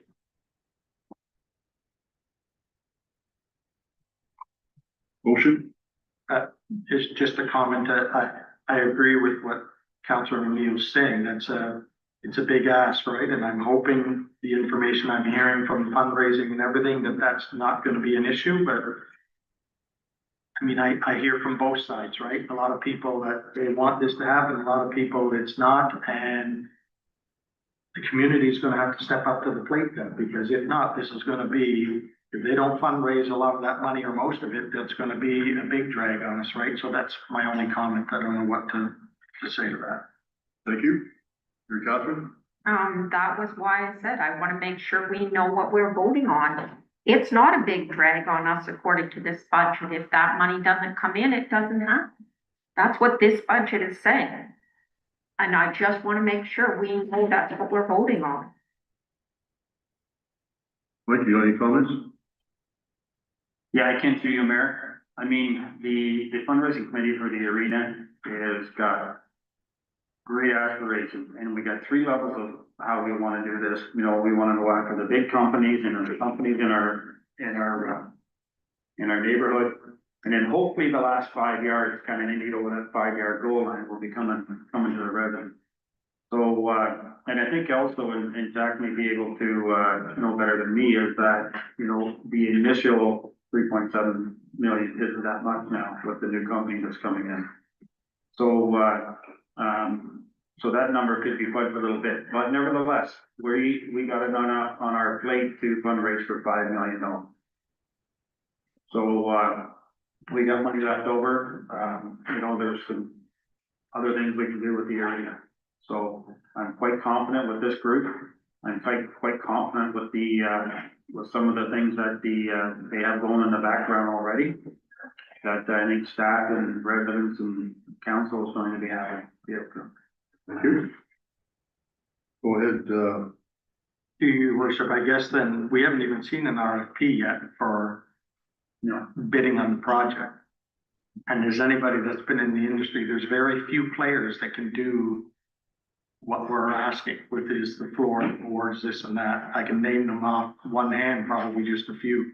So hopefully we're gonna see that RFP soon, and then that goes out there. And to say, I think we are jumping the gun to say that, oh, we think we're gonna get a good price or whatever it is. We don't know that. It's like talking about the dredging. We could be thinking it's 3.7 and they could come in with 5 or 8 million. Who knows? I've dealt with some of these companies before, and there's no such thing as giving you a deal and this and that. They'll take what they can get from you. So that's just my comment, that we don't know whether that number's on spot, low, high, whatever. We'll just have to wait and see. thank you. And Mayor, just one more. I think just to answer Councilor Booth is that, that's why our target is 5 million. So then at 3.7 like we figured, or 2.4, we're good. Thank you. CAO wants to make a comment?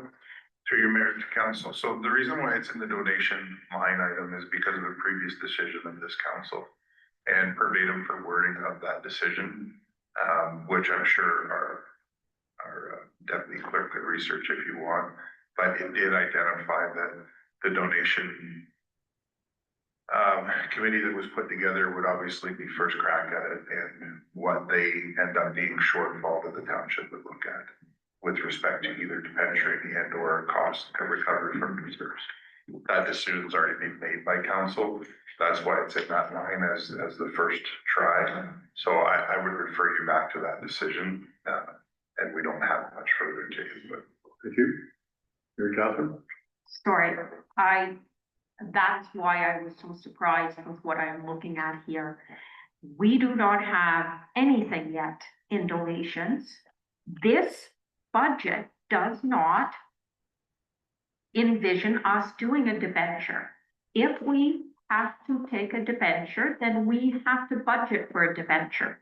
We are not budgeting for a debenture here, so we can't take a debenture that we haven't budgeted for. That's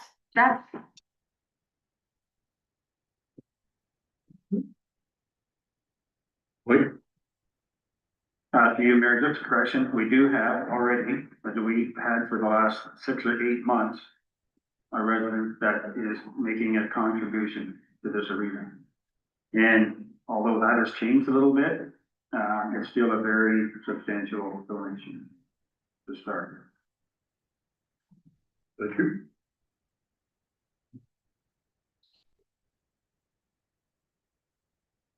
You got a motion on the board?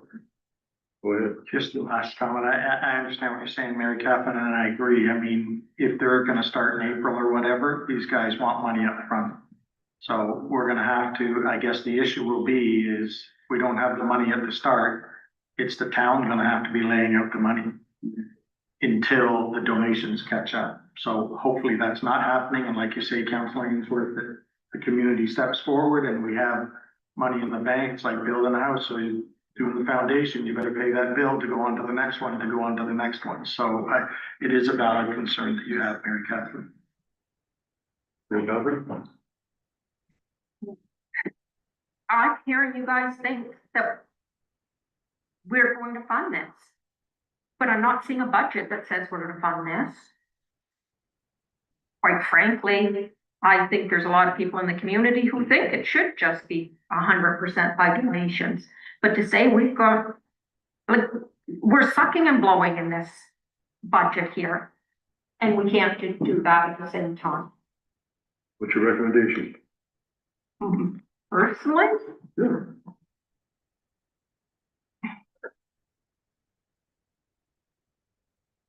I don't think we can vote on this and tell the community that we're ready to go ahead in April. Personally, I think we would have to, if we pass this budget. Yeah, you're not making a motion. No, I'm not. I'm not making a motion. No. Mike? To you, Mayor, you know, this came to council. The working, the working group, the fundraising group had brought a plan to council that got passed. So, you know, we have a plan and you gotta take some chances. And this is, we've already got a good start with our one private donor already. And we've got some multiple ones in line. Again, I mean, this is gonna be an exciting time for our municipality. And I think we're gonna be overwhelmed by how much we're going to raise. Yes, you could sit there and say, sure, you can say that, but we gotta start. And we're gonna make it no different than what Baltimore did. I think it took them 5 or 6 or whatever years to raise $5 million for their, right? So, we're gonna do the same.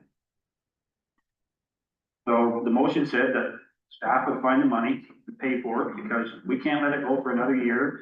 We're still keeping our fingers crossed that we're gonna get through this year. So motion was, and we're following that motion. And, we're gonna see some good ideas and some good donors come through it. Mary Catherine? So if I could through you to Councillor Ainsworth, so you're confident with what's sitting in front of us. You would make a motion to approve this budget as it sits in front of us I am 100% confident. and make the motion. I make the motion that we approve this budget. Seconder? Second that. Seconded by Councilor O'Neill. Comment? Just clarification, that includes, the motion we made about it's all included into that, right? That the BER is done, but we're going to the grass cutting and everything, then. Yeah, as amended. As amended there. Okay, thank you. Any other further comments? All in favor? Motion's carried.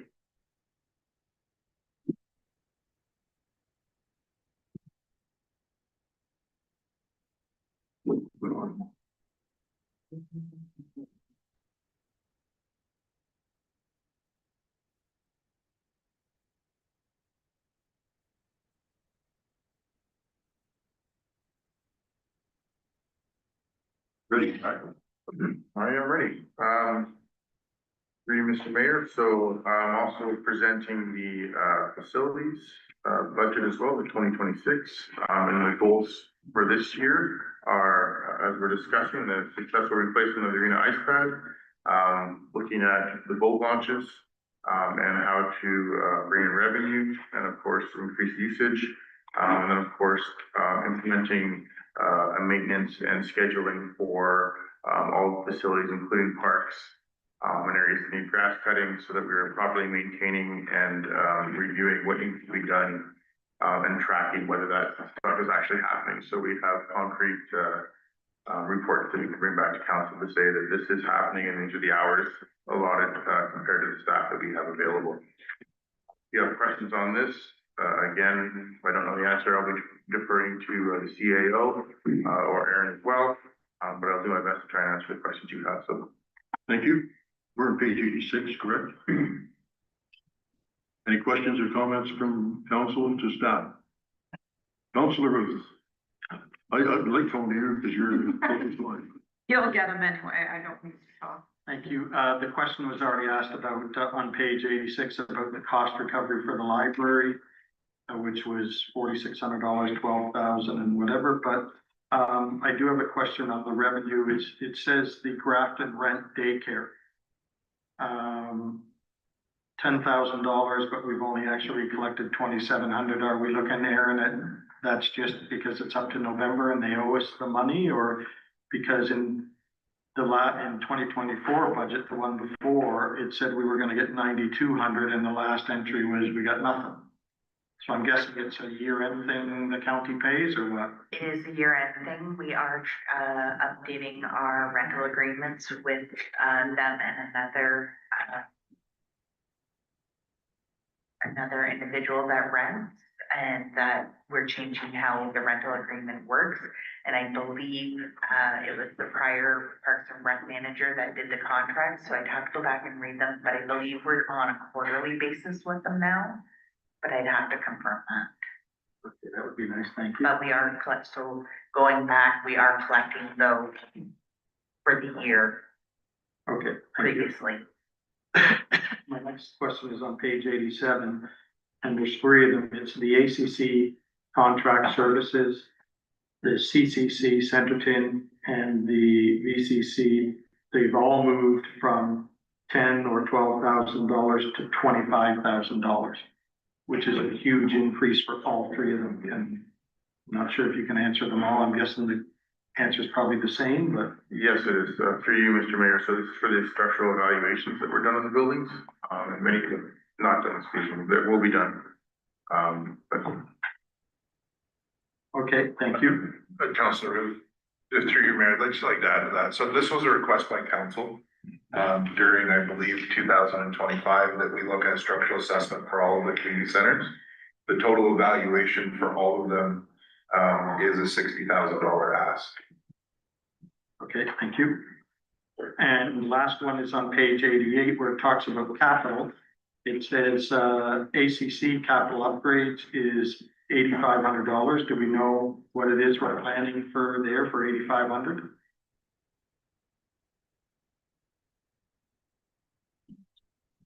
Is this for the GCC? No, ACC says $8,500 for capital upgrades for Rosemead. Yeah, so that is for the replacement of basketball nets. Inside the ACC, inside the gymnasium area. Okay, But there's some there now. I don't think they should. They're not Yeah.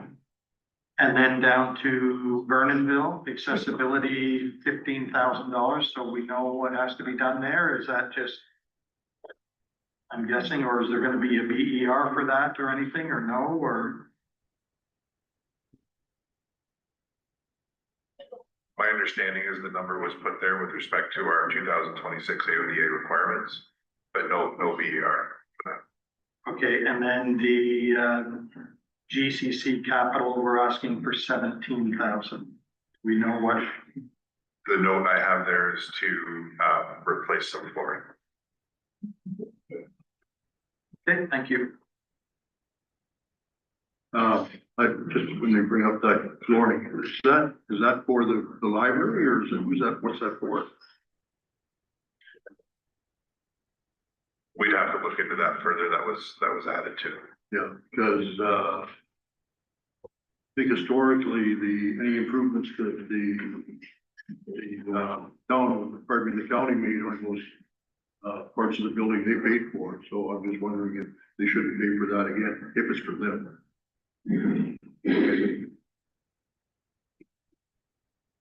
Gary Hopper? I know that prior to, you. We used to get the budget and it was presented the other way on like the legal size paper, but we had those notes. It does save asking all of these questions during budget, so I would definitely appreciate in the future a different format that includes notes. It would help both of us, I think. Through your mayor, so Councillor Neil, I understand what it is that you're asking. We also went and changed the way that we did this, and then, you know, anything that was $25,000 increase or more required an ER. The rest of it was just reflective into what the department heads were asking for. So, you know, diving into the intricacies of a line item, we can do for you, but not necessarily a requirement with respect to the overall budget. That just makes it easier for both parties, I would think. Mike, any questions or comments? Yes, I do. Thanks, Mayor. So back to the insurance thing. I know we're gonna look at that, but the insurance for all these facilities is like way out of whack. None of them are the same. So that's probably because of the way they look at them all and however they interpret it one way or the other. But I'm sure that'll come out in the report that you bring to the insurance for our building. The other one is the water. All the water testing seems to be right around that $1,500 year after year, and it's at 4,000. So is that because maybe unforeseen things through testing, or, you know, repairs, new filters? It depends on the water equipment that you have installed. But when we got the new legislative requirement for public water, and we had to install the new testers basically, and the new infrastructure that shuts the water down should it not meet the requirement. That is why these costs there. Yeah. So then just to back up, if you need to replace that stuff, okay. And I think the other, was the contract services for the FCC. We actually did 975, like 25,000. What's the difference in that one? What numbers are? I'm on the computer again, so I can't tell you what it is on. What was it again? I didn't quite catch it. It's the FCC contract services. We budgeted 10, we actually spent $975, but 2026 is 25,000. Well, that was the response regarding the testing that Dave mentioned. No, this is for ground maintenance. Oh, I'm sorry. You're sorry. Yes, contract services. I think that's what that was for. That was like for the structural testing. I can answer it. So if I can reflect correctly with my conversation with Jeremy, it was trying to put some money into the budget to be able to look after the buildings. Because the budget has been so cash starved over the years to look after the community centers, and because of the existing condition of your community centers, we needed to have some money into the budget to be able to work with. That is really the reason for having them in there for each community center. The community centers, I'm sure we're gonna do or it's in the budget to do building condition assessment, but they all had that done in 2018. Councils have not awarded any money at all to the buildings, very little, I should say. Councilor Booth had a good argument with respect to the chimney at Faneuil Hall. But that was the conversation between Jeremy and I. We need to bump this stuff up because we need to look after these things on an ongoing basis and not let them fall apart. Okay, not necessarily for structural testing. No, those areas were not necessarily for the structural testing. Sorry, contracted services specifically is the building and maintenance lines that I'm looking at are the ones where we suggest that needed to be increased. So if you went to contracted services for all of the community centers, as an example, what numbers were put in? So there was 15,000 for the FCC under contracted services specifically for structural evaluation. Oh, okay. There was 15K under the ACC for structural evaluation. There was 15K under the CCC for structural evaluation, and there was 15K under the BCC for structural evaluation. Okay, thank you. Regard. Just an observation, I'm looking at the revenue that was generated from our, facilities, our community centers versus what was generated back in 2018 or 2019, and I'm seeing decreases, but I heard the things that I'm very excited to hear you say earlier today, because I do believe that's an area where we will see, you haven't budgeted some of them and you even lowered. I don't think we're gonna decrease the programming revenue from here, so maybe we can bump that one up.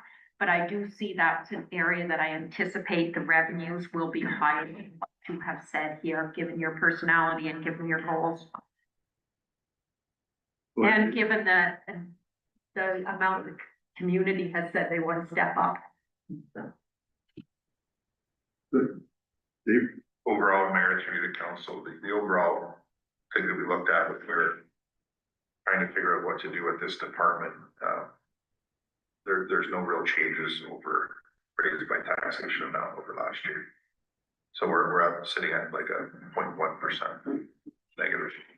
0.1% Negative. We're about $2,000 less in overall expenses in the department.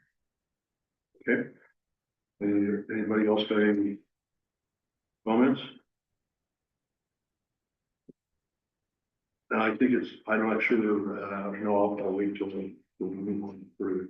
I just just want to make sure we don't forget the Grafton Municipal Office and where we're going to do there as far as budgeting. And it should be, is it part of the facilities or is it part of somewhere else? That would fall under your administrative. Okay. Thank you. Okay, everybody, we have a motion on, I don't think we have a motion. Anybody want to make a motion regarding, there are no, ERs? Oh, I just have, Yep, go ahead. it's a small line item, but I do not know why it's on at all, but the ACC telephone.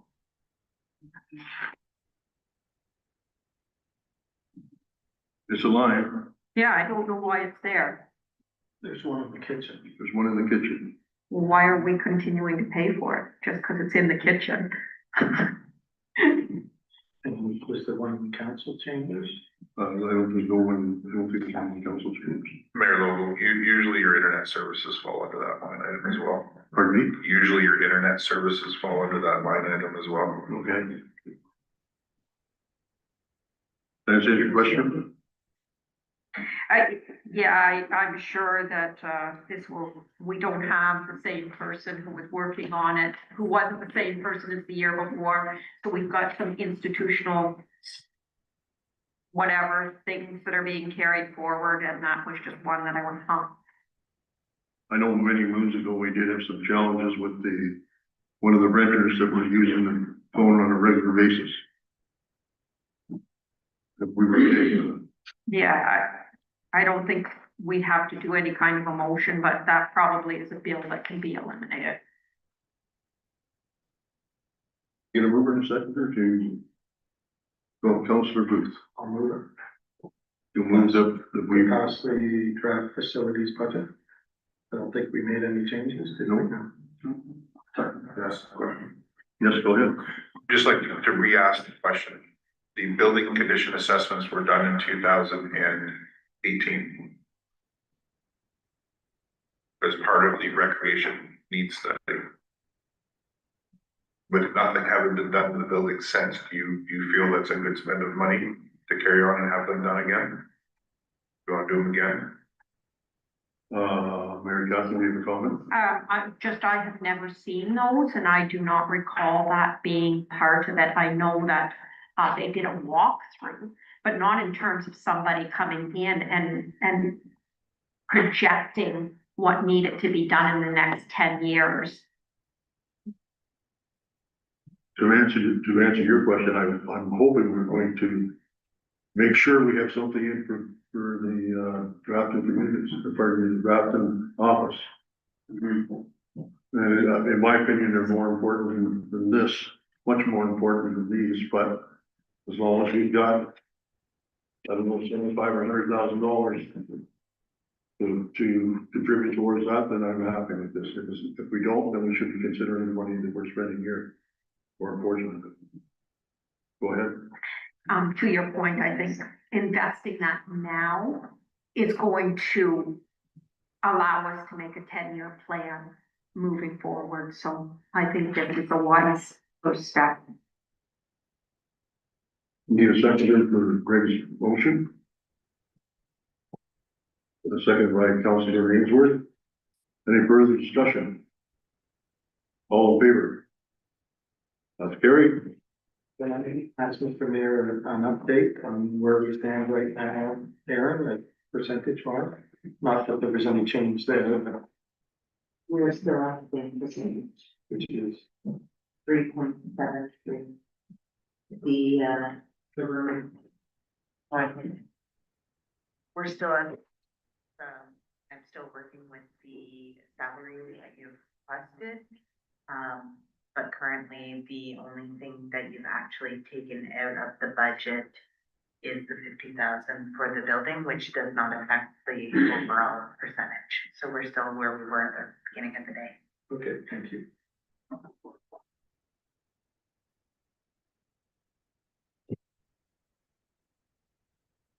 Okay. Ready? Yeah, do you want to take a 5-minute break? Yeah.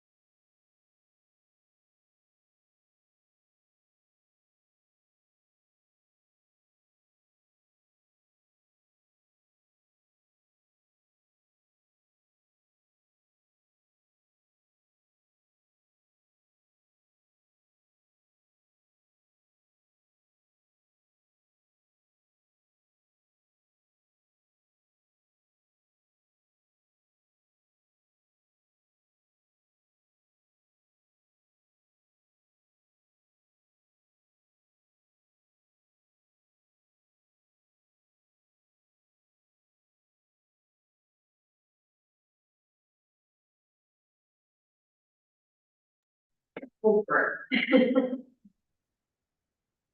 Okay, thank you for being with us during break. We're gonna go back to council now. And the next one we're going to discuss is the fire budget. Dave, if you're ready, I am. good. Please go ahead. Thanks, Mayor. Through you, Mayor, to council. So, in conversation with a few of you, and also during deliberations of the 2025 budget, it was fire's turn to kind of strip things down a little bit because of some of the advancements that we've made over the last several years. So that is reflective of this budget here. I want to take the wind out of Councilor Booth's sail a little bit and address the miscellaneous expense line. We do need to look into that and reallocate it. I don't believe that number should be there. I will commit to do that with Aaron. Therefore, your total operating expenses are about $8,000 less than last year. Your capital line item is significantly less than last year, giving your total expenses less, $727,000 over last year. I don't have any surprises here. The Station 1 and Station 2 building upgrades are something we came to council with a couple of years ago, identifying a small amount of money each year to continue with their upgrades. We have done things like installed an air compressor for the SCBA. We've upgraded the kitchens in Station 1 and 2. We have this kitchen in Station 2 to complete. We continue to make minor upgrades as we can. Computer equipment, there is an entry to go there because there was 2 or 3 computers replaced in 2025, so there'll be a year-end entry there for capital. We've put 10 in for next year to follow along with the IT plan. Over the 3 stations, and then the capital equipment is a continuation of something that started. This is the 4th year for that. We started with the SCBA and now we're continuing replacing equipment like airbags and moving to cordless equipment, positive pressure fans. There's a multitude of equipment that we do. I'd also like to point a highlight out, which is a $100,000 grant from the Ontario government with respect to health and safety. We received good news right before the Christmas break that we received $50,000 from the 2025 grant. I carried that over because we haven't received the funds yet. And then we were also told at the fire chief's annual meeting that we'll be receiving probably another $50,000 this year, sometime around September. And that's to go towards things like bunker gear, the self-contained breathing apparatus, air bottles, anything to do with health and safety. There is one thing that we need to look at with the fire stations, and that is our diesel particulate with respect to Section 21 requirement. And that's having proper exhaust fans or air purification systems with respect to the diesel soot that emits out the exhaust. Our agreement with Alderville First Nations continue, and we do have, I'm able to happily tell you that we do have a gentleman who is a former fire chief of the Rama Fire Department and got that started for that First Nations community coming to speak to Alderville, along with myself, to address community risk assessment and continue to talk negotiations with our fire agreement or provide provision of services to them. Has Rama been there yet? Already, Dave? Pardon? Did you say the fellow was from Rama? Yeah, he did serve as the fire chief of Rama. He got the Rama Fire Department going for the First Nations community there. So he's coming to speak to Alderville here. Are you attending? Pardon? Are you attending? Are you attending? Yes. Okay. I'd probably go too if I wasn't in the road. We don't have a date secured yet, but that's all coming. I'm just trying to give you some highlights of things that we're working with. So overall, I digress. There isn't a ton here. Any questions? Councilor Booth. Thank you. To you, yes, thank you very much, Dave. Very impressed with this budget. I just have a couple of things, and you've already struck one off my list, which is the miscellaneous. I'm sure you'll look into that. On page 92, the fire admin years of service recognition, I guess it's only a comment, that's up to you maybe to look into it. In 2022, we budgeted 1,000, we spent 0. 2023, we budgeted 1,000, we spent $270. 2024, we budgeted 2,000, we spent 0. And this year we budgeted 2,000, we spent 0. So I'm not quite sure. That's like $10,000, and we've spent you know, maybe $700, but that's just that comment to look at that. On page 93, the wages, so the wages, we had budgeted 185 and we spent 224. Is that just because the variances in calls and things like that? Like it's just whatever year we have, right? So the significant increases that are addressed there, Councillor Booth, in respect to the ice storm. So we opened the fire stations and we had to man the fire stations for people to get showers, charge their phones, use the kitchens. And then also when you have a couple of significant events like actual structure fires, then it ends up being a significant amount of manpower time to deal with those. Okay, thank you. And then down, it says, equipment and supplies, we had budgeted 20 and then more than double, we spent 53,000. Yes, and I invite you to have a look at the line that says fire grant under actuals for 2025. So that was a conversation that I've had with Aaron as our treasurer and also with our auditor. And in past, when we received money that went towards a specific expense account, we used to just allocate it to that expense account, but our auditor wanted us to reflect it in the revenues. So it's a direct reflection of that account, but that's why it wasn't budgeted for in 25, because that was another grant we received from the Ontario government. Okay, thank you. And then on page 94, under the capital, it shows that we're asking for another $82,000 in capital. Can you tell me what that's for? Yeah, so this is the fourth year. So when we started this, it was for equipment procurement. So we have an apparatus procurement plan, and this is the equipment procurement that we've asked for. We started with the SCBA. So we started with the SCBA initially, and then we moved on to the auto extrication equipment. So we replaced $80,000 worth of auto X equipment at Station 3. Then the next year we did Station 2. Then the next year we did Station 1. And so we've left this in to be able to replace equipment as needed every year. Okay. We have a fair bit of aging equipment. Thank you. And the last one is just the Station 1 and 2 building upgrades. And I know we talked about it at council that a few years ago that we were going to start to put money into it, and we haven't, because in Station number 1 in 2024 we had $55,000 in there, and in 2025, 25. So in 2 years there's over $80,000 in Station 1, and over 2 years in Station 2 is $50,000.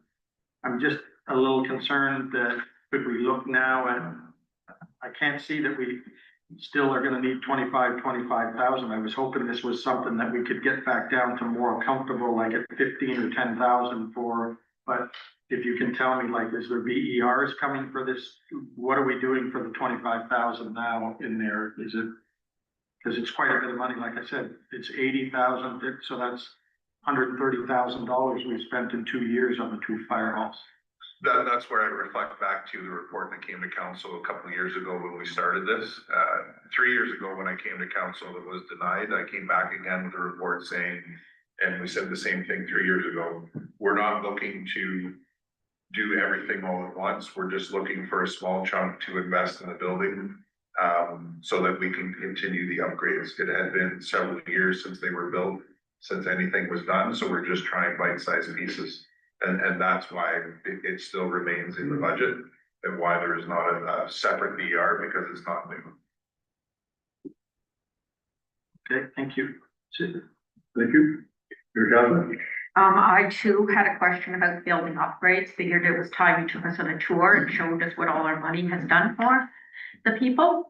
And I'm not of the same mind on this one as Councillor Booth. I want to see the 25,000 as an amount or something that's reasonable based on the asset management. So now that those upgrades have been completed, now that the buildings are in good shape, now is the time to start setting aside a reserve for when new work needs done. So hoping to see that come forward, saying, well, everything's in order, and now this is how much moving forward we're putting to future replacement when it is required. So that it is something I'd be looking for over the course of the year.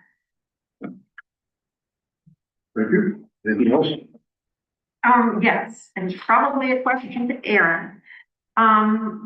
Last year we put fire admin to reserves, and this year we're putting fire admin to reserves for capital purchases. What's the difference? Sure.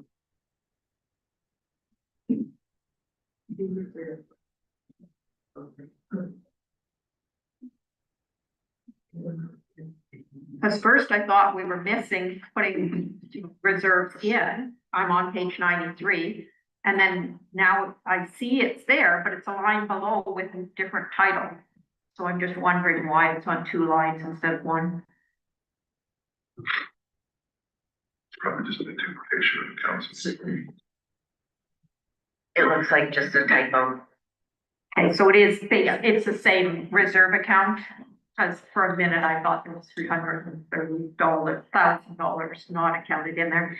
And my last question is, even though you have a budget in front of us that's less, or only, I see the difference here. Anyway, we're actually looking at a fairly large increase to taxation this year.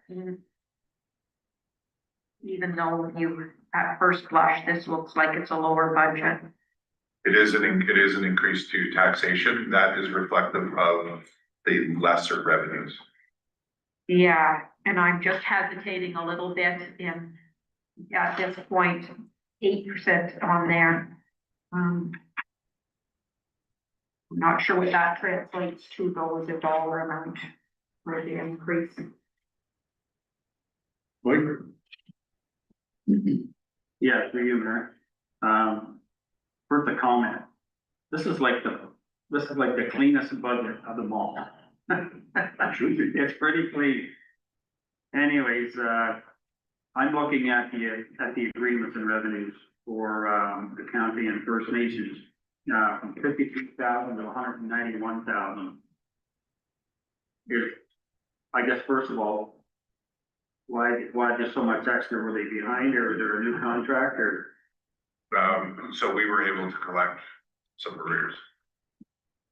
How many? I don't want to go into specifics. We were able to collect some arrears. Oh, okay. Okay.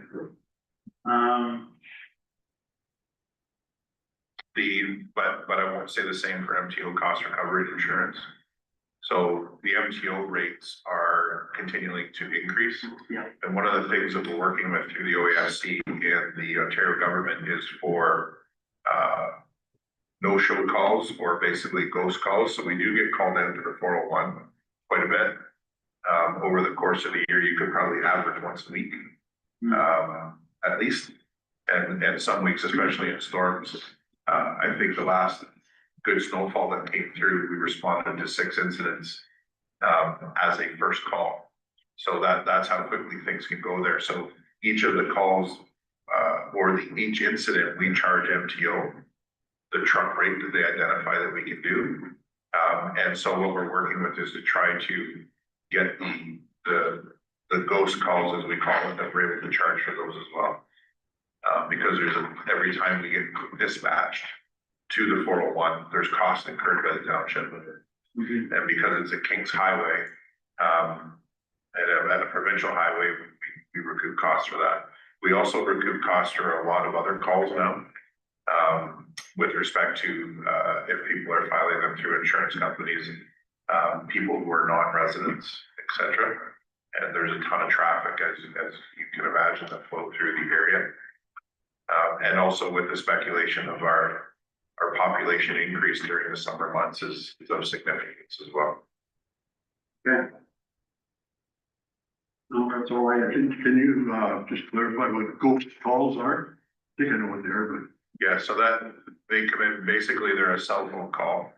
Usually somebody saw something that they thought they should call 911 and they report it, we go out and chase it, and it doesn't exist. I'll let it ghost call. It's unfortunate. Because it costs us a lot of time and money, and you take people. It costs you a lot of time and money. And take people away from their families, so on occasion anyways. I'd like to comment first of all that I did have a couple of comments or questions regarding the capital for the Station 1, Station 2. It seems to make sense, so I'm glad that my counterparts brought it up. I also would like to comment on what what Mike was saying. It is pretty clear and pretty clean, so thank you very much for doing that. I do have one comment, it might be controversial or for whatever, I'm not sure, but I see that there's $330,000 going into the 2026 budget for fire. And my comment to that would be, we've already put an awful lot of money into fire. And I do realize that the equipment's expensive, et cetera, et cetera. But I would like to see some of that, or maybe even all, but at least some of it moved over to Public Works, because we don't have that much in reserves for Public Works. So the 330,000 is tied to your apparatus procurement plan, which is a capital assets of about 6 million. It probably is less than that now. I think that was the original amount. So when we brought that plan to council several years ago, that was to identify 330 every year to go away into reserves, so that when the next $1 million truck needs to be purchased, the money's in the account. When I first started in the department in 2021, there was nothing existed. So that's what that's there for. It's for the future. I know it's there for the future, but I think we should be borrowing or taking or moving it from one year to the next, because Public Works isn't got very much left. I think it's like $350,000. Mary Catherine? I appreciate what both of you guys are saying. I know that that was my first year on council, and I was a fire rep, and I was very supportive and speaking to that, because we don't want to be in a position where we can't afford a large purchase cost in the future. Having said that, it's keeping me awake that there's not enough money in our Public Works thing, and it's the 92,000 increase to the tax levy that's happening with this fire budget. I mean, I know I'm quite a curmudgeon if I say 1% to the tax levy for fire is too much, but at the same time, if there's any budget that does have extra money somewhere, and if we're looking at a 1% tax increase, more or less, for fire, I would prefer to see a 1% freezing fire and giving the 1% to Public Works. I think. But I'm not suggesting you freeze it. I'm just suggesting you move the reserve from one. And is that possible? That's just robbing Peter to pay Paul, and we're ending up with the same problem. Respectfully, I respect your guys' decision. The one thing that wasn't addressed with respect to the reserves, there still is, depending on how the department falls out after speaking to Public Works. So there's been some conversation amongst different council members that Public Works reserve is down to 300-some-odd-thousand after the monies that are there. But you also haven't included the closing entries for 2025 and the 550,000 of unspent capital that will be moved into reserves that will replenish that, and that is not reflected in the budget. So that is one thing that you do need to take into account. So really, in essence, there is 850-900,000 in Public Works after those closing entries get done from the auditor in 25. So I understand that you're concerned there's 380,000, but you have to consider all of the numbers there. Delaying a procurement plan, much like delaying the Public Works procurement plan, if that is what you wanted to do, much like approving a 0% tax increase, has compounding effects. I just caution you on your decision. I'm not sure what that means. It has compounding effects. Meaning that your numbers that you put away each year builds that you will then be short later on, plus compounding interest. That's all. Your decision is yours. Yeah. And I guess I was looking way out to 2038. I think you're pretty well covered all the way to 2030, or start to run short in 2038, which is a long time away. Mike, go ahead, Greg. Your worship, and I agree with what the CEO was saying and what Mary Catherine, I see what you're saying, Mr. Mayor. It's just that these have been planned out now for a few years, and if you start taking from fire to give back over to public works, then that means fires is all gonna get messed up and maybe next council it'll be, they wanna take from public works to whatever. I think we sort of stick to what it is. This is what we put away in fire. This is what we, because I think the next large purchase in fire is not until 2030. That's right. And hopefully that council then will appreciate what we've done to say there's $600,000 in there to buy the truck, or who knows, could be a million trucks by then. No, it's 2030, 4 years from now, so that'd be 1.2 million plus the 600,000 we already have. But I understand your situation. I just think we sort of stay the course, and it's like, let's stay the way we're going and not mess with them because they're both intertwined. And if we start moving one Peter to paper Paul, then it does. But I understand both sides. I guess the other thing too, if we have to do it during the year, we'll just have to do it. Well, the truck breaks down, or if a tandem truck breaks down or something, and we have to pay the price, and we have to pay it, we'll have to get it somewhere else, right? Yep. Mary Catherine? Going back to what's in front of us, the $100,000 grant you're anticipating, I think you referenced it, but it's late in the afternoon. What did you say? No problem, I'm happy to clarify. So we received the good news from the health and safety grant that we received 50,000. That hasn't landed yet, so that's why I put it in the 26 budget.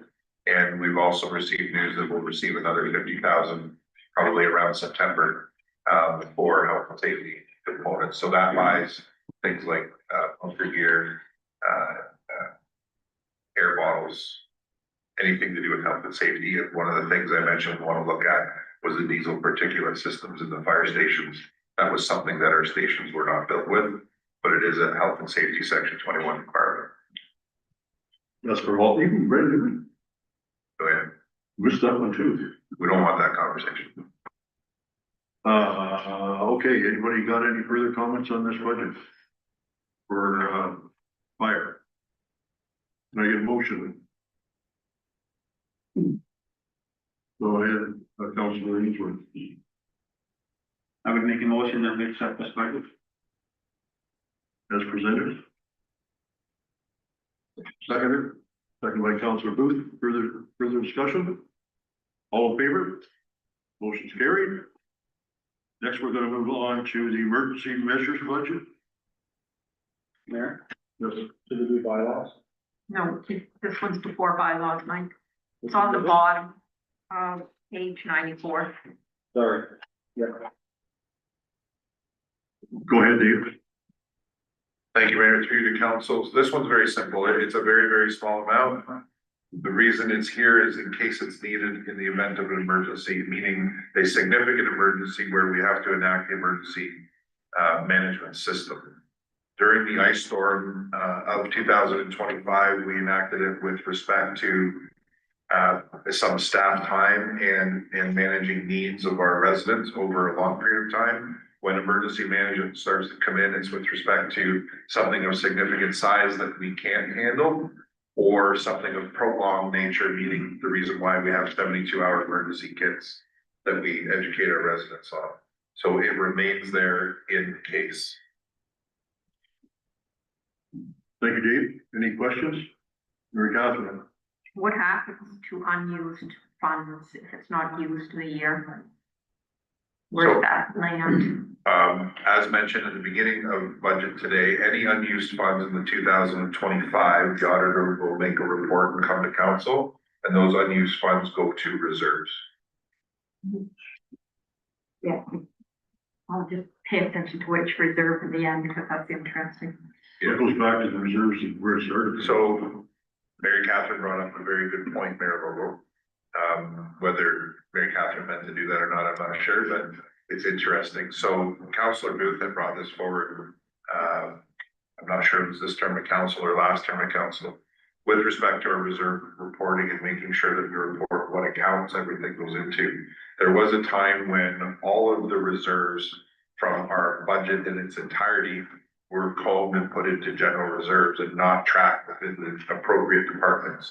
I know that now through the process we've had last year, this year, that things are being tracked in the specific departments where those reserves are allocated.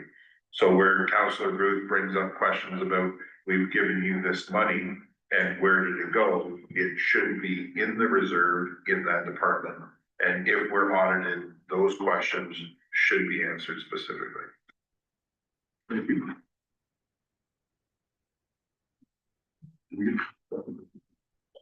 We get a mover and a seconder to, for the emergency measures budget. Moved by Councilor Booth. Second by Councilor O'Neill. Any further discussion? Approved, yes. Mike? To you, Mayor, I'm just wondering if this motion, maybe not. I guess what I'm thinking about is, should this budget have a cap on? Let's say we come back 3 years from now, and there's $60,000 in.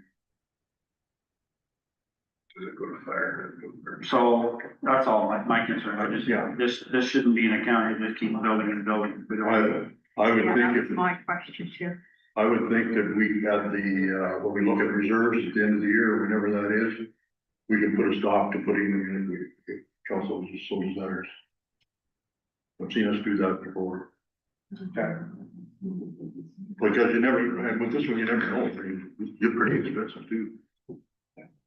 All in favor? Carried. Next, we have our draft budget for the, bylaw. Mayor Logan, can I address the last little bit of the last diatribe that happened there? With respect to using of reserves. So the report and the budget that's before you shows that your reserve account through all of the funds, all of the accounts, the departments, pardon me, you're gonna be somewhere around 6 million. We also know that the development charges account is somewhere around 2.6. We've taken some of that 2.6 and injected into this budget as per our policy statements requirement. So all in all, when you combine that, you're sitting somewhere around 8.6 million. So when it comes to conversations for future budgets, what kind of reserves that you want to use, that conversation definitely needs to happen at the council table. We can make suggestions, but that money is also there for the municipality to use for advancement. And specifically under the DC development charges legislation approved in February 25, you can also borrow against that money. You can use that money as long as that you pay it back. It's when you use it permanently that it becomes an entry within your budget system. So as long as you, you can take it out of the DC, but you must eventually pay that back to DCs. You have to track it all. It has to all be audited. Your auditor has to be aware. It all has to be reported to council. It all has to be reported to public, but you can borrow from your DCs, provided you give back to your DCs. Yes. So, using the example of us being a little bit short in public works, if we needed some money, we could take it out of the DC charge and put it into reserves in public works. Your municipality, this township has so much borrowing power, it's not funny. You're sitting at 4% overall. You have cash in the bank. You don't want to spend it all without it being as Councilor Booth mentioned, a properly calculated risk. You have many avenues that you can look at. And from my experience, when you talk to politicians and that type of stuff, that are higher up, they expect, the province expects you, if you need money, to borrow it. But keep a good amount in your reserves as well. Sure. And pay that little bit of extra, so that way you're using your borrowed money to pay for stuff, but you still have your big chunk of money sitting in reserves in case you need it. And not only in case you need it, but for to gather interest. Which I find a little bit difficult, because that's not the way I work myself, but anyways. I understand. Bylaw? Bylaw? Yeah. Just to comment on what you said, I appreciate your explanation, but I don't think we should be lumping in the library reserves or the water reserves with the numbers that we have, so take out there 1.1 million. Go ahead. Go fish. Councilor Neil, it's your turn. Oh, you're looking at Okay. bylaw. Bylaws. I know. So your bylaw, the reason for the increase in revenues, as identified in council, a couple of council meetings ago, there is, input there from the county bylaw, so that's the forest bylaw position, and then we've left everything else the same. The increase in bylaw wages directly reflects the requirement for, forestry bylaw, 2 people Friday, Saturday, Sunday. Which is offsetting from the 75,000 that comes in for, revenues with respect to that. So there is no significant changes to bylaw. There's no position changes that, other than what we've already brought to council. Just a quick comment or a question. How is the county, are we getting positive comments from the county? Because I know there was a big problem with this a few years ago when they had their own people, or they'd hired out some contractors to manage the security of the forest. My understanding is county staff, OPP and related are all extremely happy with the change of direction. That's good to hear. Thank you. Anybody have any questions or comments regarding bylaw? Here, Catherine? When did we last review the campground registration fee?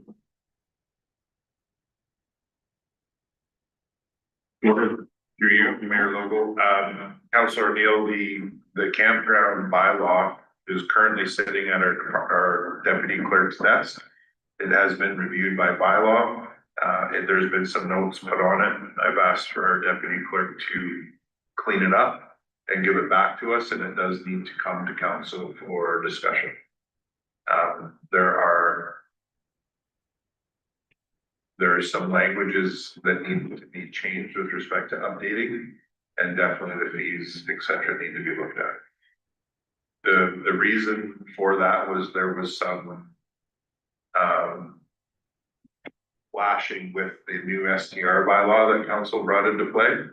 And so we were ending up into some difficulties making some decisions in bylaw. So that's why it's. Does that answer, is that aligned with your thinking? Any further questions? You. I'm getting kind of. So. When we're looking at this and we're looking at the actuals, maybe I'm on the wrong page. Maybe if I flip the page, it answers my question. It has the answer on the back. It was just that it looked at the bottom of that one, like there was this huge increase that wasn't being offset by the county budget, but then when I flipped the page, I see that it is. The answers are there, you just gotta find them. Okay, anybody else have any further questions? Can I get a mover and a second to approve this, emergency management measures budget? Bylaw budget. Bylaw, oh, I'm sorry, thank you. Bylaw budget.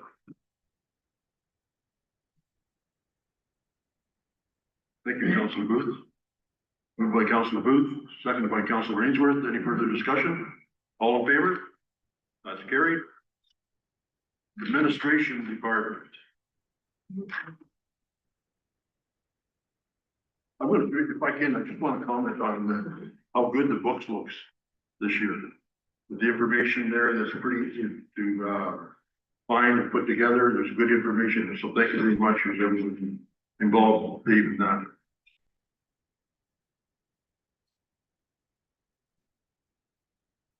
Madam Clerk, I think you had something to do with it, or? Deputy Madam Clerk? To do with it. It was very well done, and Aaron's portion of it too, so thank you very much.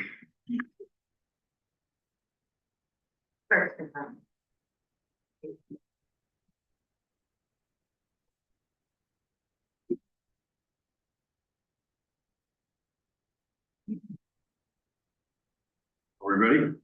Yep. Go ahead, Dave. So your 2026 administrative budget, looking at your expenses, or sorry, your revenues, slight increase with respect to OMBF,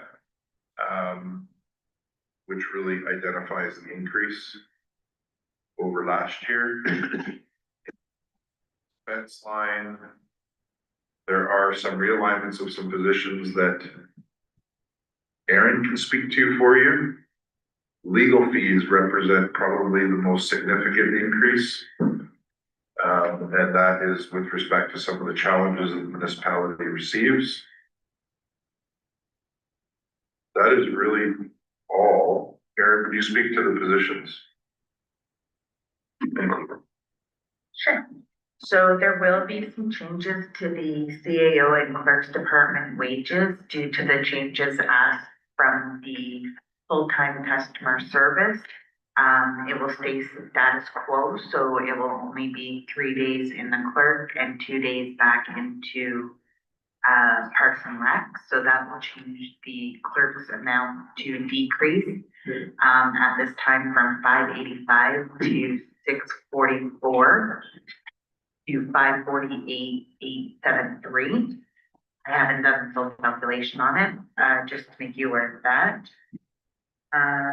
And in the HR wages, there is a slight increase that is to include my current position to be fully funded by the HR department, as it was impacts partly with the treasury as well as currently I do have help in my department doing payroll, and that helps cover and offset some of their salary as well.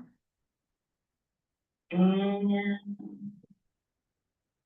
the finance wages, that again includes your treasurer and tax clerk, and the rest of the finance team, realigning again, putting everything back into where it needs to be.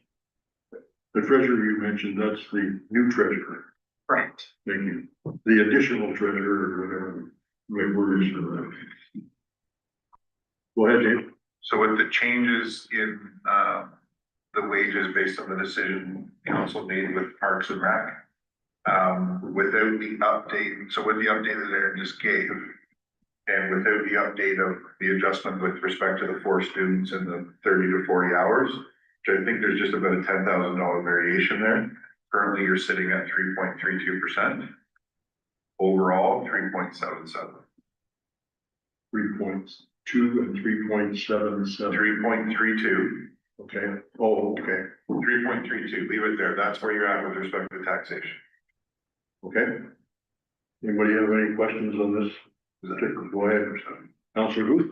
To your worship, they're probably just explanations, that's all, but on page 103, it talks about admin miscellaneous, 124,556 under revenue. Just not sure what that is, maybe just brain freeze, but. I can speak to that. That is some refunds that we have received from WSIB from prior years, and speaking with the auditor, so it didn't mess up our account in 2025. He asked me to put it there for now, and they will deal with it for past years. Okay, thank you. And on page 104, Dave explained most of the things other than the capital admin miscellaneous. When I see that, there's 65,000. Is that town hall, what the mayor was talking about? Are we using that, or what's? So that's being brought forward from this year as the compensation review has not been completed, as well as the development charges. So that's an in and an out from 2025. It's just being brought forward, so it shows in our budget for this year. Okay, so it's actually last year's money then. Okay, thank you. That we haven't spent, and the projects isn't quite done yet, but we're working. They're in progress. In progress, good, thank you. Anybody else have any questions or comments? Just Mayor Calvin? back to the legal fees. Is this where we're seeing the expenses related to the union first contract? No. No. No, those fall under the HR services legal fees. That also includes the contract for our outside help as well with negotiations. Sorry, yes, that's the line I was looking at. I set a table last year and approved 60,000, which I was told by both sides was a very reasonable amount to have on there. And now I know that you came back and that number was made much larger. Does this mean I'm now being asked to put a further 100,000 into the union contract negotiations? At this time, that is correct. Oh, we need to talk. How do we not have that bill? Now, I don't know if this is going for negotiations. There's an awful, and I shouldn't be speaking on your behalf. There's an awful lot of extra work that goes into once you start first negotiations. There's the preparation of putting the booklet together and a lot of that type stuff. And I don't know if that's covered in there, but I would say this is a lot of work into that. Maybe I'll take the words out of your mouth, Mary. No, it has gone on, unfortunately for a year. We're in now our second year to try to process our first contract. And that's about all I can speak to it as we are in blackout. So, for now, the information is that we're still moving forward. Unfortunately, we're not where we want to be and we need the funds available. Mary Gottlieb? As a counselor, I sure want to know what other strategies, options, where we're going from this, because the cost of this conflict continuing is unsustainable. We're already $150,000. Here's another $100,000, $250,000 in fighting with our own employees. There has to be a better way. Mayor Lowe, Yes, I just need to address the comment about the fighting. So, the comment about the fighting, that staff are fighting, there's no fighting. I would like to let you know that management remains fully committed to establishing a very responsible and reflective bargaining contract with QP representing our employees. 100%. That has been expressed time and time again. So I just want to clarify that your management team, that is your bargaining team, that is at the table, it definitely is not fighting. We're doing the very best we can under some very strict guidelines and things that we need to follow. So I just want to clarify. thank you. It's important for us. Anybody else have any questions or comments? I think Councillor Booth is helping me out a little bit, and I appreciate that regarding the building, the municipal building. Are we able to put some money in there for the work that we're doing so far and still stay under that 5%? So respectfully, Mayor, we haven't brought that report back to council yet. I had a meeting in between Christmas and New Year's with Pension, because I've asked for, but there's a couple of things that need to be updated. One is I've asked for what would the cost of a structural assessment be without asbestos being in the building. I'm happy to let council know that we have been informed that there is no asbestos in the building. But it does not change Pension's direction on what is required for an appropriate structural assessment given the current condition of the building. So we're still back to the needs assessment requirement, but I need to put that together in a report to council. So how much a needs assessment would cost with respect to the municipal building, I don't know. That needs to be researched. So what amount of money to put in the budget, I can't really advise you. If you wanted to earmark 50,000, you could. Currently you're sitting at 3.32%. If you less growth than 1.01 puts you at 2.21, add your 2% levy for infrastructure, you're sitting at 4.31%. 0.7 of 90,000 bucks, 80,000 bucks. Is that right? I would just give you the information on the tax component where you're currently sitting. So I would think if we're shooting for a 5%, including the pardon me, 2% for, infrastructure, there's probably $50,000 that we could earmark for there, and I would like to do that because I want to make sure that that's in there and earmark, and maybe this council won't get to it all, but we've got to get some movement on that. I can put it in for you, let you know what the calculation is. Perfect, thank you. Anybody else got any questions regarding this one? Your Catherine? We're leaving this one then to come back to us next meeting. Is that what I'm understanding? We can do that Okay. with the understanding that that's what we're looking for. That, unless you can answer this now. I can answer now what that would do.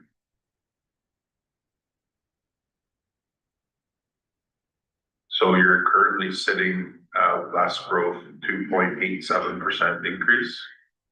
Plus your 2% levy would be 4.87.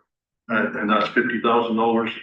Maybe 50,000 in a fund for council future consideration with regards to that. Perfect. I'm happy. Go ahead, Greg.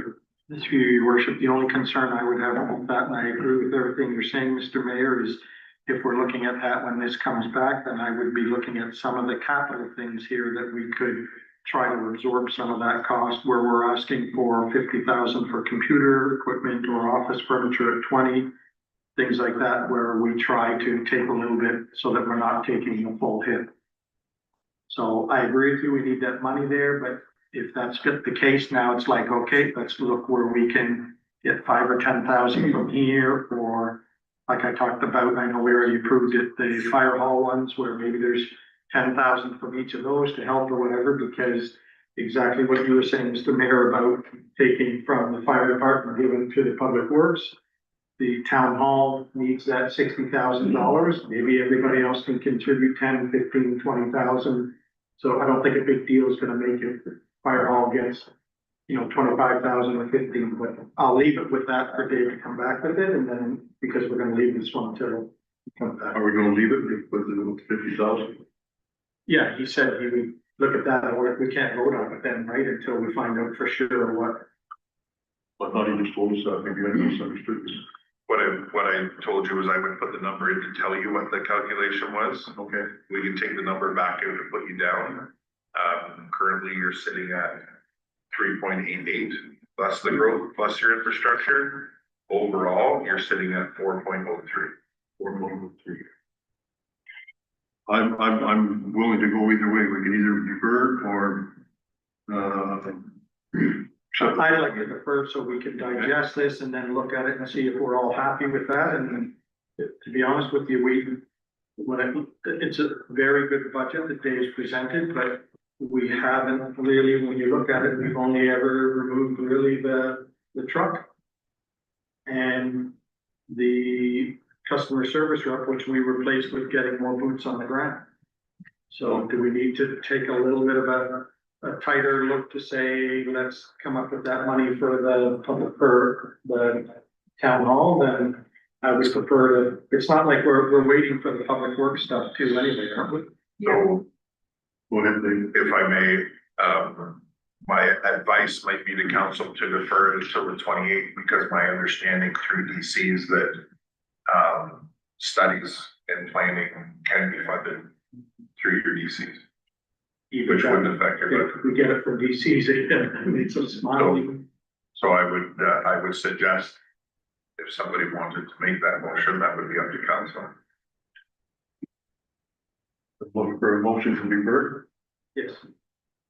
Make that motion to do. By the next Council Booth, seconded by Council O'Neill. Do you have a question? Council. I did, Mayor, but, CEO kind of answered, because I was wondering what we could do with the development charges for this last year that you're talking about for the, town hall. That we didn't have to touch the budget anyway, because we use development charges for that. That's what he's gonna find out for us. Very good. One of the other things I'd like us to look at now before we pass this section of the budget is that amount in there, the 100,000. I'm having a very difficult time. The 100,000. Yeah, what are our options that, no, the 100,000 for the HR legal fees around the union.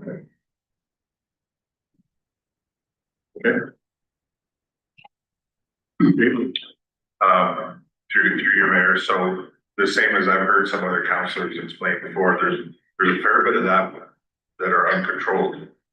Where we get to deal with what gets thrown at us. And I'll repeat, we remain fully committed to put together a great bargaining agreement. not gonna pass that. Thank you. All in favor? That's carried. Mike, you have a final? Well, sorry, Mayor, I did have a question about the development charges. Do we even need to have this motion? Before we okay it, if we can take the money for the municipal, the development charges, we don't have to do them. You just can't do that. That's why Dave said he would research it to see how much, if anything, we could, and if he comes back and says he can cover the whole amount the mayor wants, then. You know, you gotta remember, like, that's an old building and development charges are based, in my understanding, a lot on the aging buildings. So just for clarity, Mayor Lowell, that's with respect to replacing assets. So if you replaced it, then there's percentages. But when you're looking at future planning with respect to growth and your municipal office renovation project and or replacement is directly related to growth in many different ways, because number one, there's not enough offices to support the amount of staff you have. And number two, the building needs to be looked at with consideration of how big of a council chambers do you need? What location should it be in, if it should be moved? There's so much of that, and it is all reflective of growth of the municipality. Okay, good. We just need to be sure with making the decision and pulling monies from the fund. Thank you. We did get a motion. Okay. We're still working along. We got external service. No, you have heritage and cemetery. Well, we have the cemeteries. Heritage, pardon me. Go ahead, Dave. Heritage, pretty much remains the same as last year. Very low. Any questions? Your Catherine? That money, since there was no real expenses here, in fact, only revenue, that money won't be taken from the hall reserves, correct?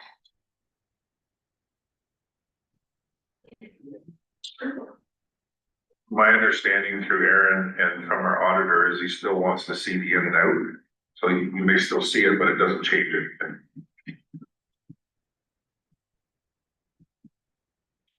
So what you're saying is it'll show us taking 1,500 out and then putting 1,500 back in? Correct, it'll be a journal entry. Okay, Because the journal entry is then reflective of what council approved through the budget process of 25. So you'll see the journal entry of it coming out, but because your actuals don't show much, no, they only show income. but right, so then you will see that as another journal entry going back into the account. Did I help? Yeah. Your Catherine, you have another follow-up? I see a new insurance cost of $417. What would be covered under that insurance? Heritage. Reports coming to council on the 28th. We're gonna get all that clarity for you on the 28th. Excellent. Can we just defer this then and do that on the 28th then? Perfect, thank you. No, I guess. I can't give it. We can't do that. That's gotta go that way. Mike, you have a comment? Yes, through you, Mayor. We need to do a better job with looking after these cemeteries. We're not on the cemeteries yet, Mike. We're just. We're still in heritage. But he said there's a report coming, so I'll make a motion that we wait till the report on the 28th. And that report is for the insurance? Okay, you need a motion to defer that. Okay. Second by Councilor Booth. Any Any comments? All in favor? Motion's carried. Next we have the cemetery. Thanks, Mayor. No, with the cemeteries, I think you wanna go Dave first? So the person that should lead us here is the clerk. I think so too. Do you want to lead us or want me to do it? Okay, so the budget that is before you is reflective of the fees and charges bylaw that you approved before Christmas. Just to identify the changes in fees, and then with respect to the allocated accounts, there really isn't a ton here either. Thank you, Dave. Questions or comments? Councilor Ainsworth. Through you, Mayor. I just wonder if there's enough in this budget to look after the cemetery better. You know, we have multiple, not 15 or 20 complaints, but we have enough complaints that they need to be looked after, and then basically it's, you know, making sure the grass is level so any of the divots are taken out, the older people that are walking through them. Grass is cut properly, not hitting the stones with lawnmowers. And, you know, I just think there should be more money in this budget just for, care and maintenance of the cemeteries. Go ahead, Mike, or, Through your worship, and I think, Mike, that'll reflect in if we go back to having a better grass cutting crew in that if we have somebody watching, and we have 4 people on the grass cutting crew, that I think at least the complaints about the grass cutting and everything, because this has been something over the years we've heard, and it's mostly when I hear it, it's because it's not kept up, right? There will always be the odd one that falls or gets a chip or something, but it's more, you know, it doesn't look very well kept if it's not cut, especially when the grass grows. And I think there will be a difference if we get back to the way that we had. and I think, personally, I think that, Zach will handle that pretty good, and he will make sure that we don't get those holes, because that's what makes the grass look bad, is you get the hole and you go up and down with your machine and all that has to be tied together. Your comment? Well, I think we've made an improvement by going back to the, grass cutting team, so we will have more people doing more work. But I do think, based on some of the conversations I've had with, people in the past, they would like the staff to be given more orientation before working in the, cemeteries, because of how do you maneuver nicely around the, stone, and where you get unevenness because of it. What are the steps to take to deal with that? So I think, having and Zach's not here anymore, but, just a real orientation that's specific to, caring for graveyards would be appreciated. I think if council hears it, and you probably will hear it, if we're not doing a good job, if it comes to council, we can go to staff, and I'm sure Zach will take the necessary steps to make those corrections. Go ahead, you have another comment, Mike? Yeah, I do, Mayor, thank you. You know, it's great to get the students. It's great if you can get some good, as far as work ethic goes. And, you know, I guess all I could ask for is that they get proper training and understand what the cemeteries mean to the living residents that go out there every day and pay their respects and visit. And I agree with you, training is 75% of it, you know, maybe something like 75, but it's also the person that takes pride in the job, and if he isn't able to do that, then the boss has to take the necessary steps to bring that under control. And if you don't have that, then 75% training is probably 50% of the thing that they're getting. It's not a race. I think that's what's happening, is they just wanna get in there and get it done. It's not a race, especially the cemeteries. I agree. And when you get those people racing, it's when you get damaged as well too. It's just taking care of them. So can we get a mover and a seconder from cemetery budget? Go ahead, Mike. So my original question, is there nothing? I've asked for movers, can you move this? And then I'll come back to your. Okay, I'll move. Seconded by Councilor Booth. Go ahead, Mike.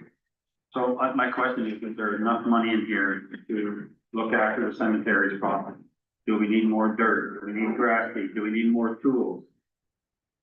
Do we need tools to fix the stones if they hit them and move them? So all these little things that are happening, I'm just cautious on passing this without those coming to light, making sure that we can cover this properly.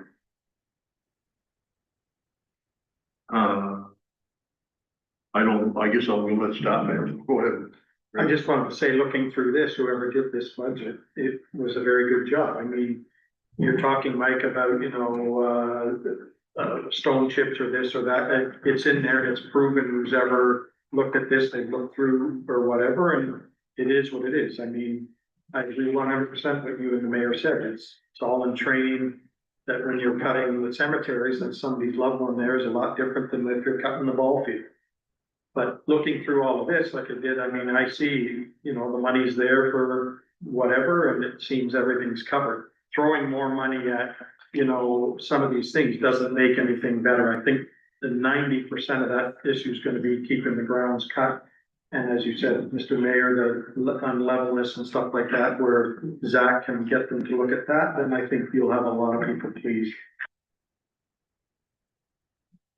Yeah, go ahead, Councilor Leo.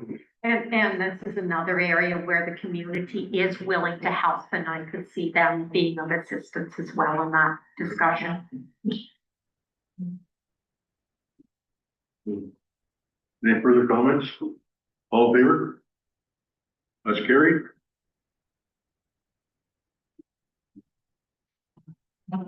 Library is done. I think we're, done. Well, Go ahead. just a question to your worship. Last year, we actually voted on the Lower Trent and Ganaraska. We're not doing that this year or what? I know Lower Trent made their presentation and I haven't heard anything back from her.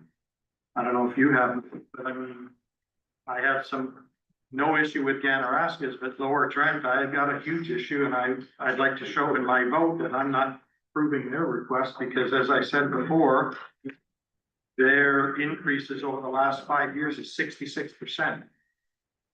And if they want to know why the PC government is going after them and going from whatever it is down to, well, I can tell you, they're one of them. Because I'm sure they must be driving Mr. Ford and Mr. Pacini nuts, right? So I'm not just sure. We voted on it last year. We're not voting this year or what? I wonder, thank you for bringing that up. I wonder, I didn't see anything on the police. Sorry. We're gonna have to bring that to you on the 28th. I am noticing the same thing right now as well. So you have, Enviro, which is your Ganaraska, Lower Trent Lakes. So that needs to come to you. There is a 1% over last year increase. Your police services board needs to come to you. That's an expected 11%, which we were told about.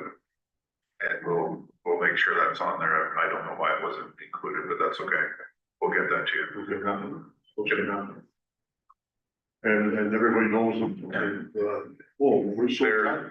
Their reports, when I'm giving you the percentage increases for taxes, their reports are included in that calculation. So we'll we'll get you to demonstrate. Good. Yeah. That's scary. It's good to be scary. No. Okay, council, have any other further comments? Your Kathy? I would appreciate seeing the more granular list of, all of our reserves before, at the next meeting on the 28th. I don't know if I need to do that as a motion or. I'm sure that they'll bring it. What was the ask? The more granular list of the reserves. You want more granular? More detail. That looks like that. Can you more do a detail. detailed list for them? And, also added to the overview of the breakdown, because I want to ask for at the beginning with the 4 things. how much of it is a tax increase, how much is growth increase, how much is reserves, and how much is development charges. And then finally, if I could request an overview of the full budget package, wage package on our budget. Just the sum number at the end. Is that your request? Yeah, Is that your motion? well, that's what first, they said I didn't need a motion, but I'll do it as a motion if you prefer. The list of all reserves. The breakdown between, tax levy increase. Growth increase. What is taken from reserves and what is taken from development charges. And then the, wage package as a whole, the impact on the budget. So I can show you later, it's just yes. I'll show it, I'll give it to you, okay? So we got, that's been moved. Can we get a seconder for that?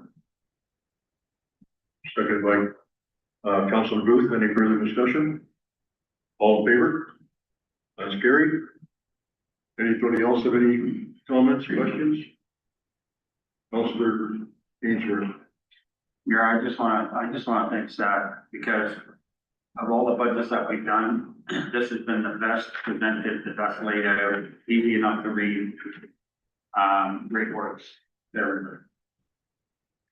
And all rah that as well, because I think. No, it's really work. It's council asked, where we are give direction to staff and where we'd like to end up about. And they're very, very close. In fact, they've actually beat that a little bit. And it's much appreciated and, with a lot of effort. But, made the day go much quicker too. So thank you very much.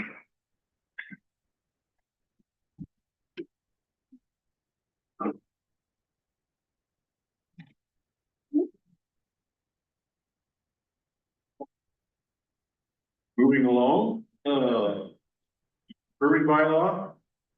Is recommended the council of the corporation of the township of Allen enact as follows. Their bylaw number 202605, being a bylaw to adopt the proceedings of the special council meeting held on the 14th day of January 2026, and to authorize its execution be given a first, second, and third reading, and finally pass this 14th day of January 2026.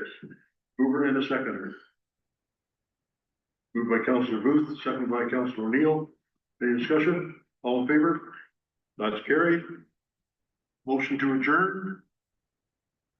It is recommended that the council adjourn the special council meeting held on January 14th, 2025. Be adjourned at 4:03 p.m. Mover and seconded. Moved by Councilor O'Neill, seconded by Councilor Booth. All in favor? Thank you. That's good. Thank you very much. Right there, Dave, for our hands up. Great job.